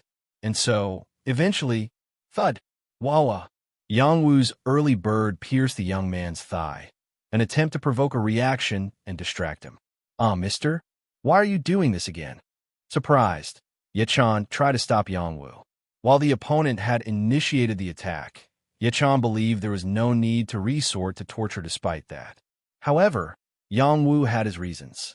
He felt it necessary to investigate other high-level humans to understand the specific nature of a level 1 supporting role, like his mother. What level of human are you? What's your role? Just tell me that, and I'll let you live or kill you, whichever you prefer. You insane! Enraged, the young man tried to spit at Yangwu, but stopped upon seeing the early bird held in his grasp. Wait, I'm a level 1. A level 1 extra. Level 1. Yangwu's eyes widened. He was indeed a high-level human. And your occupation? I don't have one, anything like that. So, unemployed? Then what about your parents? Upon Yangwu's inquiry, the expression on the young man, who had been in despair until then, suddenly changed. It was as if he had become an entirely different person. You guys killed them. What? You killed them? You damn vultures! It was more than just expressing malice. The rage and sorrow were so intense, it seemed to make the air around them boil. Perhaps the young man's parents were also high-level humans, and, judging by his extreme reaction, they might have been targeted and eliminated by public vote. Now you're trying to act innocent? Just kill me too. The young man seemed to have lost control entirely. But regardless what happened to his family life due to the reset, the fact remained that he intended to kill anyone entering the motel. Seeing that further conversation was futile, Yangwu followed the young man's orders and swung his early bird. FSSH. In a blink, a red streak crossed the young man's throat, and soon, the head fell with a sickening thud, the severed neck emitting a gushing sound. Witnessing it all, Yechan's face turned pale. As a high school student, this sight was too brutal and bizarre for him to comprehend. To think a person he considered a colleague would resort to torturing for information, and that the tortured individual's parents had been erased by the public. It was a moment when he realized that he was living in a much more terrifying world than he had thought. Is this really happening? As Yechan spoke, staring at the head lying lifelessly, Yangwu raised an eyebrow and asked, "What? Just because I didn't kill him right away?" It was purely Yechan's uncertainty about what he was troubled by that led to his words. Hence, Yechan found himself at a loss for words. In truth, he didn't precisely know what was making him fearful and anxious, whether it was due to Yangwu gradually becoming inhuman or if the world itself was the issue. No, Yechan shook his head, gesturing to continue on their way. So, with an uneasy expression, Yangwu moved, leaving the severed head behind. 01:16:32.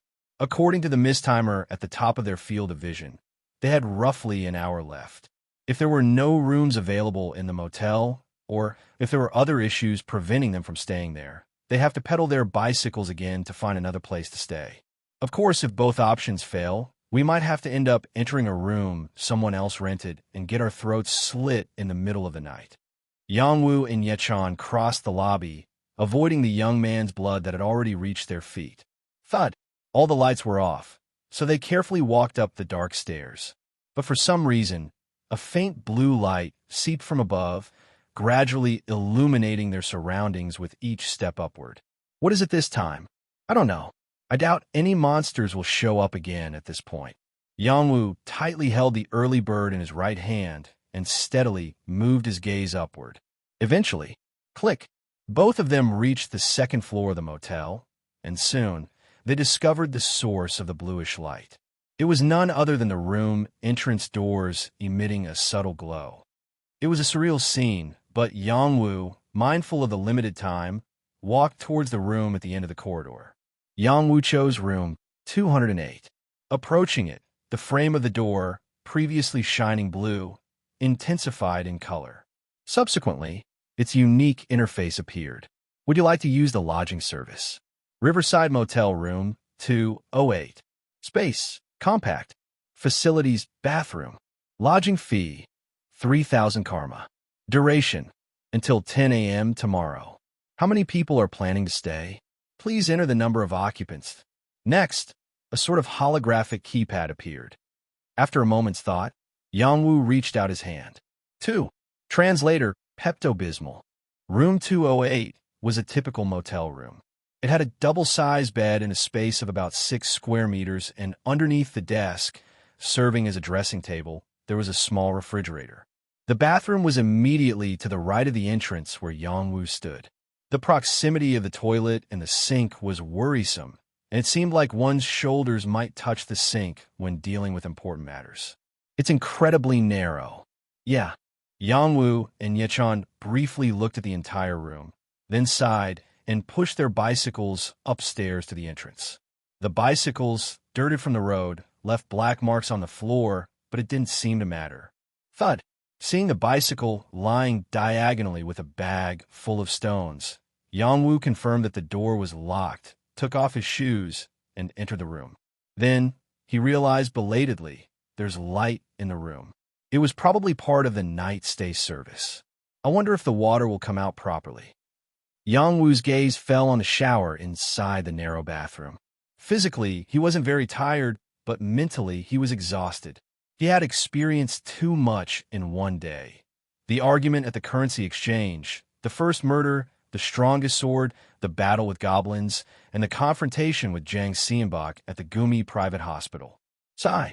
After confirming the locked door again, Yangwu put down his shield and early bird on the floor and unpacked his backpack. Can I take this off? He wondered while feeling around to remove the makeshift knife sheath from his waist. Eventually, he found a small button attached to the back of the belt in the side rear. Using his fingernail, he pressed it deeply, and the seam of the belt loosened, releasing the structure. Click! Finally, having released the knife sheath, Yangwu undid his own belt and, while feeling around his waist, said to Yechan, who was also fumbling with his sheath, I'll wash up first. If someone tries to come in, let me know.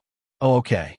Yangwu, without hesitation, undressed and entered the bathroom. Suddenly, the mirror above the sink reflected him. His exposed body looked like decaying flesh covered in black and blue bruises all over. On the other hand, the title of strongest sword on top of his head was shining dazzlingly, almost boastful, as if flaunting what he had gained as the price for all those bruises. Finally recalling something, Yangwu touched the spiral-shaped tattoo on his left chest with his hand. Then, something happened. The title that had been attached to his head disappeared without a trace. It's touch-sensitive. Not funny at all. Yangwu stood in front of the shower with his head cleared, and with a slightly nervous heart, he turned on the water. Squeak! What happened next was quite surprising. Splash! Without a moment of silence, the water gushed out immediately. Wow, oh my God! As Yangwu received the pouring stream of water, he unintentionally exclaimed. Even though it was just a shower in a single day, it felt like the first time he had taken a shower in about a decade. After Yangwu finished showering in a good mood, Yechan, who had been sitting at the desk, approached and offered something. Swipe! What's this? It was in a refrigerator. What Yechan held out was none other than a can of orange juice. And you could take this out without paying? As Yangwu received the juice, an information notice came to his mind. Asterisk, all items provided are not allowed to be taken out of the room. Consuming the drinks provided in the room is allowed, but taking them with the intention of stocking up is not permitted. Well, that makes sense. While sipping the juice, Yangwu looked around the room again. Oddly enough, there's no computer. Are there motels without computers in this day and age? Yangwu smirked, thinking that maybe the system deliberately left it out. After all, would this crazy world rent a computer overnight for a mere 3,000 won? Let's be satisfied with being able to shower. Yangwu stared at the scattered clothes on the floor, then suddenly realized. The fact that he was currently naked. Ew. You should wash up too. I need to put on a gown. As Yangwu awkwardly grabbed the gown on the table, Yechan nodded hesitantly and carefully undressed. Slick swish. For some reason, it was an embarrassing moment. Deliberately making a loud noise, Yangwu lay down on the bed as Yechan awkwardly took off his clothes. Plop! With a sound, the sheet slid down, relieving his tired body. Then, a tremendous sense of relief enveloped Yangwu. Phew! Finally, the end of a long day. 01:16:32. The abnormal weather timer was still displayed at the top of the field of view, but he could no longer pay attention to it. The sleep that had been pushed in during the digging moments pressed against his eyelids. Somewhere, there seemed to be a sound of water pouring, but even this was soon forgotten. And then, bang, bang, bang, thump bang. Oh, who the hell is banging on someone's door at this hour? Yangwu, in the midst of half-sleep, had such thoughts before abruptly waking up. Gasp! He remembered where he had fallen asleep just before. It was the motel where the night-stay service had begun. In other words, in the midst of this insane world. Thunk! The loud noise echoed again. This time, he could accurately pinpoint the origin of the sound. Is anyone in there? Please open the door. Someone outside was banging on the door without any consideration. 00:06:46. The timer at the top of his vision was pointing to the 3-minute mark. I must have slept for more than an hour. Seeing that even the memory of falling asleep was hazy, it seemed like an intense nap. Swish! As soon as he got up, he was wide awake. Yangwu first inspected the room for signs of intrusion, such as missing items or someone else's footprints. Ugh! In the meantime, Yechan, who had been sleeping on the floor, half opened his eyes and raised his head. What's happening? Looks like someone is looking for a room. Yangwu checked the bathroom one last time and picked up the early bird lying on the floor before approaching the entrance. Thud, thud, thud. Meanwhile, the unidentified figure continued to pound on the room door as if they were about to break it down. They guarantee the right to sleep, but does that mean it doesn't guarantee a peaceful sleep? Nevertheless, if he opened the door, would the other person be able to enter immediately? I distinctly remember that if you rent a room, you can restrict others from entering. As Yangwu had such thoughts while placing his hand on the doorknob, a familiar text box appeared. When you open the door, a barrier will be created that allows only the lodger to enter. If you wish to share a room, confirm the other person with the barrier, then change the room rate and maximum occupancy. Without hesitation, Yangwu opened the door. Swoosh!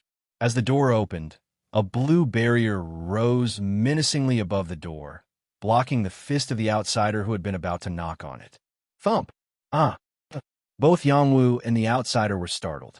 The outsider was surprised because the face of the room owner was exactly the same as the one on the commemorative coin. On the other hand, Yangwu was taken aback for a different reason. What is this? His surprise was due to the fact that the person outside was a woman. Not just any woman, but a woman carrying a backpack filled with various weapons and petrified food. In addition, a small dagger was stuck in the hip knife sheath, a one-handed sword was in her right hand, and a steel round shield was held in her left hand. The backpack was neatly tied with a rope containing an axe, an extra one-handed sword, and another steel shield. Could I still be dreaming? What on earth is this person doing? She was the most meticulously armed person he had seen so far, and judging by the amount of luggage she carried, her strength and stamina values seemed unusually high. What is this? Yangwu unintentionally mumbled to himself. The woman, looking at Yangwu's head, tilted her head. Isn't it? It seemed odd to her that the title of Gumi's strongest sword, similar to the one in the commemorative coin, was missing. Even her first impression was surprisingly ordinary, unlike what she imagined. Are you not Gumi's strongest sword? But why is there nothing? The strongest sword is... As the woman continued her sentence, she suddenly closed her mouth. Then, she looked straight into Yangwu's eyes. No, more importantly, there's no time now. Please open the door. 0003:41. As the woman said, time was running out. However, Yangwu had no intention of playing the hero, even to the extent of getting up from his bed. Check other rooms. With this statement, Yangwu intended to close the door. But then, the woman began banging on the barrier like crazy. This is the last room. No one else is taking me in. Of course. So, find another vacant room. Creak. The gap of the door began to narrow further. At this point, the woman shouted frantically, "Hey, I'm pregnant." And this strategy worked reasonably well. Yangwu, who had left a gap of about 1 centimeter, stopped moving. The woman, not expecting the door to close, reflexively flinched and looked nervously at Yangwu. I am serious, but no one believes me. It was understandable since the woman's belly showed no signs of pregnancy. If her claim was true, she might be in the early stages of pregnancy. You're pregnant, and you're still wandering around like this? I have to protect the child. If I die, our baby will die too. The woman's gaze as she spoke was quite serious. What about your husband? He was killed by goblins. By this point, Yangwu had nothing more to say. Then, Ye-chan, who had been listening in the background, spoke quietly. Since we're all awake now, why not let her in? I barely slept for an hour. Should I stay up all night because of her?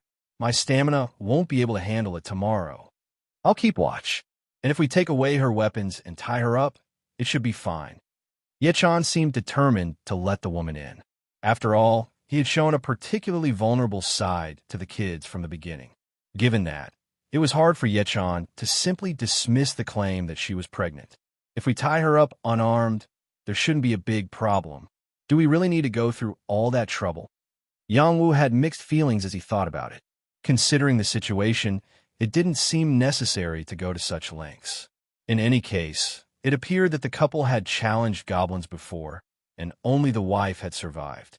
Of course, assuming the opponent's claim was true. 0002:11.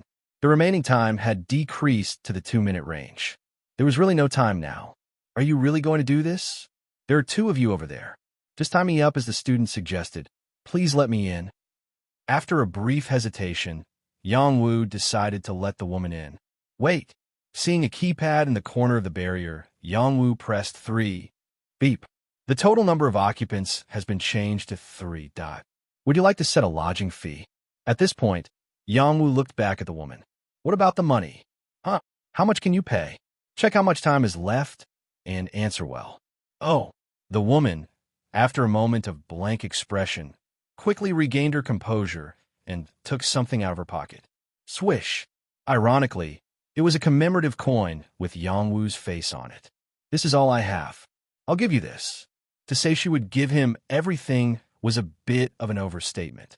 The woman offered a single commemorative coin, equivalent to 10,000 karma. Anyway, considering that the room's rental fee was 3,000 karma, it was quite a lucrative deal. Yes, that's fine. When Yang Wu set the lodging fee to 10,000 karma, the blue barrier turned green. Hopeful occupants, please pay the lodging fee and entered. This message was visible to both Yang Wu and the woman.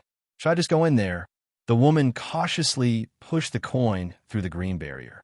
Clink. As the coin passed through, it seemed to be enveloped by a green protective shield, preserving it until the entry process was completed. This system prevented room owners from taking the lodging fee and closing the door, a practice known as evasion. Eventually, when the woman fully entered the room, the protective shield was removed from the coin. Then, simultaneously, the woman's gloomy aura, which had been visible through the face, dissipated. This is an outrageously expensive one-night stay. If I knew, I would have come earlier. After placing the commemorative coin on the table, the woman looked alternately at Yang Wu and Yechan, asking, "Your gown looks nice. Can I wash up too?" Translator Night. Proofreader Gun. Seated on the edge of the bed, Yang Wu silently listened to the sound of water flowing from the bathroom. Sigh. What on earth is all this? In front of the practically useless glass door of the bathroom were scattered clothes and a backpack that a woman had been wearing, except for daggers, a short sword, and a shield. What was she doing in there? It was almost inevitable to imagine the woman showering. Carrying nothing but a sword and shield, she entered that narrow bathroom. Of course, it was not at all sensible for a man she had never seen before to casually enter a room where two people were and start showering. Does she have that much confidence in her fighting skills? Looking back at the woman's appearance and story, it was clear that she was no ordinary novice. Anyway, once she finishes showering, I should tie her up securely. If he tied her hands and feet with a rope and left her on the floor, even if she tried to break free and launch a surprise attack, he would be able to respond in time. Of course, Yechan would probably wake him up before it's too late. Yang Wu still stared intently at the commemorative coin on the desk. Then, he noticed that the timer at the top of his field of vision had disappeared. Come to think of it, by now, a red mist should be forming outside. Since there was a window on the wall to the right of the bed, Yang Wu quickly approached and looked outside. Even though the half-open window also had a blue barrier, he could see the outside situation well enough. It was like a truly grim fog spreading throughout the city. Gradually, silhouettes of people appeared near the fog. Thud! A man running frantically towards somewhere. Seeing that he was completely unarmed, it seemed like he either fell victim to bandits or was a latecomer who didn't follow the initial quest line. It seems he managed to survive without encountering goblins. But luck seemed to have run out here. The red mist was closely chasing the man's rapidly moving legs. And eventually, splat! Without any sound or sign, the mist swallowed the man. Although the distance between the scene and the motel was considerable, screams should have been heard, but there was still no sound. Instead, the blurred silhouette of the man, enveloped in the mist, staggered and stumbled. Then, as usual, the man stopped walking and collapsed to the ground. How long did it take? About a minute. Yang Wu recalled the time from when the man touched the mist until he became unable to move. It seemed like about a minute. I'm not sure if he's dead or not. While Yang Wu pondered alone, Yechan called him from behind. Mister. Yeah. Turning around, Yang Wu saw Yechan looking somewhat confused, and the woman who had just finished showering was standing a few steps away. Wrapped in a shower towel, she held a short sword and a shield in each hand. Nevertheless, Yang Wu's Gumi sword technique and golden flash remained silent. He judged that it wasn't a combat situation at the moment. Thanks to you, I had a good shower. Thank you. Glancing briefly at the commemorative coin on the desk, the woman leaned the knife she held in her right hand against the wall, making sure the hilt of the knife was within reach in case she needed to grab it again. In response, Yangwu looked at her with a sharp expression, as if not to forget the promise they made outside. I told you I'd tie you up unarmed, didn't I? I'll do as I said, so put down that shield too. Then, the woman obediently dropped the shield in her left hand to the floor. I didn't lie earlier, so I hope you won't be too weary. But instead of responding, Yangwu placed the shield between the wall with the window and the bed. This way, he could grab the shield even while lying on the bed. The woman, who couldn't help but notice this, smiled again. But seriously, you're not the strongest sword, right? Gumi is not a big city, but can there be two people who look so alike? What does it matter if I am or not? Well, if you are, it's a good thing to meet a noble, and if not, it's not a problem. A vague answer. Yangwu decided to remain silent to avoid unnecessary disturbance. After all, he planned to leave Gumi as soon as the mist disappeared. I have to go to another city before the next mutant appears. The longer it takes, the greater the difference in abilities with the strongest sword of other regions will be. Golden Horde. Summon the Golden Rain in 2 or more regions. 1/2. Excellent social worker.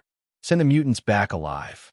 Of the recommended achievements that could be attempted in a short period, these 2 were available. If lucky, he might even accomplish both simultaneously. By the way, what's your relationship? The woman threw another question. Not a special relationship.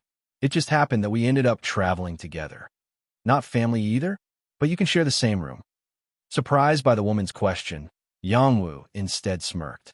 Well, you're sharing a room over there right now. Oh, right. Around this point, Yangwu sensed something suspicious. Well then, could you put some clothes back on? It's a bit awkward to leave you tied up in that state. When Yangwu signaled to Yechan to prepare the rope, the woman chuckled and spoke again. Wouldn't it be more dangerous to tie me up while I'm dressed?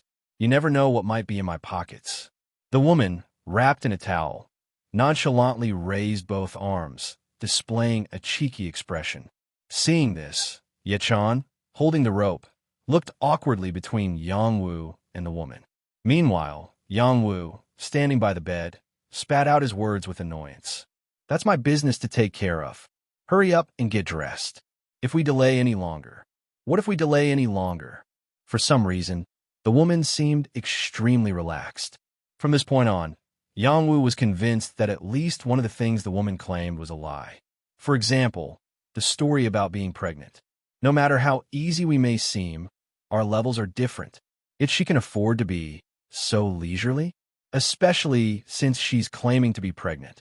Yangwu still shook his hands, gesturing for the woman to be tied up quickly, and observed her closely.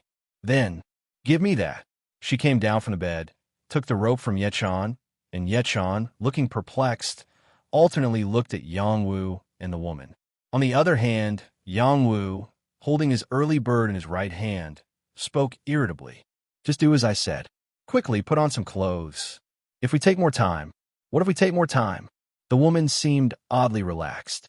From now on, everything seemed unbelievable. The strangest thing was that the woman continued to insist on being unarmed. Yangwu continued to gaze fixedly at the woman, who, despite his gestures, was still not tied up. When Yangwu kicked away the shield under the woman's feet, she raised the corners of her mouth. Now, can you relax? I don't know. Yangwu, holding Early Bird in his right hand and the rope in his left, approached the woman. At that moment, the woman looked at the terrifying blade of Early Bird and shivered, as if in fear. Are you trying to tie me up with that in your hand? It's dangerous. Lower it for a moment. After all, I don't have any weapons. However, Yangwu was ready to corner her, disregarding her words. Just stay quiet. As both sides approached within 2 paces, Yangwu's eyebrows twitched. It was because he saw something flashing from inside the towel the woman had wrapped around her body. And simultaneously, Gumi's sword technique and the golden flash warned him. The sense's value has temporarily increased from the original 100 to 137. This, swish thud, Yangwu and the woman moved almost simultaneously.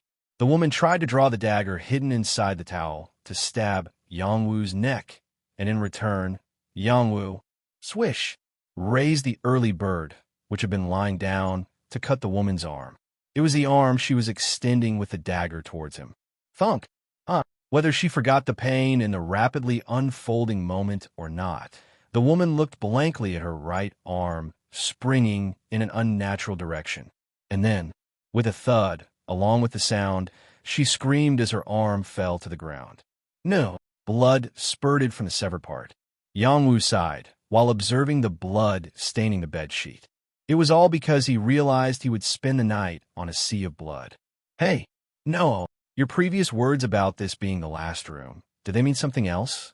You've already ransacked the other rooms, and only this one remained, right? Yangwu made a plausible inference, but the woman seemed too preoccupied to respond. She was too busy rushing towards the entrance, as if crazed. Wait, anyway, even if you go outside, you'll die. Yangwu, retrieving the shield wedged between the bed and the wall, threw it diagonally toward the woman's lower back. Splatter! With a dreadful noise, the steel shield stuck into the woman's waist, curving in a peculiar direction. Thud! Act! With a moan, the woman, who had fallen forward, poured out sweat from her whole body, writhing in pain. This crazy! Yangwu, jumping off the bed, muttered quietly. You should have quietly waited and attacked at dawn. Why did you choose the difficult path? Surprisingly, it seems to have worked well with other guys. Then, terror filled the woman's face. She had now realized that she had seriously misunderstood her opponent. You with the strongest sword. Weren't you trying to act tough with me? Wasn't it different from what you imagined? WL. Die. Without bothering to hear more, Yangwu deeply stabbed the woman's lower back with the tip of his sword. Swish. With that, the trembling woman's movements ceased, and a small puddle of blood formed beneath her. Yangwu stepped on the blood while searching the woman's body. There was no other weapon in the towel, but he found something in the woman's fingers. There was a ring. It had a color, as if it were a discolored silver ring. I wonder if it's an item. When Yangwu pulled the ring from the woman's hand, an item tooltip appeared. Assassin's Finger, Artifact Ring. 10% increase in stats in a one-on-one battle. Empty slot. Asterisk Portrait of a Murderer bonus. Portrait of a Murderer. This was an achievement. To be more precise, it was an achievement that Yangwu had never seen before. Probably an achievement corresponding to a different personality, not stubborn, and, that is to say, did she also open achievements? Anyway, at first glance, it was confirmed that this woman was not an ordinary player. And Yechan, who had witnessed all these scenes up close, he stood frozen in place, as if he couldn't even properly breathe. Every moment he had just witnessed was shocking. Are you okay? In the end, she was a scammer. Yangwu tried to comfort Yechan awkwardly, swallowing the remark. Che's claim of being pregnant was probably a lie as well. Current time, 11:23 p.m. After confirming that the fog outside had thickened more than before through the window, Yangwu lay down on the bed with a delicate bloodstain. What? The fresh smell of blood rose through his body. However, it wasn't disturbing enough to hinder him from falling asleep again, thanks to becoming accustomed to the scent of blood during that time. Relieved tension allowed his entire body's muscles to relax. With a sigh, his eyelids became heavy. But Yechan, unlike Yangwu, he couldn't easily fall asleep. For a while, he stood still, gazing at the corpse lying near the entrance. It was a cruel and bizarre night. Translator night. Proofreader gun. Ding. Ring. Ding. Ring. What's this now? Yangwu, awakened by the ringing tone, slowly opened his eyes. Through the window, left open yesterday, sunlight poured in. Then again. Ding. Ring. Turning his head, he looked to the left. The motel phone on the bedside table was loudly ringing. Crazy. Yangwu checked his wristwatch while picking up the receiver. The current time was 8:02 a.m. Click. Hello. The habitual greeting escaped his lips without him realizing it. On the other side of the line, there was silence for a while. Then, there is 1 hour and 48 minutes left until checkout. A mixed voice of a man and a woman conveyed the announcement. What the hell? A shiver ran down his spine as he fully woke up. Yang Wu, who had cautiously picked up the phone, threw it far away without realizing it. But the caller had already hung up. This shitty situation. In any case, the wake-up call was effective. It not only woke him up, but also restored his sense of reality in an instant. What was it? Yechan, too, had hastily risen from hearing the phone ring. He stood by the window, staring with surprised eyes. Meanwhile, Yang Wu, still looking at the body of the woman lying near the entrance, moved to the window and confirmed that the red mist had completely dissipated. It was a checkout notification. We should get going. Although there was still plenty of time until the checkout, there was no reason to waste time meaninglessly here in the deserted yard. Yang Wu opened the refrigerator, drank canned coffee and tea. Then, he took out a dagger from the right arm of the woman lying on the floor, thinking it might be useful to strike the opponent's weak point, just like the deceased had done. Now what's left is... Yang Wu's gaze fell on the backpack the woman had been carrying. He had little interest in spare weapons and miscellaneous items, and what he was looking for was... Oh! As Yang Wu rummaged through the backpack, he felt a familiar texture in his hand. Click! Sure enough, there was a pile of coins at the bottom of the backpack. He turned the backpack upside down and shook it. Not only the crimson coins, but also dazzling commemorative coins continuously poured out. Swoosh! That's a lot. How many did she kill? Yang Wu speculated that before coming to this room, the woman probably looted other rooms one by one. The total amount of coins on the floor added up to a whopping 364,000 karma. 32 commemorative coins and 44 crimson coins. I should consider myself lucky to meet her before she could convert these into stats. Now Yang Wu's cash assets were 810, translated into stats. He immediately started distributing his stats to avoid making the same mistake as the woman. As long as I don't lose the golden flash, there's no hurry to increase my senses. That leaves strength, stamina, and durability.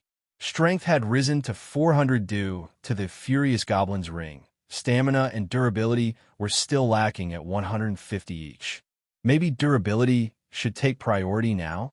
My body still can't handle my maximum output. Yang Wu left only 10,000 karma as change and poured the remaining 800,000 into his stats.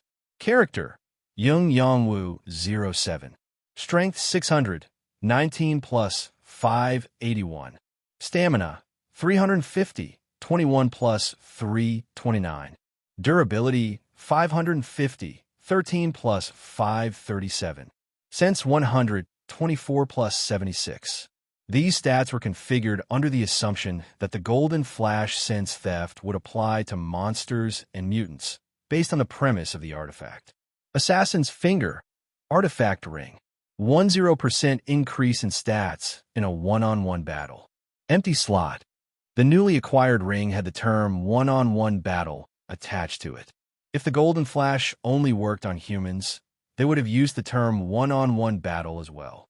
However, the tooltip for the Golden Flash was steal 50% of the enemy's senses during battle. During combat, the enemy's senses were stolen. Moreover, this was a legendary grade item, so Yang Wu was confident that it would be effective even against mutants. Suowit. After investing in stats, a unique vitality spread throughout his body. Yang Wu took only a rope from the woman's backpack, removed his gown, and put on his clothes again. Yechan, who had been watching him blankly, belatedly grabbed his clothes. Asterisk, asterisk, asterisk. Riverside Motel, 2nd floor. As the two closed the door and came out into the corridor, loud noises pierced their ears. Dingling, dingling. It was none other than the ringing of phone bells coming from other rooms on the 2nd floor. Since all the doors were wide open, Yang Wu could see into each room as he crossed the motel corridor. Oh my God! Just by looking at the scattered bodies in the narrow motel rooms, it seemed like something had happened yesterday. Most of the victims were men, some in gowns, and others completely naked. Some had only half-worn clothes on from the outside. In some rooms, men and women were mixed, and the woman in question seemed to have had a hard time in such places. There were far more traces of combat in this room compared to others. At any rate, it's impressive. Yang Wu sincerely admired. Combat skills aside, how did she manage to enter each room? There must have been different gender ratios and compositions in each room. Yet how did she successfully enter each time? Well, in the end, I did open the door for her. Yang Wu continued forward until he reached the last room at the end of the corridor. In that room, two women who seemed to be a mother and daughter were lying without even holding weapons. As Yang Wu approached the door, a blue barrier appeared as if to block his way. Since the checkout time was still valid, it meant that outsiders couldn't enter. Ironically, there was no longer anyone to unlock the barrier for this room. The world had gone mad. Glancing back, Yang Wu noticed Yechan standing with a grim expression. Although it would have been morally right to ask if he was okay, Yang Wu didn't bother. Let's go now. We have to leave. Yes.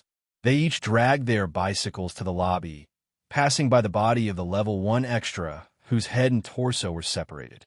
Asterisk, asterisk, asterisk. Swoosh. The bicycle carrying Yang Wu reached its maximum physical speed. They headed southwest towards the Jiangbu Expressway. In terms of the route, they were technically retracing their steps. However, the scenery was completely different. Bodies were strewn along the roadside as if a plague had swept through, probably killed by the red mist. In reality, it wouldn't be far off to say it was death caused by acquired poverty. Since warnings had been spread 2 hours before the fog appeared, it wasn't difficult to find a place to stay if you had money. That meant people who died on the streets were likely to be impoverished. Thus, another beggar. People who had been searching through corpses early on mostly ended up disappointed. Yang Wu and Yechan rode their bicycles through the bodies of the dead and the living. Swoosh! Perhaps because of the fast speed or because they spotted the early bird at Yang Wu's waist, no one dared to stop or attack the two. Do mutants appear at a scheduled time every day? If that's the case, we can plan our route accordingly. The major schedule in this world, as Yang Wu had observed so far, was as follows. 9 p.m., start of the lodging service. 10 p.m., tax collection.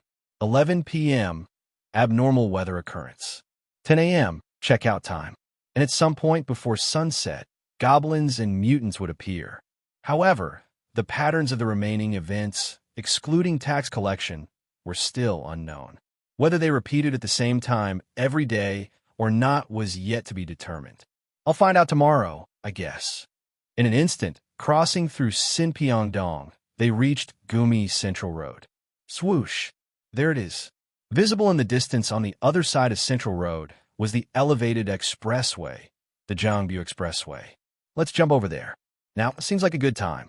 Perhaps lifting Yechan and climbing onto the elevated highway was also possible. Yang Wu eagerly pressed the pedal, ready to quickly test his seemingly miraculous physical abilities. Then, unexpectedly, with a sudden crack, his center of gravity shifted downward. Swiftly using one foot to touch the ground, he managed to support himself, but the bicycle that had been carrying him finally collapsed beyond repair. The bicycle frame couldn't withstand Yang Wu's output and ended up completely broken. Probably, the cause was getting overly excited after visually confirming the expressway a while ago. As Yang Wu stared at the shattered bicycle, Yechan, who had overtaken him, quickly stopped his bicycle. Are you okay? Yeah, it's just the bicycle that's broken. Yang Wu made a somewhat embarrassed expression, but on the other hand, he thought it wasn't a big problem. I could just run with 2 legs. With a strength of 600, stamina of 350, and durability of 550, it might look a bit funny, but in reality, he could probably move faster than a car city driving if he ran seriously. Yang Wu securely tied the handlebars and the backpack hanging on his back to his body with a rope. Then, thud, in a state where his feet adhered closely to the ground, he sprung forward towards Yechan in front of him. Papak! This time, even before he could take 2 steps, a strange sound came from his feet. Pung! The shoes couldn't withstand the pressure of high-speed running and burst. However, since his bare feet didn't hurt particularly, Yang Wu looked at Yechan, who was surprised, and passed by. Wah! Despite just running with 2 legs, a gust of wind rushed at him as if he had opened a window in a moving train. Is this right? Amazed at his inexplicable athletic ability, Yang Wu looked at the Jiangbu Expressway, which was now approaching. Although he had to lift his head to see the upper part of the road, for some reason, it seemed like he could easily jump up there. I think it should work. With his two legs prepared for maximum output, Yang Wu's right foot kicked the ground, propelling his body upward. Wah! Defying gravity, Yang Wu's body soared vigorously. Unbelievable. Easily leaping to the height of the elevated expressway, Yang Wu smoothly entered the Jiangbu Expressway. Crack! The asphalt ground beneath Yang Wu's heels crumbled. Checking the condition of his bare feet, Yang Wu shouted towards Ye Chan, who was still below the expressway. Can you climb up? In response, Ye Chan slowly rode his bicycle towards the road. No, it'll be too difficult for someone like me, mister. For some reason, Ye Chan's tone sounded heavy.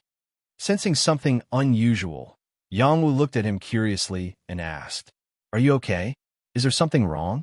I can help you climb up. I will just come down and lift you up and jump. Then Ye Chan, who had arrived below the elevated expressway, looked up at Yang Wu with a quiet expression. Is it meaningful to go to such lengths? Huh? Yang Wu, puzzled by Ye Chan's words, was about to ask what he meant. However, Ye Chan, looking around, put one foot on the pedal of his bicycle. Anyway, even if I go up there, I won't be able to ride at the same speed as you, mister. It seems like this is as far as I'll go in your debt. In debt? What are you? Before Yang Wu could find the right words, Ye Chan quietly continued. Go ahead. I now have some weapons and money, so I'll figure something out. Really? Are you deciding to be independent all of a sudden? We weren't really a family to begin with. So, rather than saying it's independence, it's just parting ways because the time has come. Ye Chan smiled with a bitter expression. Only then did Yang Wu realize that the other party was sincere. However, was it really possible? Could someone like him survive in this crazy world? No, it's just unnecessary worry. We weren't family from the start. Yang Wu forced himself to accept it. From a practical perspective, Ye Chan was becoming more of a burden, and it was wise for him to become independent if he wanted to grow properly. But how could relationships between people be measured only pragmatically? From Yang Wu, who had grown attached to him, it couldn't help but feel a bit disappointing. I'm going to Seoul eventually. So, if I manage to survive, let's meet in Seoul someday. At this, Ye Chan, with a momentarily blank face, looked up at Yang Wu and burst into a hollow laughter. Seoul? Yes, sure. By the time we meet there, I probably won't be ordinary. Of course, both of them knew that the likelihood of Ye Chan reaching Seoul alive was not very high. Well, take care of yourself. You too, mister. Thanks for everything. Ye Chan bowed his head in farewell, then confidently rode his bicycle under the elevated expressway. Swish! The sound of Ye Chan's bicycle quickly fading away. When Yang Wu turned around, Ye Chan, who had crossed the elevated expressway and was running on the other side, gradually became a small dot. Soon, he turned into a tiny point and disappeared into the cityscape in the distance. Silence lingered as Yang Wu bid farewell to his first companion. However, there was no time to dwell on it.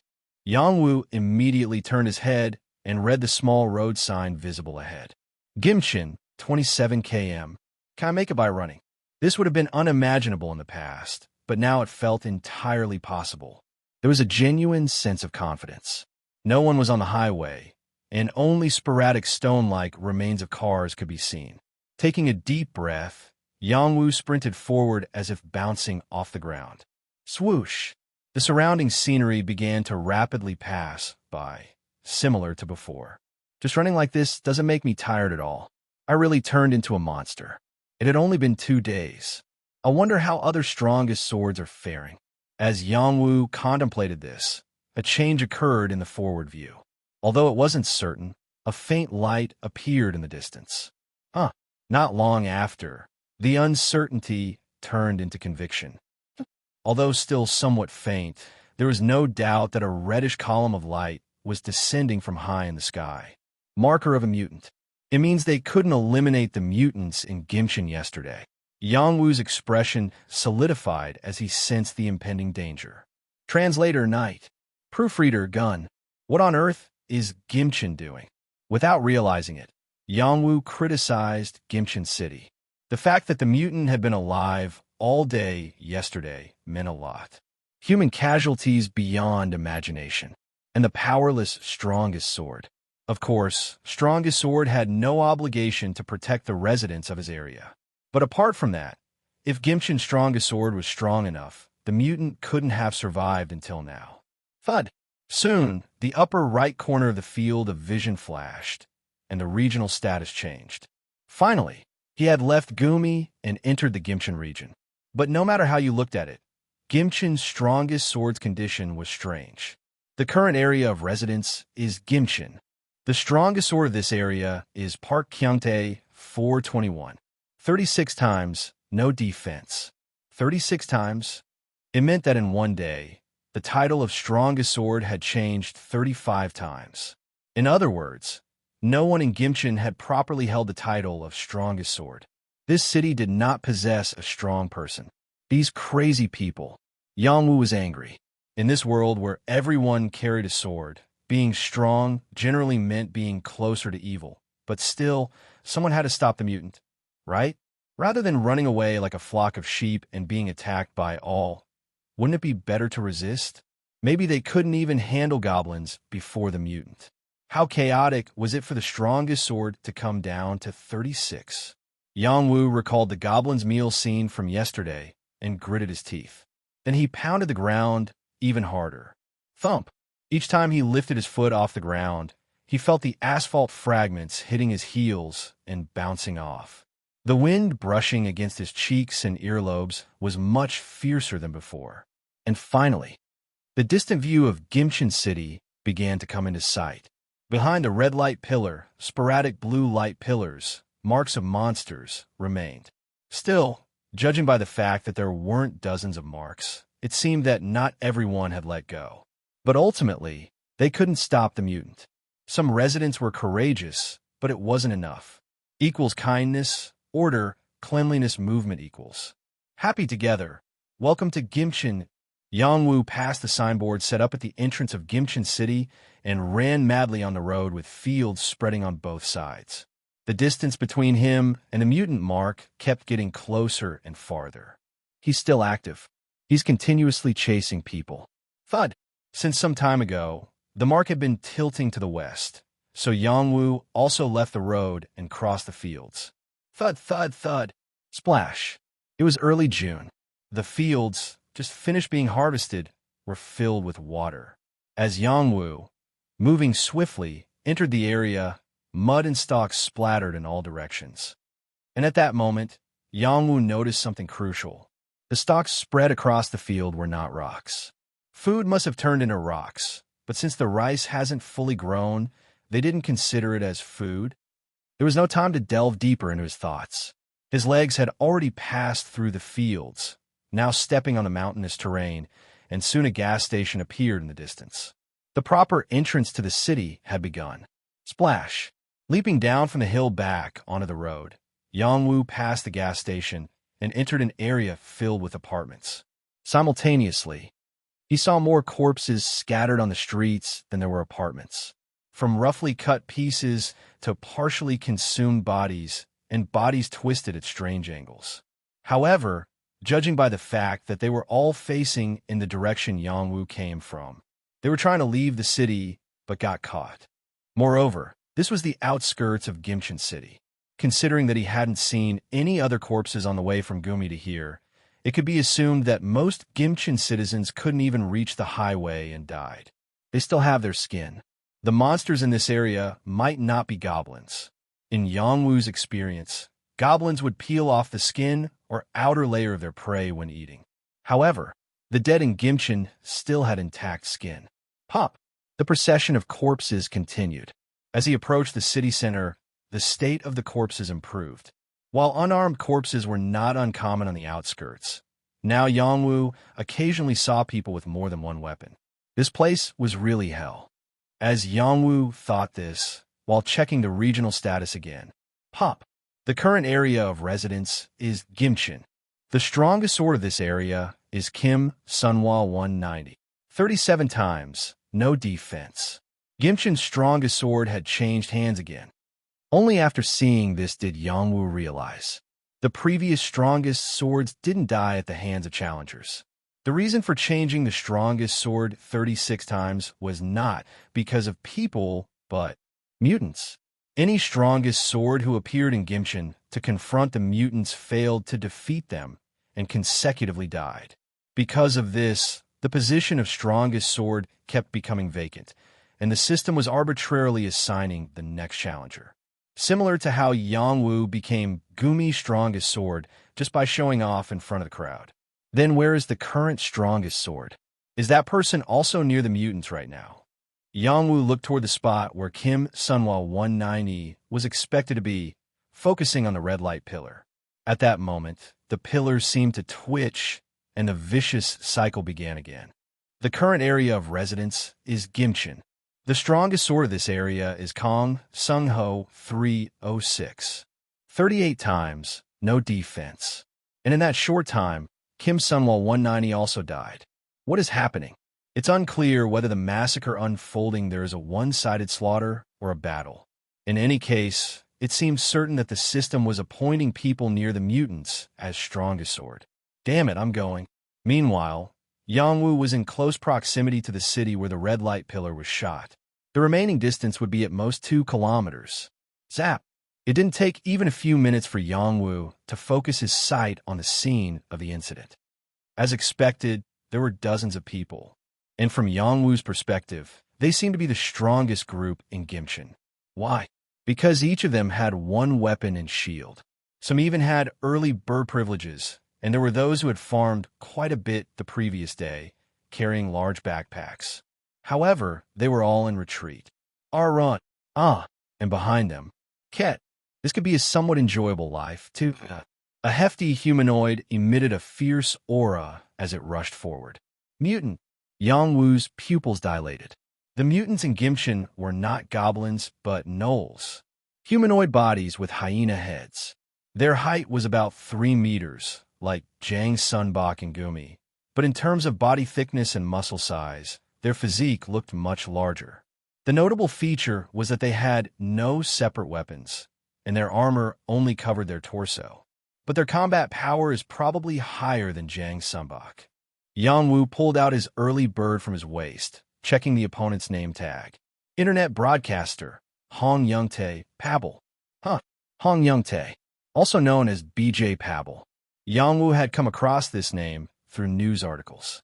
He was a bit of a problem child, famous in the internet broadcasting industry. He already had his license revoked for drunk driving, and recently, he caused a sensation by disrupting train operations on the tracks while claiming to fulfill viewer missions. He usually caused accidents in Seoul. Was he originally from Gimchin? But Hong Youngtae seemed to have no affection for his hometown people. Another one's gone. Chasing after those fleeing with their backs turned, Hong Youngtae gleefully swung his fist, and anyone hit by his punch fell to the ground and died without exception. Kick. It's like a kimchi war. Hong Youngtae laughed as he wiped his hands on the body sprawled on the ground. The malicious delight had an unsettling, dark humor. Then, as soon as the corpse no longer looked human, he bounced up to pursue the next victim.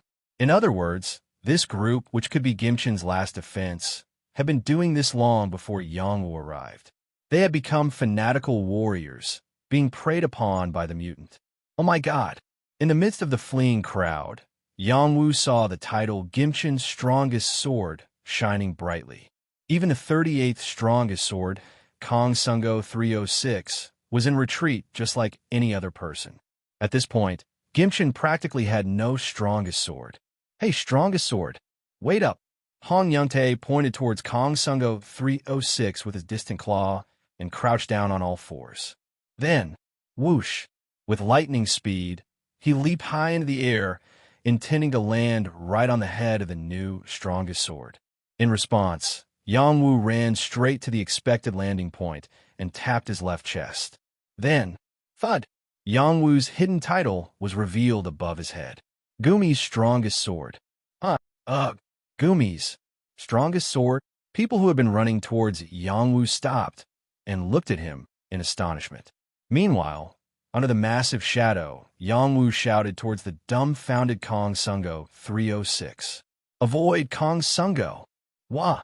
Gimchin's strongest sword, frightened by the fierce face of Gumi's strongest sword, looked terrified. Then, thud! Yang Wu's body landed on top of Hong Yongtae, who had been falling. Splat! This time, the corpse truly looked like a scene from a kimchi war. Yang Wu looked down at the shattered and sprawled Kong Sungo 306. I told you to avoid. Upon hearing Yang Wu's words, Hong Yongtae widened his long jaws. The strongest sword is here again. Then, what's this? Sensing something unusual, he suddenly wrinkled his nose and furrowed his forehead. What the hell is this smell?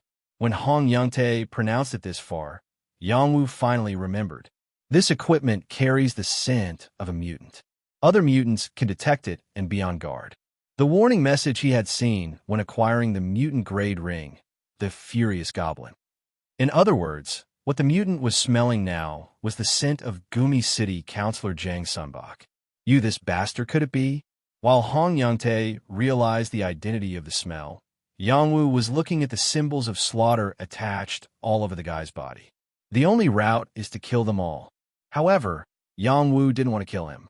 He needed to achieve as many feats as possible since he had encountered a mutant. Special grade social worker. Send back the mutant alive. Can't you show enough determination that the opponent would want to die? As Yang Wu silently asked this question to himself, the positions and forms of the symbols attached to Hong Yongtae changed. Break, break, break, break. The symbol to break. It was a sword that Yang Wu was shown, not intending to kill. His size is so big that there are plenty of places to hit. Nodding his head, Yang Wu tightly gripped the early bird and shield. Finally, Hong Yongtae bared his teeth and made a threatening gesture. Snarl! And it was confirmed that the mutant would indeed launch an attack through the next message that appeared. The sensory value has temporarily increased from the existing 100 to 164. As expected, Golden Flash deprived the mutant's senses as well. Translator Knight. Proofreader Gun. What is this? As the Golden Flash emitted a sensory displacement, Hong Yongtae's expression twisted. He felt it too, something strange happening to his body. What are you? In a moment of suspicion, Hong Yongtae asked with a doubtful tone. Weetie.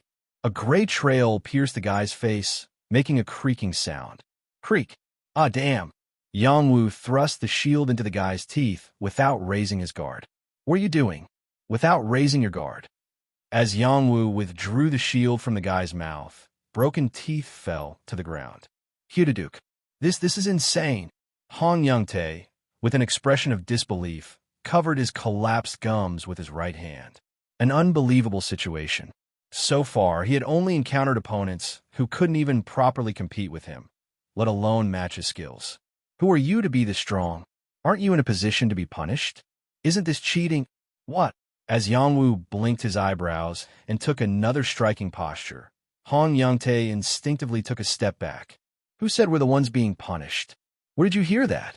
Well, he didn't exactly say it was punishment, but the guy mumbled. Then, when Yang Wu didn't follow up with another attack, he subtly extended one foot forward.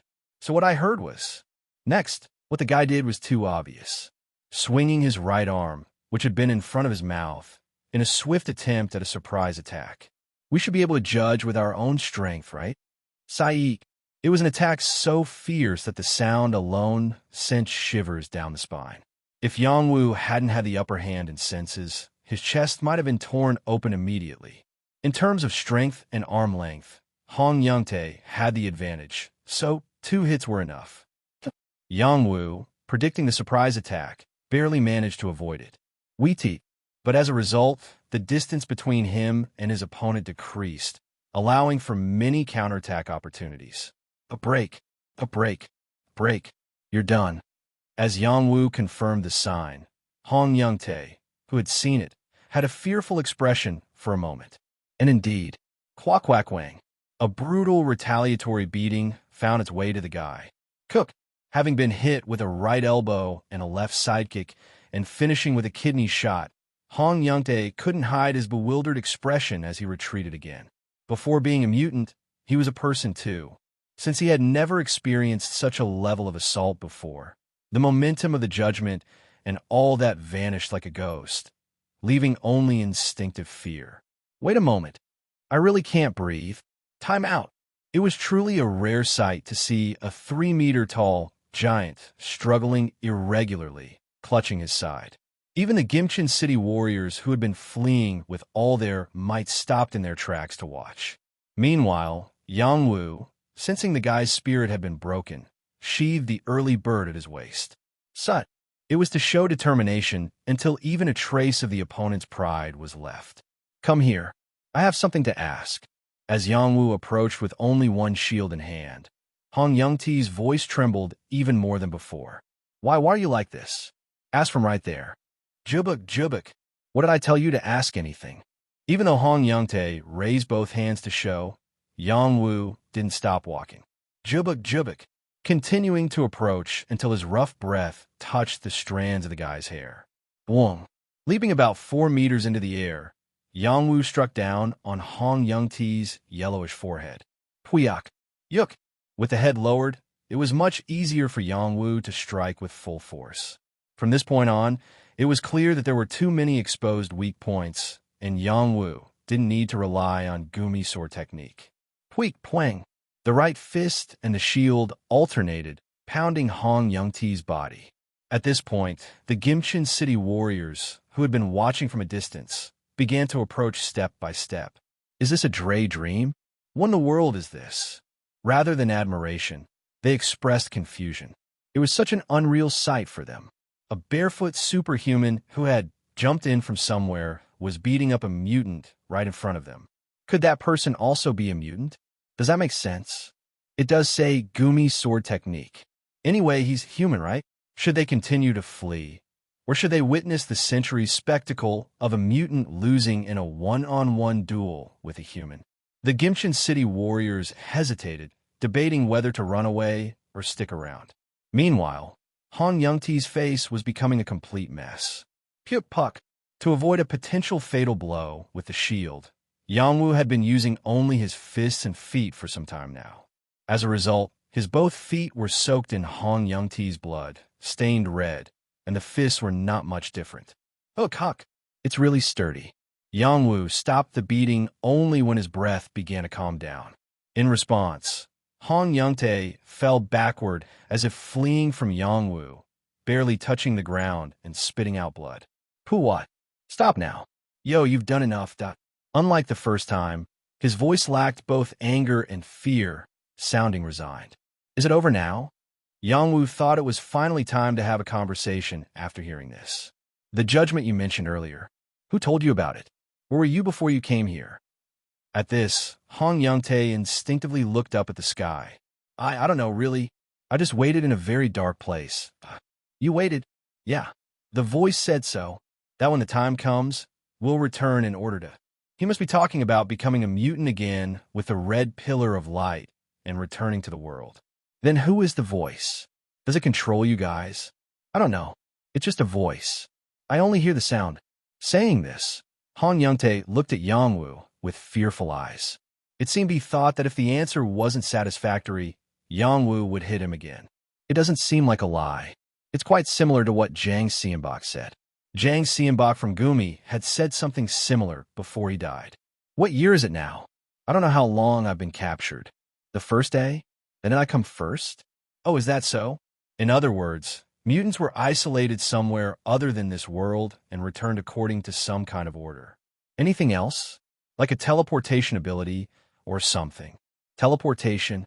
Hong Yongtae made a puzzled expression, then, with his half-broken jaw, shook his head. Suddenly, he raised his right hand, glowing blue. This *T. Thinking that he might be initiating a self-destruct attack, Yang Wu hastily drew his sword. Srung. However, Hong Yongtae was more surprised and shook his head. And no, something strange. So this is... Wowit. Eventually, the blue light in Hong Yongtae's right hand took on a certain form. It was a door. A door with an arched top that glowed blue and an icon of a door opening and closing was shining. I don't know if you'll believe me, but someone else has to catch this. Without weapons, with your right hand. Then can you teleport like this? I really don't know about that. I haven't heard anything about it. If there's nothing left to do here, or if you regret choosing to be a mutant, I was just told to use this method. From the situation, it seemed like that was indeed the teleportation button. But that was only up to a point. Assuming that crazy guy didn't lie. Since it was a door-shaped icon, there was also the possibility that it was something to warp the opponent, not a teleportation button. Which one could it be? Damn. Would this guy, who was a mess even in his previous life, speak the truth now? Unconsciously, Yangwu began to harbor doubts. However, upon further thought, he realized that, strangely, this might be the real method of teleportation. Teleportation was a kind of betrayal, abandoning the duty of a mutant and quietly returning. So maybe they made it not easy to betray, even if they wanted to. For example, a method that couldn't be executed without the help of the opponent who had been fighting with weapons just a while ago. Moreover, Special Social Worker, return the mutant alive. In the first place, asking a mutant about a teleportation method wasn't something anyone could do. It had to be someone listed in the recommended achievements as a special social worker for such an idea to arise. Once again, it's a choice between two extremes. Moreover, this time it wasn't even officially recognized as a quest. As Yangwu seemed to be in dilemma, Hong Yongtae, with a wide smile, slyly bent his raised right hand and said, "Oh, how does it work? Anyway, I didn't lie. If you can't trust me, that's your problem. But if you won't let me go, don't beat me up anymore." Since he didn't completely fold his hand, the blue door still existed. Really, so many complications. Without thinking about it more, Yangwu entrusted his fate to his intuition once again. Damn it! As Yangwu put the early bird back in its sheath and reached out his right hand, Hong Yongtae flinched for a moment. However, he neither stepped back nor prepared for another move. If it wasn't this, he knew that his future wouldn't be optimistic. How this? Yangwu, without further hesitation, reached out his hand. Tub. Finally, the hand of an ordinary person and the mutated right hand clasped the blue door. And Yangwu realized this act was just like a handshake. Hong Yongtae, who held Yangwu's hand, looked at the empty space with wide eyes. Why? What's going on? Yangwu asked, but there was no answer from the other side. Shot, because it was already fading away. The body of the 3-meter-tall mutant, Hong Yongtae. Fuda.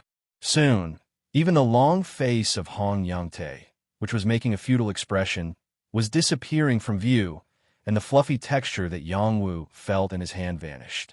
Hong Yongtae? Did he really leave? Yangwu asked this while facing the empty space.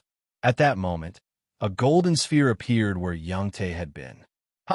It was the same sphere that Yangwu had seen when he killed Zhang Sunbok. You have defeated the mutant. Please choose a reward to complete the process. Following that, an instruction message appeared. If Yangwu chose to spread karma to everyone again this time, he could achieve the Golden Horde achievement. Ping. Then, evidence appeared showing that Yangwu had indeed spared Hong Yongtae. Achievement accomplished. Special Social Worker. Achievement grade, Legend. Achievement rank, First. As expected, holding his right hand, which was covered in cold sweat, Yangwu felt that his achievement orientation had become even more robust, forming a sturdy, stubborn quality. The recommended achievement list has been updated.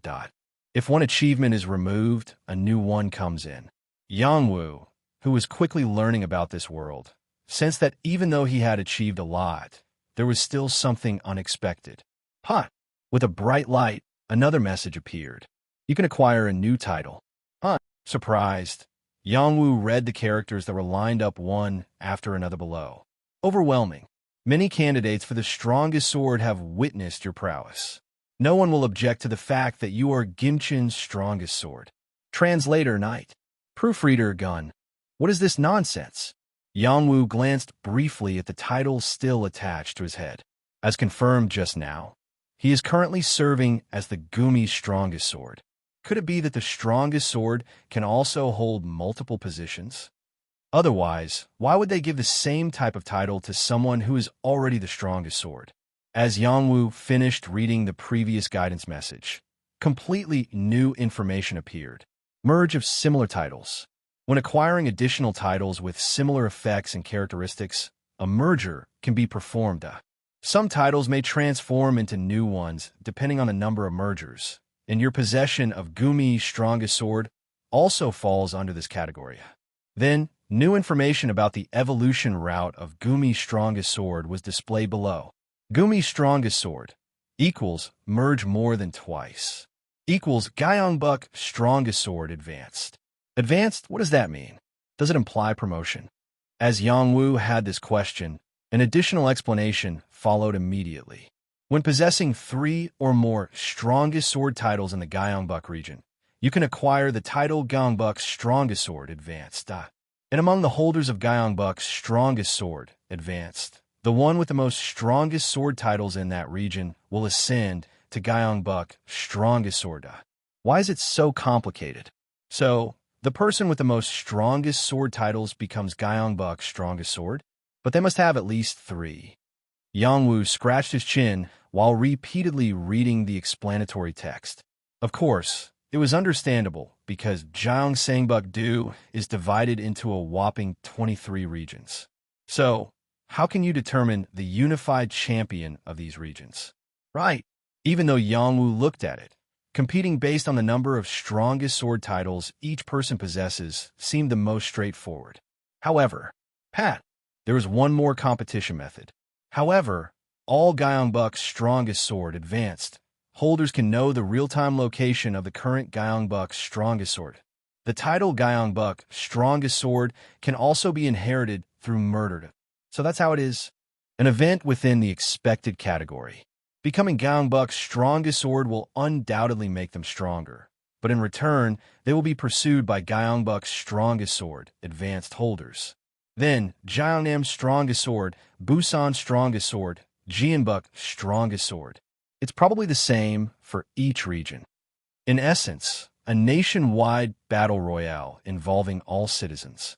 Of course, considering the situation in Gimcheon City, there might not be as many strongest swords as expected.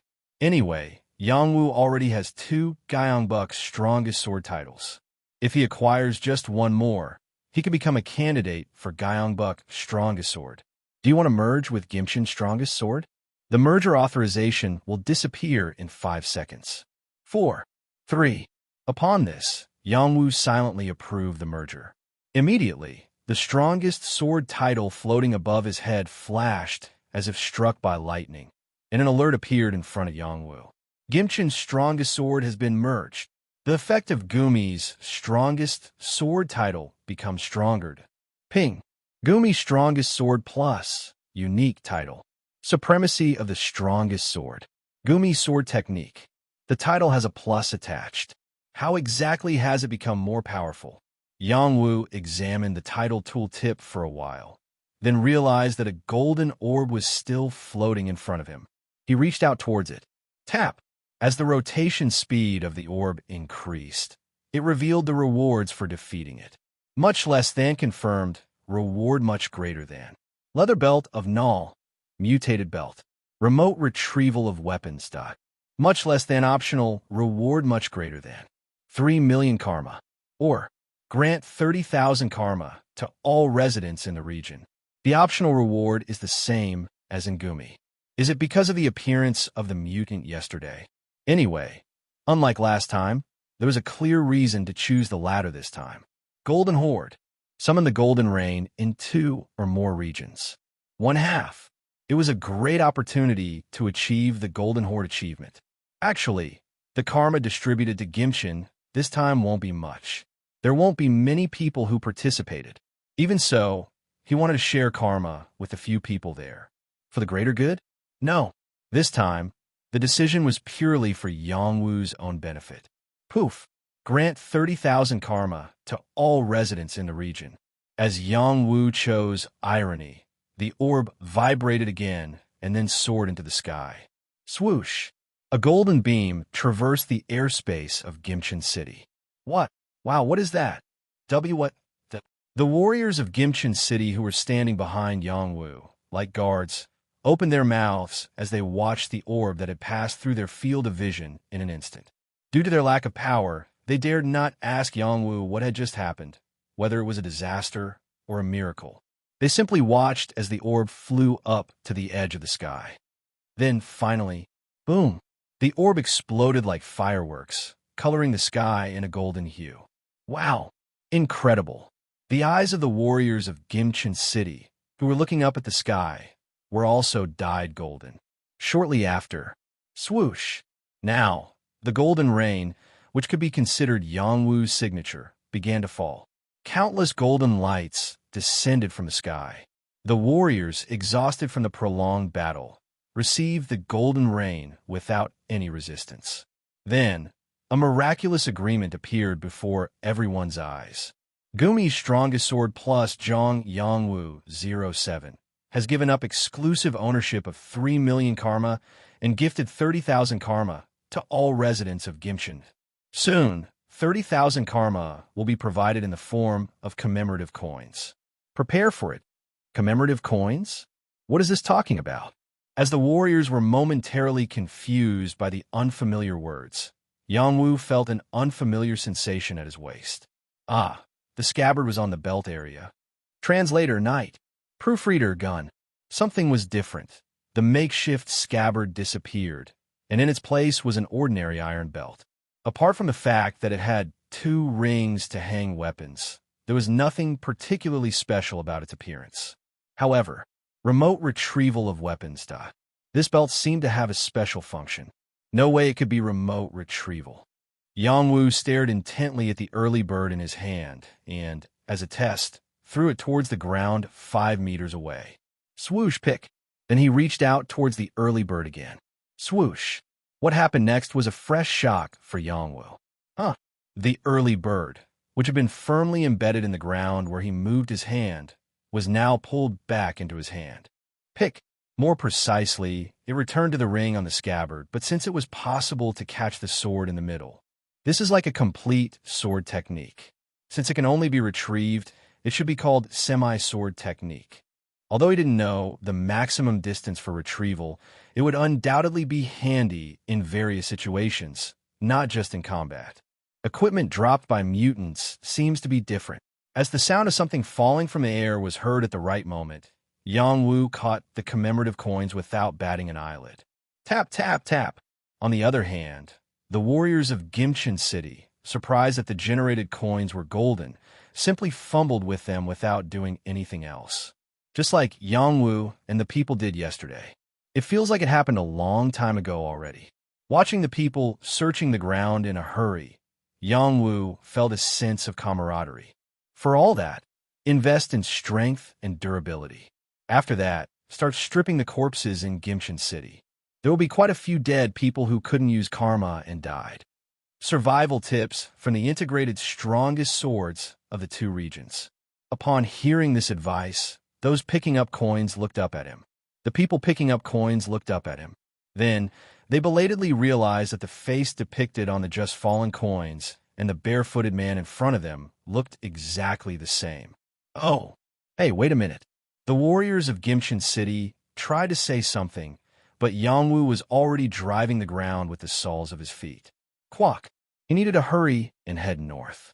If Sangju City had failed in mutant hunting, just like Gimchin, by now, there might be no one alive there. And if that happened, there was also a chance that mutants would no longer stay in Sangju City. I'm not in my right mind either. Yongwu discovered himself thinking like a local in this damn world. Tap! Now, his 2 legs pushed away the road from Gimchin to Sangju. And during this, the alarm indicating the waiting achievement continuously flashed in his field of view. Achievement achieved, Golden Treasury. Achievement grade, Legend. Achievement rank, First. The recommended achievement list has been updated. There are 2 unclaimed achievement rewards. Rewards? Oh, there was a social worker achievement. In that case, 2 new achievements would likely appear on the recommended achievement list. Yongwu immediately opened the achievement window. Poof! Your achievement tendency is stubborn. Completed achievements. 4. The Caller of the Golden Rain, Legend, first. Forgive Your Enemies, Hero, number 46. Excellent Social Worker, Legend, first. Golden Treasury, Legend, first. His achievement tendency was still stubborn, and the completed achievements had increased to 4. Now, what's on the recommended achievement list? Recommended achievements.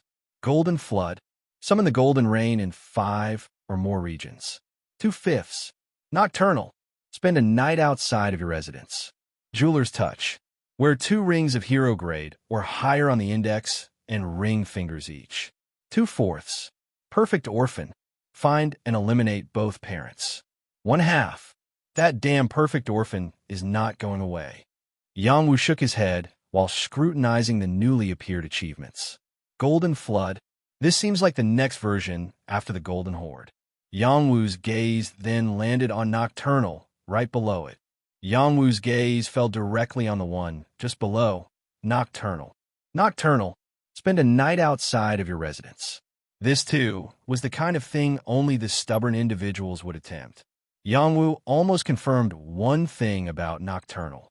It suggested that obstacles equivalent to abnormal climate or something similar would appear every night. Otherwise, why would there be an achievement simply to spend a night outside of the residence? There must be a way to ignore or avoid abnormal climate. While Yangwu was contemplating achievements, the region he was staying in seemed to have changed, and the area's status in the corner of his vision flashed. Already near Sangju. Poof. The current region you're staying in is Sangju. The strongest sword in this region is Dako Seiwan 01. Second generation. Defense 146 times. Surprisingly, the strongest sword in Sangju City was real. If it's the second generation, strongest sword in defense is 146 times. The numbers held significant meaning.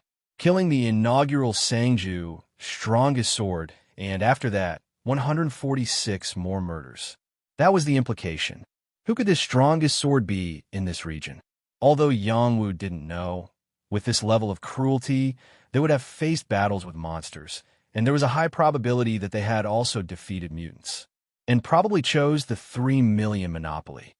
Yangwu checked his relatively weak stats. Character, Zhang Yangwu 07. Strength 600, 19 plus 581. Stamina 350, 21 plus 329. Durability 550, 13 plus 537. Sensibility 100, 24 plus 76. In gaming terms, it was a strange build with a belief in item luck and imbalanced investment. Thanks to this, he had quite a bit of fun in Gimchin, but the situation in Sangju might be completely different, because the total stats of the Sangju's strongest sword would probably exceed 3,000. On the other hand, Yangwu's total stats were only around 1,600. So, how could he defeat an opponent with stats nearly twice as high? Is there any other way? I can only enhance my item luck. Now, only one line of text remained in Yangwu's field of view. There are 2 unclaimed achievement rewards. In response, Yangwu looked towards the distant landscape of Sangju City and muttered quietly. Claim the rewards. Translator Knight. Proofreader Gun. Yangwu approved the reward receipt. A dazzling golden light flashed before his eyes. Next, just like the previous reward receipt, a list of obtainable items appeared. However, the status of the options for these items was unusual. What is this? Regardless of whether the item's performance was good or bad, it was a tricky type that made it difficult to predict the effects. Golden Punishment, Legendary Bracelet. Inflicts pain on enemies. Accumulated Golden Ratio. 2. Asterisk Special Reward for Golden Horde. Pumpkin-Colored Whistle, Legendary Necklace. Summons a Friend. Yangdi. Asterisk Special Reward for Excellent Social Worker.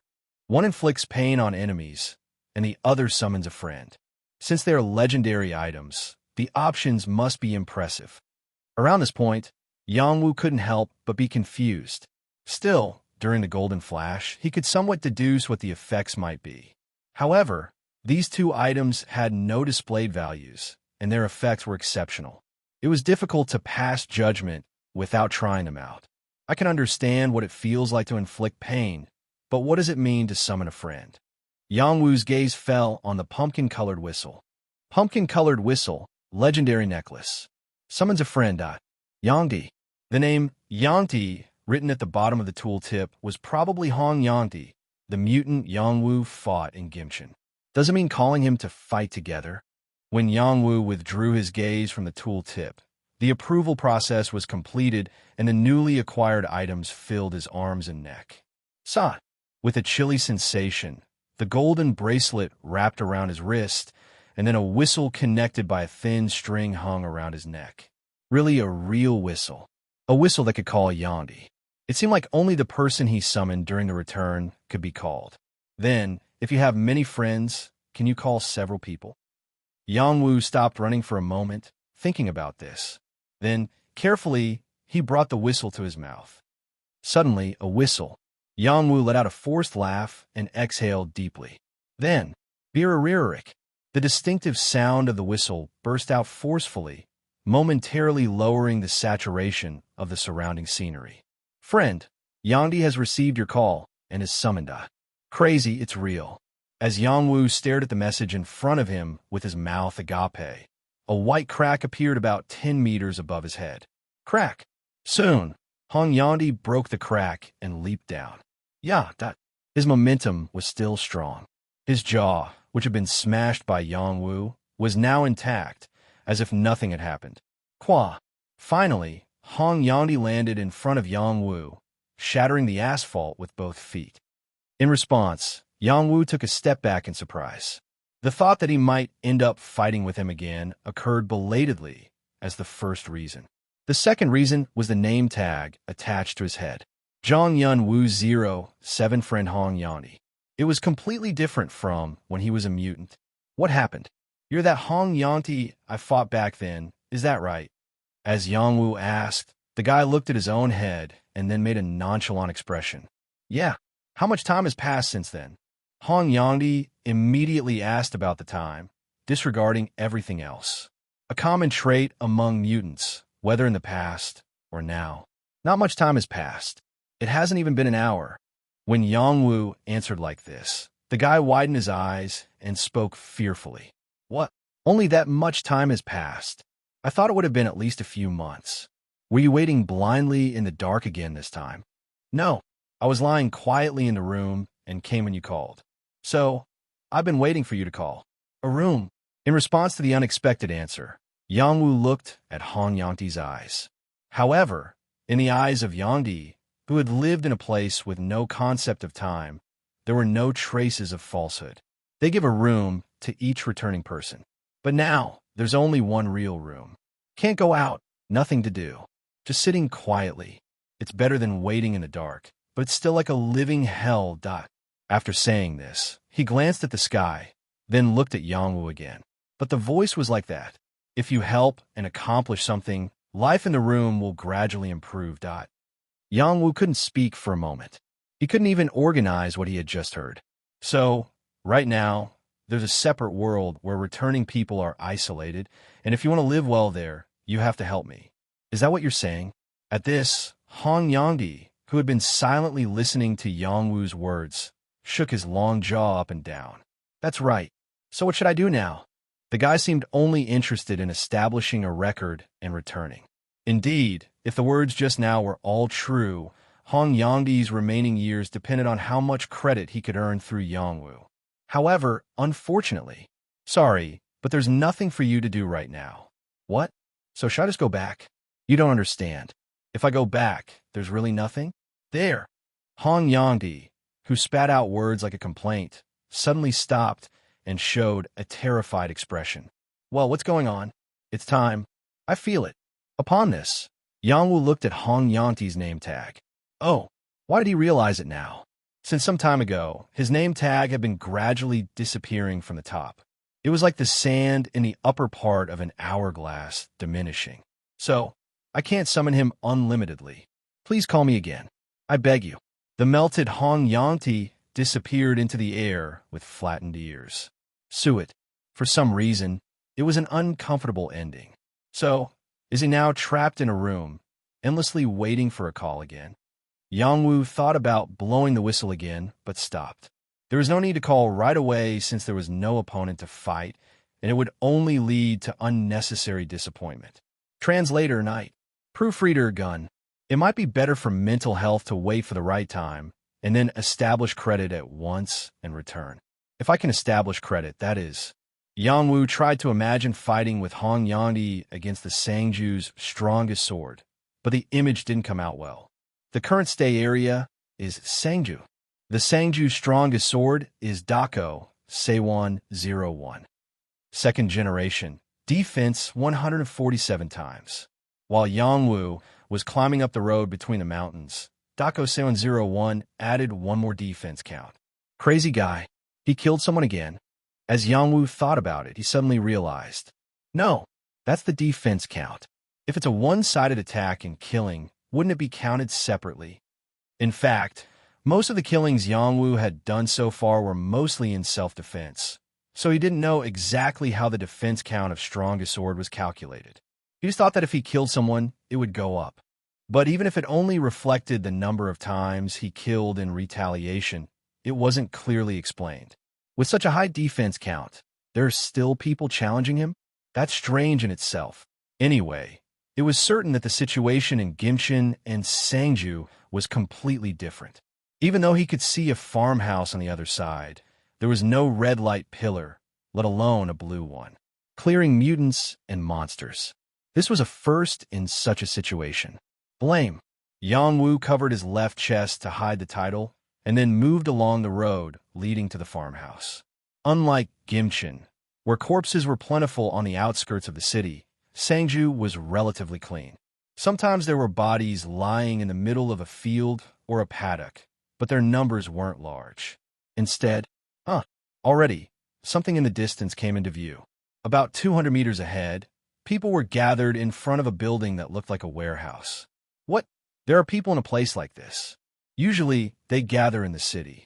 As Yang Wu walked towards the building, those on the other side also noticed his presence and reacted. Some who were crouching in place stood up, and others walked towards Yang Wu, as if welcoming him. Shuffling. The distance between the two sides gradually decreased. Soon, Yang Wu could clearly see the other side. Old people. The opponent was a white-haired elderly man, around 6 of them. Black skin with deep-set wrinkles, but they didn't look fierce or anything. They were just ordinary elderly people you could find near a farmhouse, each holding a knife, shield, or spear. These are common things in this world. Yang Wu silently watched as the elderly people subtly set up a surrounding net, and the red stains on the blades they held were all vividly colored. They must have killed quite a few people so far. Shuffling. Yang Wu nonchalantly walked straight into the midst of the opponents and asked, "It's my first visit to Sangju, so could you tell me what happened here?" In response, an elderly man on the opposite side pointed Yang Wu's early bird with the blade of his axe and said, "Why is someone like you asking about that?" "No, I really don't know. Even though you know what I have, why are you risking your life? If you find it pitiful that old men are risking their lives, just give us some money. I'll send you away if you do. Just pay. Put down that sword too." The 2 elderly men behind were the ones who spat out what Yang Wu was saying. They were responsible for Yang Wu's back. "You're already surrounded, indicating that you should know it politely." Yang Wu felt puzzled when he saw that the elderly people didn't pay attention to the golden flash. Perhaps it was because they were too old. Maybe they lacked the common sense to be on guard when they saw someone with a unique appearance. Maybe they think that I just picked up some strangely shaped glove somewhere. Before attacking the elderly, Yang Wu threw one last question. Then, where can I meet the strongest sword? What? Perhaps it was too absurd a question. Some of the elderly burst into laughter. A complete lunatic. Strongest sword? You can meet him if you go to the city. City? Which way is it? The last question was from Yang Wu. Simultaneously asking the question, Yang Wu tapped his backpack, making a jingling sound of coins. The elderly people couldn't ignore this sound that lit up their eyes. City? Just keep going up along the main road. But in my opinion, you probably won't make it. One of the elderly men chuckled and pointed to a road leading to the city. Confirming this, Yang Wu put the whistle in his mouth. He was thinking of leaving the task of dealing with small fry to Yangdi to establish some achievements. He was curious about what would happen. Swiftly, the elderly who witnessed this also thought that Yang Wu might have some mental disability. A young guy wandering around barefoot with a conch shell didn't seem normal at all. However, in the end, Yang Wu couldn't blow the conch shell. Today's friend summoning is left with one attempt. Do you want to continue? The message appeared when he tried to blow into the conch shell. No, if something like this exists, it should have been mentioned earlier. Fortunately, in his misfortune, Yangti wouldn't know about this incident. He had wasted one of his only 2 chances in a day. Can't help it. Let's wrap this up quickly and head towards the city hall. The shadows of the elderly were already closing in on Yang Wu. In response, he immediately threw an early bird at the elderly in front. Squeak! The silver-colored blade flew like an arrow and accurately pierced the forehead of the old man. Soon after, it returned to its original position as Yang Wu summoned it. Whiz. What? What's going on with this guy? Even the elderly who were not familiar with the game were impressed by Yang Wu's semi-swordsmanship. Yang Wu, after retrieving the sword, faced their immediate collective attack with all his might. Swish! However, the opponent was the second-ranked unified strongest sword. Yang Wu easily nullified the attack by emitting the momentum of strongest sword, then swiftly swung the sword like a flash, beheading the elderly. Squelch! Due to the higher strength on this side and lower durability on the other side, Yang Wu felt a sensation like squeezing tofu. Thud, thud! The elderly bodies rolled on the ground out of sync. Yang Wu searched the decapitated bodies for the remaining karma, then walked towards the road leading to the city hall. He wondered what kind of place Sangju City was. He had a feeling that he would see a lot in the future. 6,000. The karma that Yang Wu took from the elderly gang of thieves in Sangju City was only worth 6,000. There were 6 elderly people, each with a crimson-colored coin. This is just enough money to survive for tonight. No, to be precise, it was only enough money to pay the taxes that would be collected tonight. When night fell, abnormal weather would come, and to avoid it, one had to use lodging services or find a charitable person willing to open their room for free. Without securing money to pay taxes, survival was uncertain in reality. Then those elderly people earlier were probably robbing to earn money for lodging fees. There was a slightly guilty feeling, but what could be done? This was now the daily life of humanity. Unless someone distributed commemorative coins every day, there was an inevitable shortage of money. And if there was a shortage of money, there was a high probability of dying that day. I wonder if every strongest sword in the country is experiencing a miracle of scattering golden coins. Well, anyway, it's probably unavoidable that people die every day. Yang Wu had seen corpses appearing on the streets again. However, unlike Gimchin City, it seemed he hadn't fallen victim to monsters. There are no signs of being eaten. Someone killed these people. From the messy, dismembered parts and the remaining swords, it didn't seem like the work of a skilled individual. It was probably a skirmish between people of similar skill levels or a group of robbers like the elderly ones he had seen earlier passing through. Is this the situation in all cities nationwide? Have they either completely collapsed or become lawless territories? While Yang Wu paused for a moment to inspect the corpses, something rustled in the corner of his vision. Yang Wu, who wouldn't miss it, turned his head immediately, and the subject of the problem jumped in the opposite direction, startled. The other person was a man in his 40s, carrying an excessively large number of bags. At least 10, it seemed. What is that? Due to the unique silhouette created by the bags he held in both hands, Yang Wu couldn't help but follow the man. They were going in the same direction anyway. Hey, Yang Wu called out with the softest voice possible as he followed the man. Naturally, the distance between the two sides shortened rapidly, and the man turned around in alarm. Well, what is it? The man was in a very frightened state. The tip of the blade he wielded unskillfully trembled, evidence of his fear. Well, I followed you because I saw you suddenly running away. Yang Wu raised both arms to indicate that he had no intention of attacking. Although a shield was attached to his left arm, the early bird and dagger were neatly tucked into their sheaths. However, The man's fear seemed undiminished. He couldn't take his eyes off the early bird at Yongwu's waist. What kind of things were the owners of these early birds doing in this neighborhood? As Yongwu looked in the direction of the man's gaze, wondering, something finally clicked in the man's mind.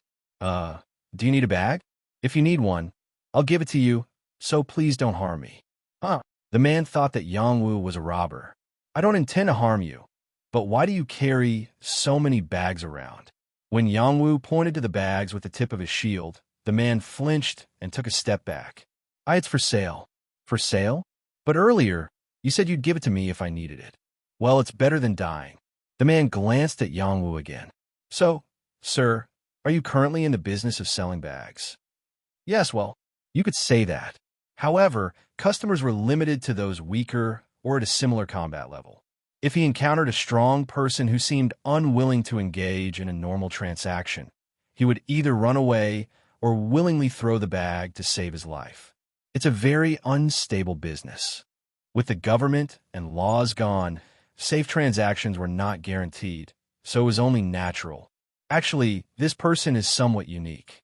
Instead of resorting to robbery, he decided to make a living by trading. Of course, it was unclear whether he had no intention to rob or lacked the ability to do so. Anyway, this person had decided to earn money in a positive way, and he had chosen good business. Since the bags haven't become stones, he could still obtain goods even without a foundation.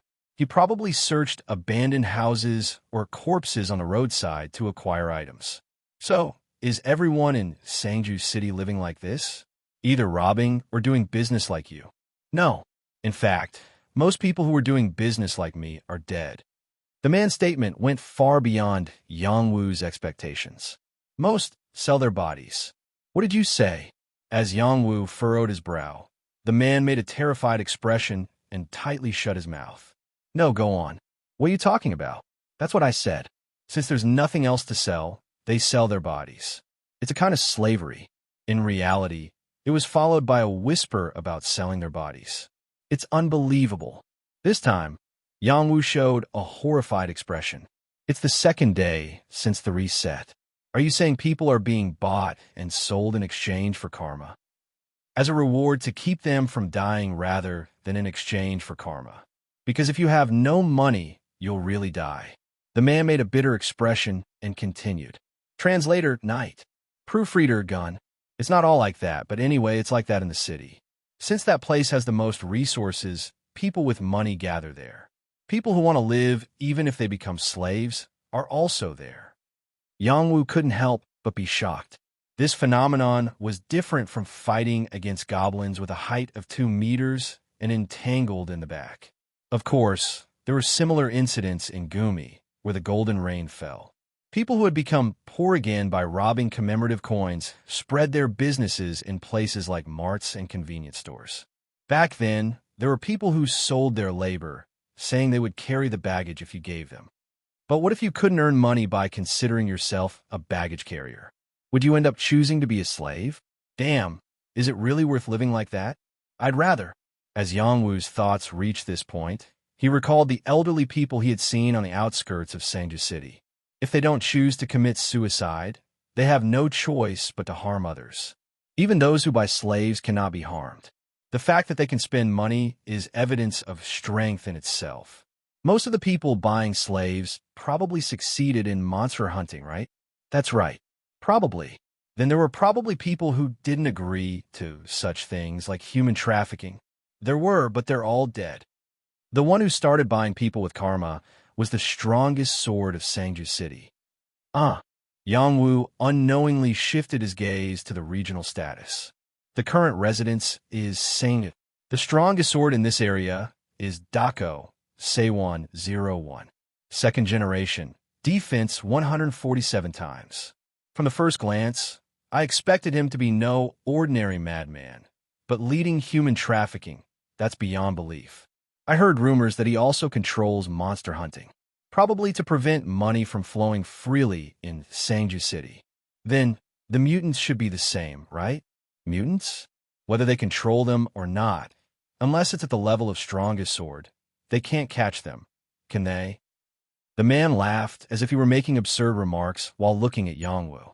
In response, Yangwu looked at the road leading north and asked, "By the way, sir, you seem to know the situation in this area very well." "Yes, I've lived here all my life, and I've heard a lot from customers. Most of them had lived inside the city and fled for various reasons," the man added. "Then let me ask one last thing." "Yes, go ahead." Where can I meet those who engage in human trafficking?" "Are you talking about those who live there or those who live there? If you consider it as a trading area, you can think of it as near the city hall." Trading area. Hearing this phrase felt peculiar. Earlier, the elderly people who were killed had told him to go to the city hall to meet the strongest sword, so it was a cross-verification.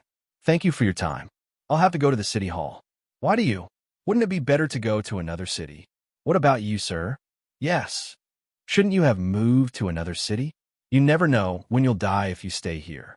After Yangwu's words, the man made a momentarily blank expression, then asked, "Isn't it the same anywhere else? At least here, I know the geography well. Anywhere would be better than here."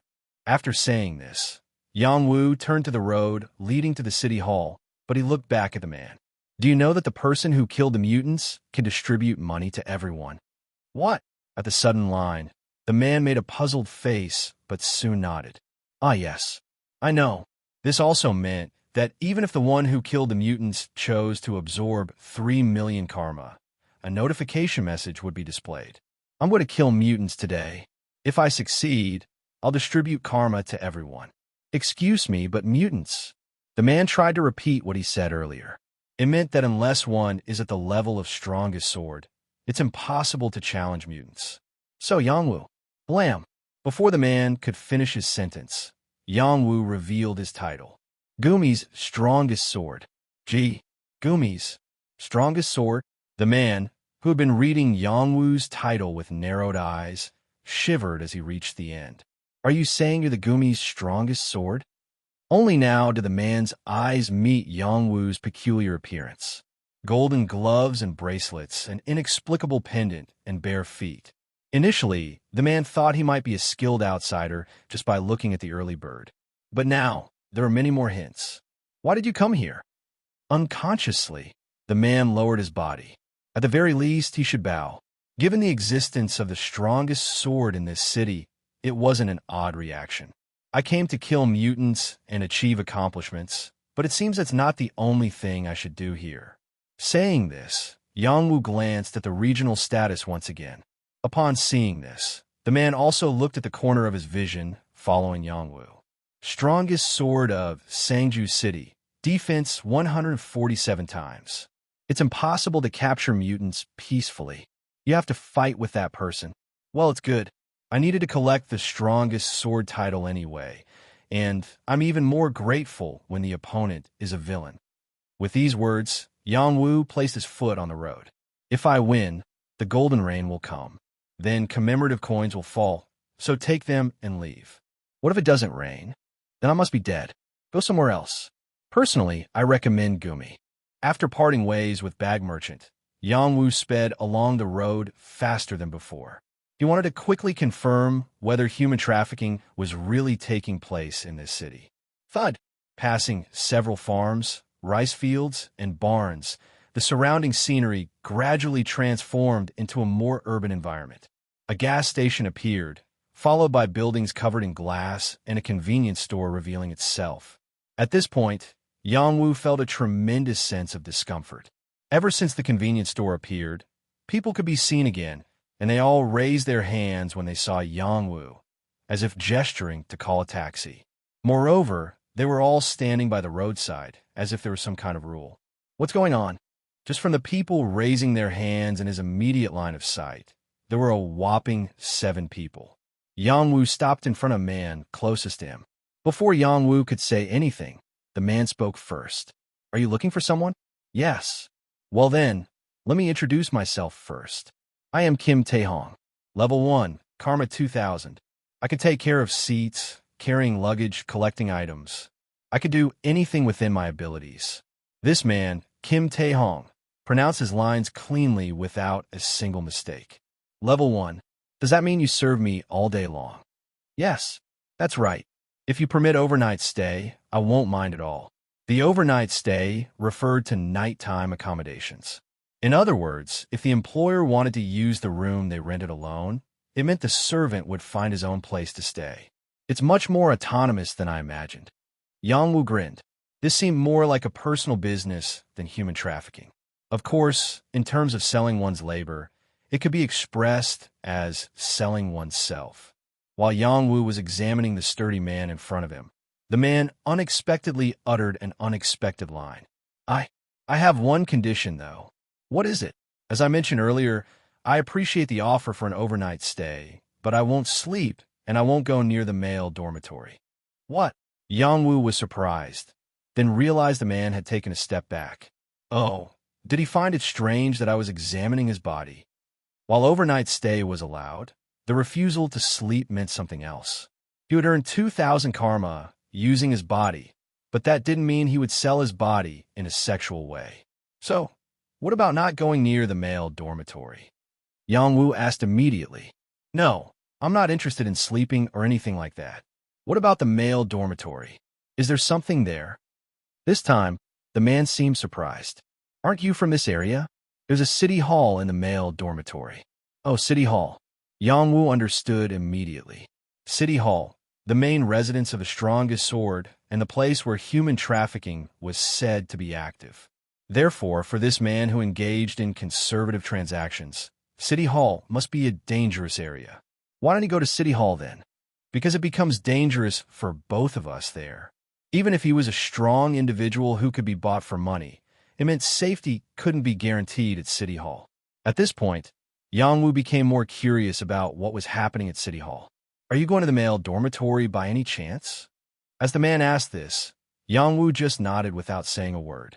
The expressions of other job seekers who had subtly approached for their turn immediately stiffened at Yang Wu's words. It seems like everyone here avoids going near City Hall. The man scratched his forehead and spoke. If you're in your right mind, you generally do. Then, let me ask one more thing. Yes, go ahead. Is the payment in advance or post-payment? In reality, if the other party decides not to pay, it's entirely possible. Yes, that's right. So, it practically depends on the conscience of the one paying. It's truly unbelievable. Well, the world has become like this. We're just doing this because there's no other way for now. The man let out a bitter laugh. Seeing this, Yang Wu, for a moment, had the thought of taking out a coin from his backpack to give. Sympathy and gratitude for the information. However, that thought didn't translate into action. The feeling of regret for parting ways with someone he would probably never see again. But did it matter? After nodding in acknowledgement to the man and the nearby people, Yang Wu continued on the road leading to the male dormitory. At that moment, he thought that they would probably find it difficult to survive until tomorrow. Even someone like himself, the strongest sword, was after coins desperately. Why would someone willingly give compensation to someone weaker than them? This was the moment when he understood what concrete issues lawlessness could cause. After parting ways with the man and continuing on the road, Yang Wu soon encountered another group of people. This time, the gender and age were diverse, and as soon as Yang Wu entered their sight, they all raised their hands, just like before. However, the types and nature of the services they offered were slightly different.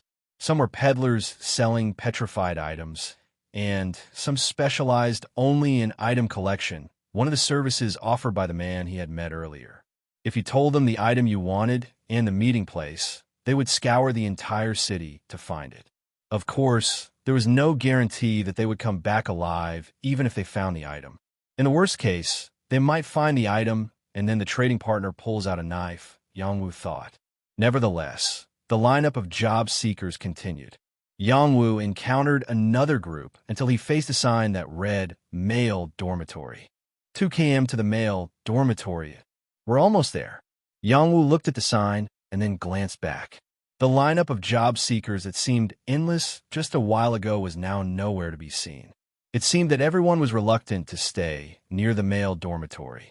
Why are they so afraid? If it continues like this, the city won't be sustainable. If it continued this way, it wouldn't be long before job seekers from the outskirts of the city couldn't pay taxes, leading to their deaths or migration to other cities. The population would decline. However, considering the structure of this world where the only resource was supplied through hunting monsters and mutants, the survival of the strong wouldn't be a significant problem, whether the population decreased or not. The road continued until Yongwu faced what seemed to be the urban area near the male dormitory. Then, for the first time, he could see the traces of last night's battle: destroyed stone walls, scattered corpses, and dried bloodstains everywhere. The difference from Gimshin City was that the number of corpses in Sangju City was significantly lower. Even though those who went monster hunting didn't necessarily strive to minimize civilian casualties, the strong individuals in Sangju City were much more capable than those in Gimshin City. As Yongwu ventured a bit further inside, even the few remaining corpses disappeared, and a relatively clean landscape unfolded. Translator Night. Proofreader Gun. It was at this moment that Yongwu heard that sound for the first time. Beep. It was the sound of a car horn coming from the direction of Yongwu's back. When he turned around, a white foreign car was making an angry noise with the engine running. A car? Riding a car? Yongwu instinctively thought that the person inside must be the strongest sword of Sangju City. Reset Day 2. At this point, when mutants appeared only one per region, who would dare to indulge in the luxury of purchasing a car? Unless it's someone who monopolized 3 million karma. As Yongwu was about to draw his early bird from his waist, a second honk echoed from the white car. Beep! Then, the driver's side window opened, and a woman inside stuck her head out. What's the matter? Can't you clear the way? Should I just hit and run? A sharp voice matched the sleek design of her sunglasses. Not pebbles, but real sunglasses. It was a luxury item that could be considered even more extravagant than a car. What the hell, this bitch? As Yongwu, shocked by the fresh attire, stared at her, the woman opened the driver's side door with a bang. Can't you understand a word? Should I just hit and run? With a clacking sound, her high heels, which had been covering her feet, met the road. And at that moment, Yongwu noticed it too late.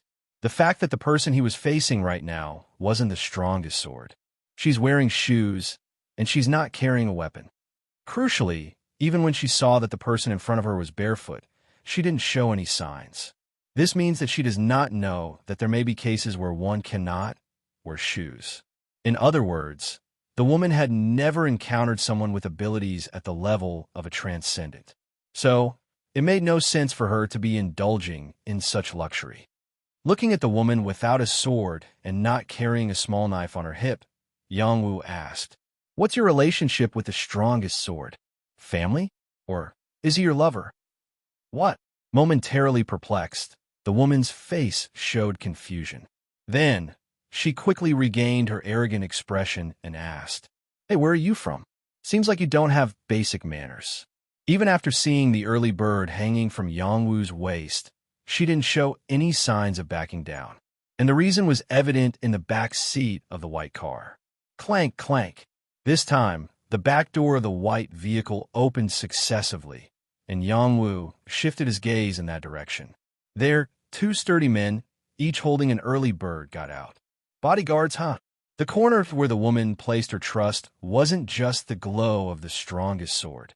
However, when the 2 swordsmen finally saw Yongwu, they only made a bewildered expression and didn't immediately engage in a display of skills. It was immediately recognized. The opponent wasn't an ordinary person. They seemed to have little understanding of the significance of being barefoot, but seeing the golden glint in Yongwu's hands, they seemed to understand that it wasn't an ordinary item. "What are you doing?" As the 2 men hesitated, the woman's displeasure was evident. One of the bodyguards cautiously spoke up. "He seems to be an outsider and might not know. Let's just let it go peacefully. There's no need to shed blood over this." What? Unexpectedly, the woman erupted in anger and pointed at Yongwu. "Can't you get rid of this guy quickly? If you can't handle this, you might as well go back and get beaten up." Silently, the threat from the woman surprisingly had an effect. The 2 bodyguards reluctantly glanced at Yongwu, as if indicating that he should comply. Yongwu, drawing his early bird slowly, spoke. "Is this woman really that intimidating?" Or are you afraid of the strongest sword? In response, the bodyguards assumed a combat stance and uttered their lines. We apologize. Our only means of survival is this. No emotions here. The apology and the claim of having no emotions seemed genuine. Taking this into consideration, Yang Wu delivered his final warning sincerely. Lower your weapons and leave this area. I won't pursue you then. Don't unnecessarily invite trouble. However, since he concealed his title, it was perceived as a provocation from the other side. Huh, what? This guy just made me feel something I haven't felt before. Finally, the bodyguards adjusted their early birds threateningly, and Yang Wu matched it by filling his pupils with golden light. Beep! A moment later, a golden wave emanated from Yang Wu. At that moment, both bodyguards and even the woman could clearly understand whom they had encountered. Huh! At the moment, the woman saw Yang Wu's golden eyes and made an expression of disbelief. A dagger swept through the air like a shooting star. Swish! The sound of tearing fabric filled the air as a security guard fell backward, slamming his head onto the ground. Thud! As the events unfolded in the blink of an eye, when the woman and the other security guards turned their heads, they saw only the lifeless body with a dagger embedded in its forehead. Nearly half of the forces were already eliminated. Wow! Damn it! However, there was no time to be surprised. Soon, the dagger, which had been lodged in the corpse, pulled itself out and returned to its original position. The two individuals followed the unbelievable trajectory of the dagger, realizing that the outsider at the center of the issue had not moved a single step. Who are you anyway? The remaining security guard, pressed under the dominance of the strongest sword, asked while struggling. At this moment, he recalled the phrase the outsider had uttered earlier, die a dog's death. It was not just boasting or provocation. Moreover, the outsider didn't even need to test his skills against him. On the other hand, the woman twisted her body, taunting him with a sarcastic remark. Causing a ruckus in someone else's neighborhood, and you think you'll get away with it. Although the dialogue was overly formal, it strangely pleased Yang Wu. Is this woman going to take me to the strongest sword for my revenge? Observing the woman, the security guards, and the white sedan, Yang Wu approached her and asked a few steps away. Who are you? What? Who are you to guarantee my safety? Is the strongest sword coming to save you? What? Upon Yang Wu's inquiry, the woman's eyebrows wrinkled in a slightly annoyed manner. I am. However, the woman's explanation did not continue smoothly. From Yang Wu's perspective, he heard enough. He spoke after her last sentence. Unless you're a lover, it's probably the mistress. But if it's just that, it's too exciting, isn't it? After saying this, Yang Wu quickly pierced the forehead of the remaining security guard. Swish! Due to his heightened strength and senses, the skull of an ordinary person felt like a lump of tofu to Yang Wu. Thud! As Yang Wu withdrew the blade he had extended, the unconscious body of the security guard convulsed as if being sucked into the shadows. Kwung! Listening to this sound, Yang Wu, slightly bending his waist, checked if there was anyone else in the vehicle to inspect further. Meanwhile, all these scenes made the woman perceive Yang Wu as a psychopathic murderer. What the hell are you doing to me? Why are you doing this to me? I haven't done anything to you yet. Besides, you sent those bastards first, swearing at me. After confirming that the inside of the car was empty, Yang Wu pointed the blade at the driver's seat. Drive. Let's go to your lover. What? While the woman wore a face questioning what nonsense he was talking about, Yang Wu looted the early birds and pockets of the security guards. Do these guys get paid by the strongest sword? Why carry so much cash like this? Cash. This. Yang Wu thrust a handful of coins toward the woman, whose face seemed expressionless to anyone. 28,000 karma. I don't know. You should ask them yourself when you meet them. Swaying, the woman headed towards the driver's seat. Clearly, she intended to take the outsider to the strongest sword. In response, Yang Wu climbed into the passenger seat before the woman could attempt to run away with the car. Although the woman's expression soured at once, Yang Wu paid no mind and pointed outside the window with his finger. Now, where are we going? To the city hall. Not the city hall. We'll go to a motel nearby. A motel. Yang Wu didn't have many good memories associated with motels. His expression turned grim, causing the woman to sigh deeply. He stays there. There's nothing much to do at this time.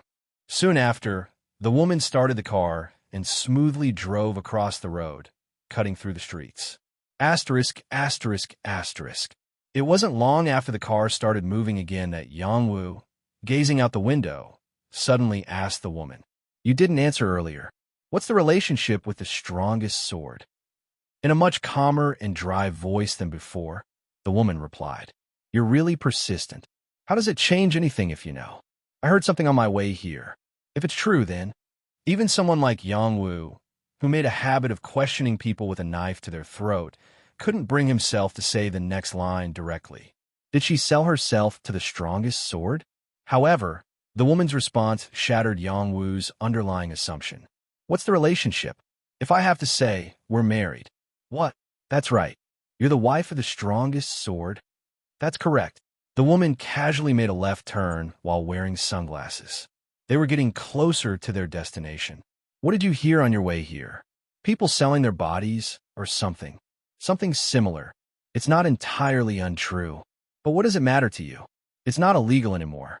Why is that important to you?" As the conversation flowed this way, Yang Wu found himself with no words to refute.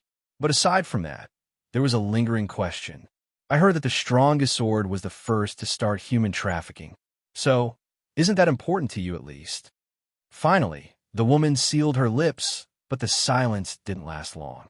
"Naturally, it's regrettable, but on the other hand, I understand. It's already a ruined world. Unlike others, we should be grateful just to have strength and money." She then added a bitter remark. "But this kind of life won't last long. Even if you manage to get through today, well, someday, somehow, we'll die." So, she said she was making the most of what she could enjoy, explaining that the strongest sword couple considered the world already doomed and were burning through the remaining days of their lives. "But you're also a strongest sword. So, why roam around? You could have lived like a king where you originally were." "I don't want to die." "What? I don't plan to sit still and wait for the day to die like you guys. Is that what your heart desires?" Translator, night. Proofreader, gun. After this conversation, the woman pointed ahead with the hand holding the steering wheel. Here, the building she pointed to had a shabby sign. Motel Honeymoon. While Yang Wu read the sign, the woman had already gotten out of the car and was walking towards the entrance of the motel. Soon, the entrance door of the building swung open wide, and a sturdy man came out to greet them. Swish! The man's waist promptly bent down. Truly the strongest sword's wife. Considering the preceding conversation, there was no doubt about it. Watching the woman and the man talk, Yang Wu got out of the car. "Is that him?" The man, who had been talking to the woman, moved towards the motel counter upon seeing Yang Wu approaching. Since the axe was still in its sheath on the man's waist, Yang Wu also didn't draw his weapon and asked the woman, "Who is he?" "That man. Well, you could say he's the target." Clack, clack. Without further explanation, the woman did not speak and moved towards the motel. Due to the unexpected turn of events compared to his imagination, Yang Wu felt as if his sense of reality was slipping away. If that man is the target, it means that the strongest sword is with other women here. But what about his wife at home? If they were allowing each other to engage in such affairs, there couldn't be a more chaotic situation. What room number? 303. If it's room 303, it must be on the third floor. With an annoyed expression, the woman started climbing the stairs. The narrow staircase seemed to have been taken straight from the Riverside Motel in Gumi, where Yang Wu stayed. Feeling a sense of discomfort, Yang Wu followed the woman upstairs. From around the second floor, an utterly foul odor, literally shitty, began to seep through his nose and tangle with the hair on his nostrils. It was the stench of semen. What the hell, damn it? Unable to endure, Yang Wu muttered, and the woman, glancing back, sighed with self-pity. What is it? It's the end of the century. As they approached the third floor of the motel. Hey, say what? An unexpectedly thunderous voice erupted from the woman's throat. Strongest sword came from a neighboring town to kill you. In response, Yang Wu pushed the woman aside and continued up the stairs. Then, from the inside of a long corridor to the right, a blurry silhouette emerged. Is he the one? Yangwu was about to throw a dagger towards the silhouette, but hesitated, because the opponent was a naked woman. However, what appeared next was clearly him. Thud! A fairly sizable figure appeared behind the woman, adorned with a radiant title above his head. Strongest Sword of Sangju. Strongest Sword of Sangju, Dako, Seiwan, 01. Second level, 147 defenses. The man was naked, standing behind the woman, glancing at Yangwu and then turning his gaze to his wife. What did you say earlier? Who's coming? You idiot, another Strongest Sword is here to get you. If you don't do well, you might die today. Otherworldly conversation between the Strongest Sword couple. Yangwu realized that the opponent was unarmed and swiftly threw the dagger he had almost thrown before. Swoosh! The thrown dagger into the shadowy corridor looked like a real lightning bolt. It was a momentary sight, but the light coming through the small window at the end of the corridor reflected off the dagger, and almost simultaneously, the silhouette of Dako, Sun 01, the Strongest Sword of Sangju, shook. Thud! The sound was the dagger hitting the wall at the end of the corridor. Yangwu's attack, or rather surprise, missed. Crazy. This guy really consumed 3 million karma. Yangwu felt chills all over his body. He then quickly retrieved the dagger, but Dako Seiwan noticed something strange and jumped into the adjacent room. Who's this bastard? An angry voice echoed from room 303. He must be hastily preparing weapons. Yangwu quickly crossed the corridor and arrived in front of room 303. Then, the same filthy smell from before spread, and a dreadful message appeared. The sense has temporarily increased from the original 100 to 428. Sense increased by 328 due to the odor of the golden flash. This meant that the opponent's sensory value was originally 656. Damn it. However, Yangwu was too busy taking a defensive stance following the hologram that appeared in front of him to read the message. Swoosh! Dako Seiwan's weapon was also an early bird, and it was so fast that even the Gumi sword technique couldn't find an opportunity to counterattack. Ping, pang, pang. The two strongest swords exchanged more than a dozen strikes in a moment, and the naked woman who had been standing in the corridor until now ran away in surprise towards the stairs. It was an unexpected scenario of someone who was capable of dealing with the strongest sword appeared. On the other hand, the wife of the strongest sword, Yun Xiaoyan, as the outsider, seemed to be in conflict with her husband. She hurriedly ran down the stairs. It was to request assistance. With all the monsters cleared and no special tasks, all the skilled individuals in Sangju City were likely to be nearby. However, what awaited her at the end of the hurriedly descended stairs was a completely unexpected sight. Fwoom! Fwoom! The first thing heard was an ear-piercing roar. Xiaoyan, who had rushed down the motel stairs in a hurry, looked out with a face full of disbelief. Then, she saw numerous columns of light shooting down from the sky. The value was significantly different from when Yangwu first clashed with Seiwan. This meant he had stolen the senses of another entity, not Seiwan's. In other words, Kra. It was the second mutant in Sangju City. Boom! With a sound as if space were tearing apart, a blade passed over Seiwan and Yangwu's heads. Yangwu felt all the hair on his body stand on end and quickly raised himself. Then about 10 meters in front, a vague silhouette of something stood erect. Although it seemed to be about 5 meters tall, it wasn't a single entity. The opponent was a knight riding on a large black horse. The knight, as dark-skinned as the horse, was covered in a shabby cloak and armor all over, holding a sword with a blade length easily reaching 3 meters in its right hand. What the fuck is that? The mutant they encountered yesterday didn't have such a presence, and Dako Seiwan's face froze upon seeing it. Yangwu, seeing this, informed him of what today's mutant was in a low voice. Dullahan, a headless knight. What? Instead of answering, Yangwu pointed a finger at the knight's left hand. More precisely, it was holding the severed head of the knight itself. Ugh fuck. Seiwan finally noticed. The fact that the head was not attached to the knight's torso. The guy was holding his own severed head tightly with his left hand. Moreover, the problem was that the severed head, with both eyes wide open, was trembling with lips chattering as if sharpening its teeth. Therefore, instead of asking Sewon quickly, Yangwu couldn't help but speak. Why did that person become a mutant? What? That person, Dullahan, had a name tag attached to his torso. Sangju City Mayor, Kim Hyun-ho, because he was the mayor. Becoming a mutant meant he had faced public judgment. Why did Sangju City Mayor Kim Hyun-ho end up on the shortlist for the filtration vote? Damn, the mayor's back. Sewon, who belatedly checked the name tag, made a puzzled expression. Then he continued his words. There were allegations of sexual misconduct. Sexual misconduct? Yangwu made a frozen expression. Coincidentally, it was very similar to the current theme of Sangju City. It's not certain, and the reset started before the investigation could progress. In other words, there were only allegations of sexual misconduct, and public judgment took place before the truth could be revealed. So, in reality, he could be an innocent person. It's possible, or maybe not. Of course, if he was really innocent. Sewon's follow-up words, suggesting he might be very angry now if he were innocent, were not continued. Splat! Sangju City Mayor Kim Hyun-ho swung his sword again, the horse hitting the ground with his hoof. Boom!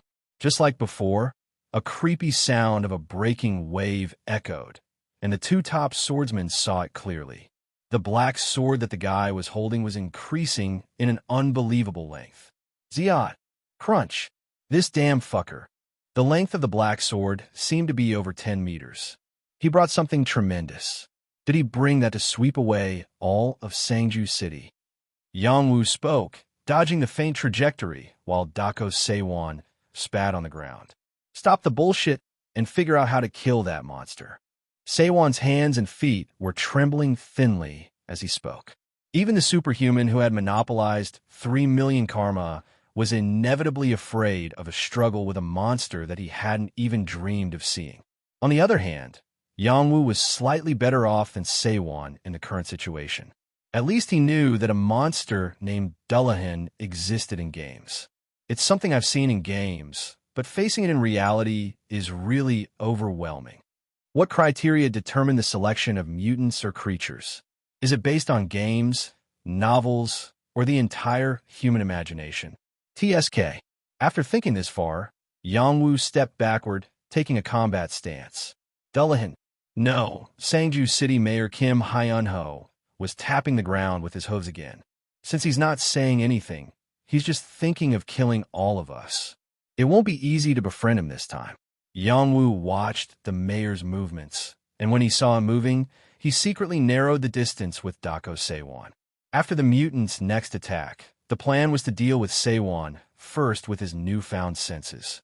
Now, my senses are more than double of his. If I combine forces with Youngtae, we should have a good chance. Boom! Once again, with the unique sound of a breaking wave, the strange blade swept through the air. Again, doesn't that crazy guy get tired? While Dako Sewon was panicking and moving backward, Yangwu also jumped backward, grabbing the pumpkin-colored wind chime hanging around his neck. Then, Piriririk, he blew into the wind chime, producing a loud noise. As the mayor and even the strongest sword of Sangju City were staring at Yangwu, the unexpected happened. What are you?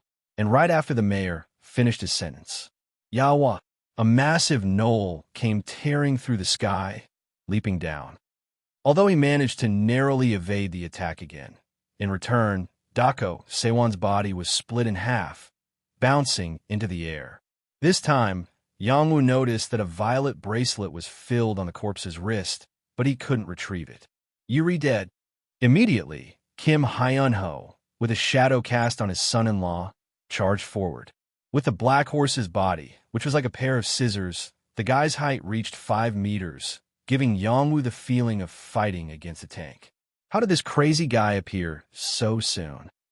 Even the Gumi sword technique was advising not to directly block the guy's sword. There was no chance in a strength battle. On the contrary, Yangwu had the upper hand in terms of the total amount of sense, So Kim Hyun-ho's blade didn't achieve much. It only caused the ground to tremble, raising dust and nothing more. Quackik. Once again, a futile strike caused debris from the sidewalk blocks to fly in all directions. From this point on, Kim Hyun-ho's composure broke. This crazy bastard. Fundamentally, he was still human, which was why the effects of the rage and frustration were kicking in.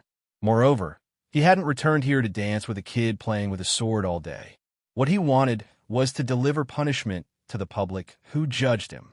This, with an enraged voice, Kim Hyun-ho raised his sword again, but suddenly he blinked and turned his gaze somewhere else. What's going on? At a similar moment, Yang-woo also detected some movement and turned to look in the same direction as Kim Hyun-ho. Then, there! What is this? Isn't that too big? It could be seen that a considerable number of people armed to some extent were rushing towards them. Judging by their speed alone, it was evident that they weren't ordinary people. Probably the monster hunters of Sangju City, whether called monster hunters, privileged, hunters, or superhumans. There was no longer any standard or norm. Why do these crazy guys come here? Could it be that the woman sent them to help her husband? Yang-woo remembered that Sangju's strongest sword's wife was still alive. When he started fighting with Sangju's strongest sword at the honeymoon motel, she disappeared somewhere. Anyway, at this point, it wasn't important. What was truly crucial was, Quiduk. Kim Hyun-ho turned his body in the direction of the reinforcements. Since there was no answer, it seemed that fighting endlessly wouldn't yield results. So, he wanted to kill the small fries first to enjoy the fun. I'll be indebted to him. Kwang. Kim Hyun-ho, shaking the ground, rushed out to greet the monster hunters, and Yang-woo took advantage of the opportunity to approach Dako Sewon's corpse. More precisely, he rummaged through the remains of the guy lying far away. Tired. However, an unexpected event occurred. The moment Yang-woo cast a shadow over Dako Sewon's head, the guy's eyelids trembled. At first, Yang-woo thought he might have seen it wrong, or that it was due to the ground vibrations. What the fuck? He's breathing. Surprisingly, the guy's chest swelled and sank repeatedly, even though his head was half destroyed and his body was torn apart. Does this make sense? Even if he has high durability, while Yang-woo was gaping in disbelief, a tremendous noise and people's screams came from behind. The mayor was happily chopping up the monster hunters. Damn it, there's no time. Yang-woo didn't even have the luxury to marvel at what seemed like a miracle. He immediately swung the early bird to completely cut off Dako Sewon's breath. Afterward, he took off the bracelet the guy had. Thud! As Yang-woo removed the violet bracelet, the tooltip floated into his view, revealing the identity of the miraculous item he had just witnessed. Slime's core, mutant bracelet. Significant increase in regeneration. Regeneration increase. The reason why Dako Sewon, who was practically just a lump of meat, didn't die completely was because of this. Wait, there was an item like this? However, the astonishing event didn't end there. You have become Sangju's strongest sword. You have 3 strongest sword titles in the Gyeongbuk region. You have become Gyeongbuk's strongest sword advanced. You are currently the only Gyeongbuk's strongest sword advanced in the Gyeongbuk region. Wait a minute, if that's the case. In accordance with the rules of the same title system he had seen before, the one who accumulated the most titles among Gyeongbuk's strongest swords, advanced, would be promoted to Gyeongbuk's strongest sword. In other words, I'm the only candidate. As Yang-woo thought this, in the midst of the ongoing parade of notifications, he realized something and widened his eyes. Now, if this happens, amidst the continuous parade of notifications, Yang-woo realized something and widened his eyes. You have been elected as Gyeongbuk's strongest sword. The current Gyeongbuk's strongest sword is Jong Yang-woo 07. Rank 1, 0 defense. Next, Yang-woo received a warning message. From now on, all Gyeongbuk's strongest swords, advanced, elected will receive real-time updates on your location. PR/N. Sharing real-time location? Now that's some serious fucking shit. Translator Knight. Proofreader Gun. Invitation to the strongest sword in Gyeongbuk. As Yongwoo read all the text, the title he possessed changed. Gyeongbuk's strongest sword. Epic title. Supremacy of the strongest sword. Voting rights. Gyeongbuk sword law. The effect has been added. The most noticeable were two things. First, the grade of the title that was unique changed to epic. And second, the option voting rights was added. Voting rights power. It means the power to exercise rights in deliberative bodies, such as councils or shareholders' meetings. Then what exactly is the decision about? Judging by giving voting rights power to the strongest sword of a large-scale region, it seems like an unusual authority. Whatever it was, to use this authority, one must first stay alive. Yongwoo put the bracelet left by Dako Sewon on his arm, then took the early bird that the guy was holding and tucked it into his backpack. Then, Kwaduk, he looked at Kim Hyun-ho, who was pushing skilled individuals away like a bulldozer on the other side. Various emotions were intertwined in the momentum unleashed with the blade. Anger, sadness, and joy. After all, from his perspective, he must be killing those who killed him. At the same time, he was harming the citizens of Sangju by giving up the position of Sangju mayor without harming them. Sangju mayor, Kim Hyun-ho. Yongwoo briefly looked at the name tag on the mutant's head. Then, clutching the early bird, he rushed out. The skilled individuals who came to help Sangju's strongest sword had diminished, and even more, they were trying to run away from the scene, showing their backs to Kim Hyun-ho. However, the escape did not seem to be successful. Both of them were already under the giant shadow of Kim Hyun-ho. Boom! Finally, Sangju Mayor Kim Hyun-ho swung his sword towards the fleeing people. And, simultaneously, break! In Yongwoo's sight, who was chasing behind the mayor, 2 break marks appeared. It meant that although he couldn't kill the opponent with this attack, he could disrupt the posture. The 2 marks were attached to Kim Hyun-ho's lower back and the hind leg of the black horse he rode. According to the hologram, both attacks were throwing attacks. It meant throwing the early bird and dagger inserted in the belt one after the other. Following the guide, Yongwoo threw both weapons while jumping to the left side of Kim Hyun-ho. The hologram was also running in that direction. Why all of a sudden? It was the first time the hologram used the space so extensively, but Yongwoo followed the guide without questioning. Because, having skillfully sensed the surprise attack from behind, Kim Hyun-ho turned his sword to block the dagger thrown by Yongwoo. At the same time, the early bird flying towards his lower back also twisted his body at an unbelievable angle to avoid it. Void! The 2 marks successively changed to void, but the holographic battle was still ongoing.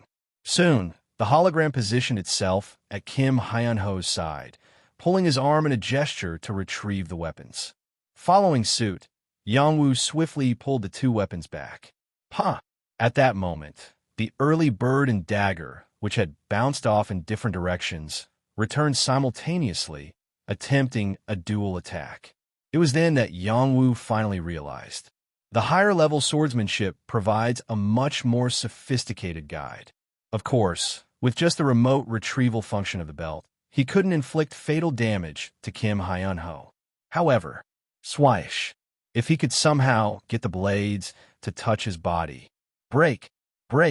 Finally, the break mark appeared at the tips of the 2 weapons cutting through the air, and a moment later, Yongwoo saw one of them change to void. Peeing, Kim Hyun-ho turned the sword once again, deflecting the early bird. The delayed dagger, however, reached his left arm wrapped in full armor. Teat! At that moment, the break mark attached to the dagger vibrated and turned red. The shadow that looked like a towering fortress, Kim Hyun-ho's, swayed significantly forward and backward. The unique effect of the golden retribution had been applied. Inflict pain on the enemy. Here it comes. The opportunity. As Yongwoo pulled out the early bird from his hip, raising his eyes, Kim Hyun-ho turned his left arm to look at him from under the attached headpiece. This bastard. But unlike the furious words, his 2 eyes were shaking severely. He felt fear from Yongwoo, who had inflicted immense pain, just by contact. Kim Hyun-ho couldn't say anything more and focused on the two escapees who were already running far away.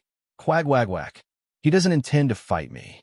However, the pain once initiated didn't easily let go of Kim Hyun-ho. Yuk! While avoiding Yang-woo, he forcefully twisted his waist several times, even though he was running on horseback. However, that didn't stop him. On the contrary, kadoodadud, he forcefully urged the horse and swung the sword more violently as he narrowed the distance with the escapees. Boom! The solid sound of breaking waves echoed as the bodies of the fleeing escapees scattered. Then, Kim Hyun-ho's black horse passed over them, crushing the corpses under its hooves. It was an exceedingly retaliatory act, and Yang-woo sensed it as he watched. Perhaps Kim Hyun-ho might really be innocent. Mayor Kim Hyun-ho. There were unpleasant suspicions. Is it true? When Yang-woo shouted like this, Kim Hyun-ho's body momentarily wavered. But that was it. He didn't stop. Instead, he changed direction and began to run somewhere crowded with people. Translator night. Proofreader gun. It seemed he wanted to kill as many people as possible before he exhausted his strength. In response, Yang-woo accelerated even more, calling out his name. Kim Hyun-ho. Finally, he turned around. Suspicion or whatever, you guys already killed me. Now, there's only one thing I have to do. Make you guys suffer. I've been waiting for that all this time. Even if it wasn't Yang-woo, anyone who heard it would have felt sincerity in his tone. The idea of returning peacefully is not going to work at all. Yang-woo made a disgusted expression as he felt the lingering malice emanating from Kim Hyun-ho's appearance. Do-do-do-do-do-do-do. Kim Hyun-ho's momentum, which had been staggering, gradually recovered, and the movements of the dark horse he controlled became faster. Is the pain of the golden punishment that is piercing through. I have to settle it here. If he goes into the city, dozens of people will be cut down every time the sword moves. The apartment complex on the other side was already visible. He clearly knew the structure of the city as the mayor. Thud. Seated on the edge of the bed, Yang-woo silently listened to the sound of water flowing from the bathroom. Sigh. What on earth is all this? In front of the practically useless glass door of the bathroom were scattered clothes and a backpack that a woman had been wearing, except for daggers, a short sword, and a shield. What was she doing in there? It was almost inevitable to imagine the woman showering. Carrying nothing but a sword and shield, she entered that narrow bathroom. Of course, it was not at all sensible for a man she had never seen before to casually enter a room where two people were and start showering. Does she have that much confidence in her fighting skills? Looking back at the woman's appearance and story, it was clear that she was no ordinary novice. Anyway, once she finishes showering, I should tie her up securely. If he tied her hands and feet with a rope and left her on the floor, even if she tried to break free and launch a surprise attack, he would be able to respond in time. Of course, Yachan would probably wake him up before it's too late. Yang-woo still stared intently at the commemorative coin on the desk. Then, he noticed that the timer at the top of his field of vision had disappeared. Come to think of it, by now, a red mist should be forming outside. Since there was a window on the wall to the right of the bed, Yang-woo quickly approached and looked outside. Even though the half-open window also had a blue barrier, he could see the outside situation well enough. It was like a truly grim fog spreading throughout the city. Gradually, silhouettes of people appeared near the fog. Thud! A man running frantically towards somewhere. Seeing that he was completely unarmed, it seemed like he either fell victim to bandits or was a latecomer who didn't follow the initial quest line. It seems he managed to survive without encountering goblins. But luck seemed to have run out here. The red mist was closely chasing the man's rapidly moving legs. And eventually, splat! Without any sound or sign, the mist swallowed the man. Although the distance between the scene and the motel was considerable, screams should have been heard, but there was still no sound.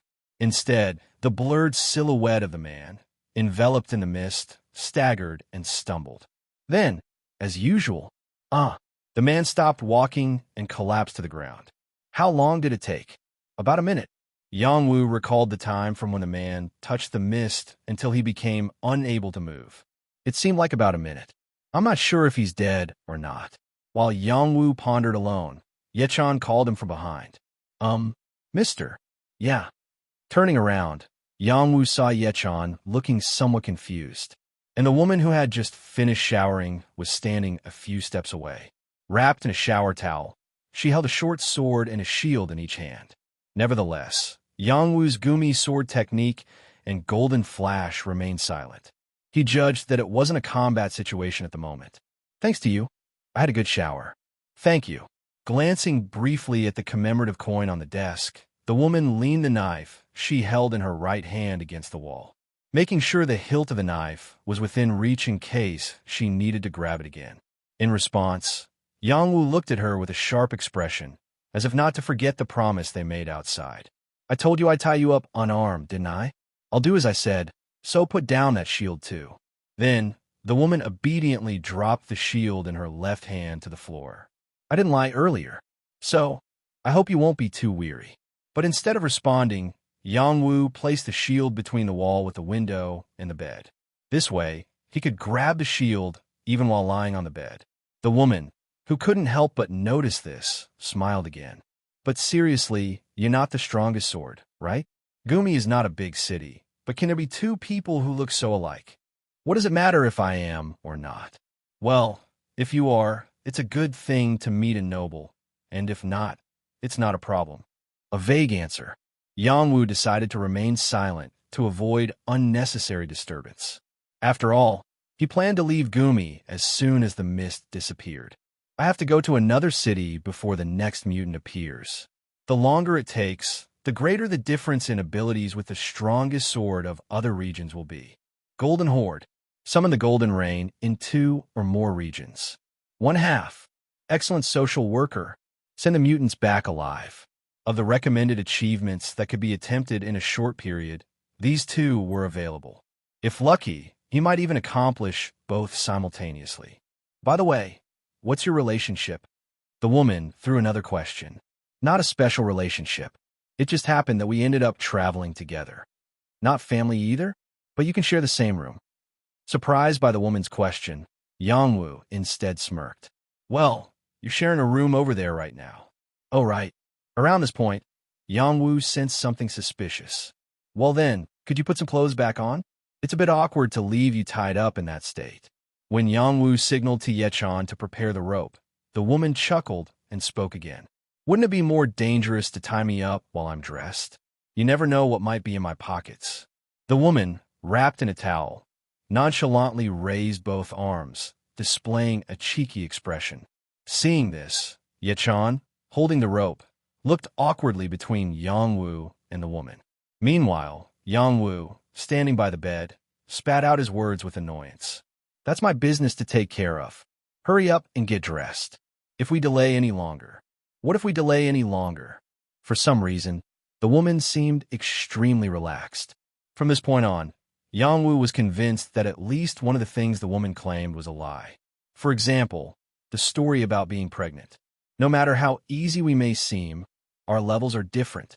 Yet she can afford to be so leisurely, especially since she's claiming to be pregnant.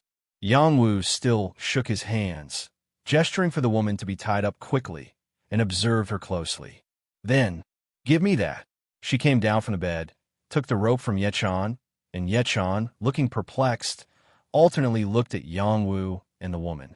On the other hand, Yangwu, holding his early bird in his right hand, spoke irritably. Just do as I said. Quickly put on some clothes. If we take more time. What if we take more time?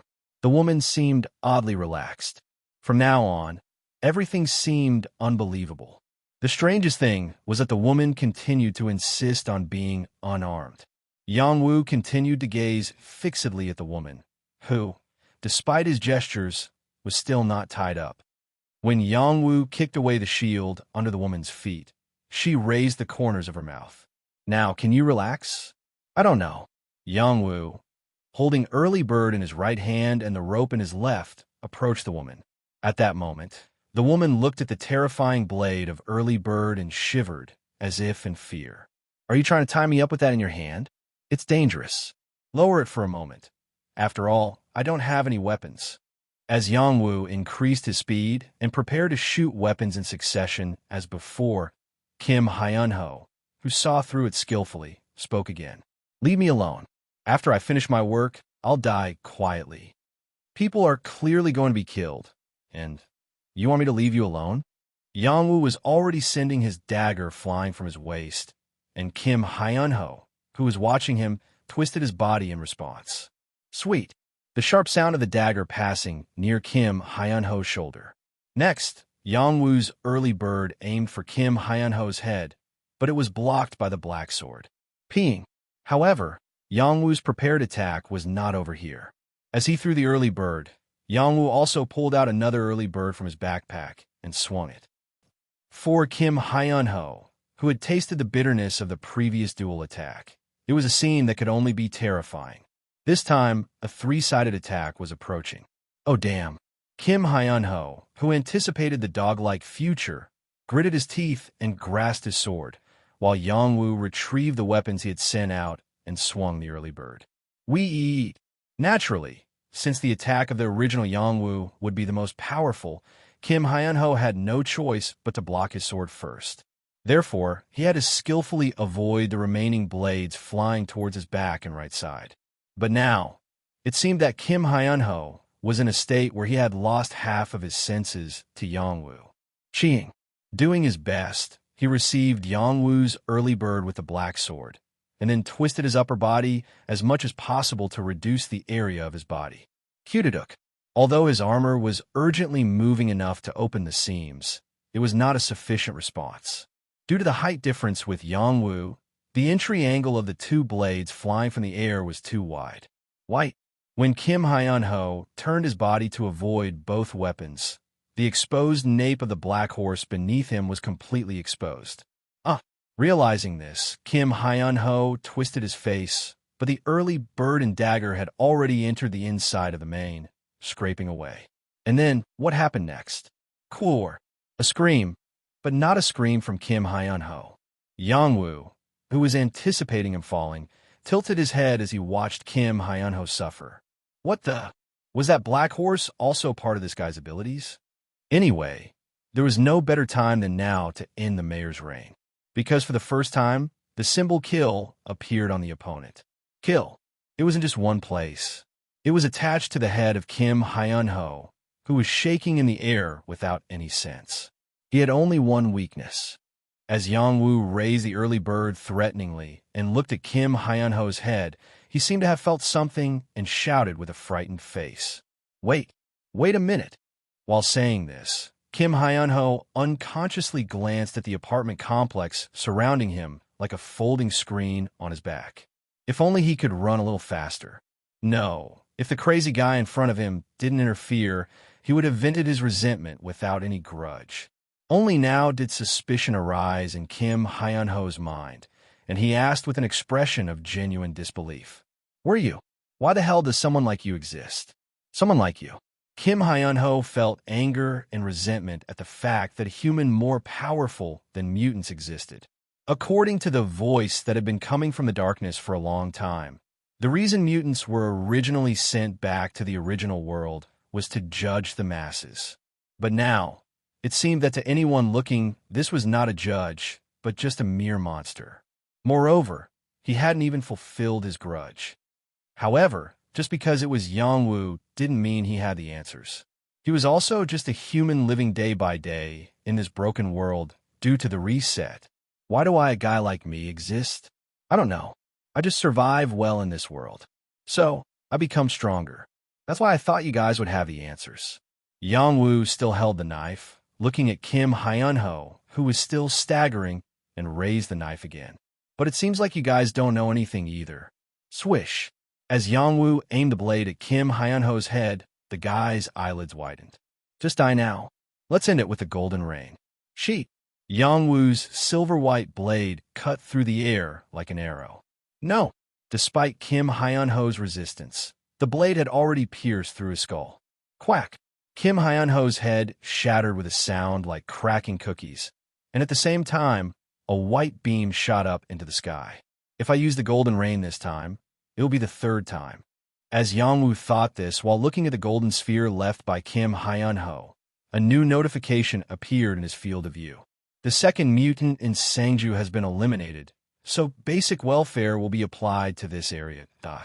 Remaining time until the application of daily quest, 20 minutes. Remaining time until the appearance of a merchant, 5 minutes. Hello, everyone. As we wrap up this video, I want to share a quick note. I have a Patreon account. If you'd like to support me and enjoy on-demand audiobooks, you can become a Patreon member. Alternatively, you can check out my Google Drive link, which has 500-plus novel audiobooks available through my Ko-fi or Patreon shop. I appreciate your support.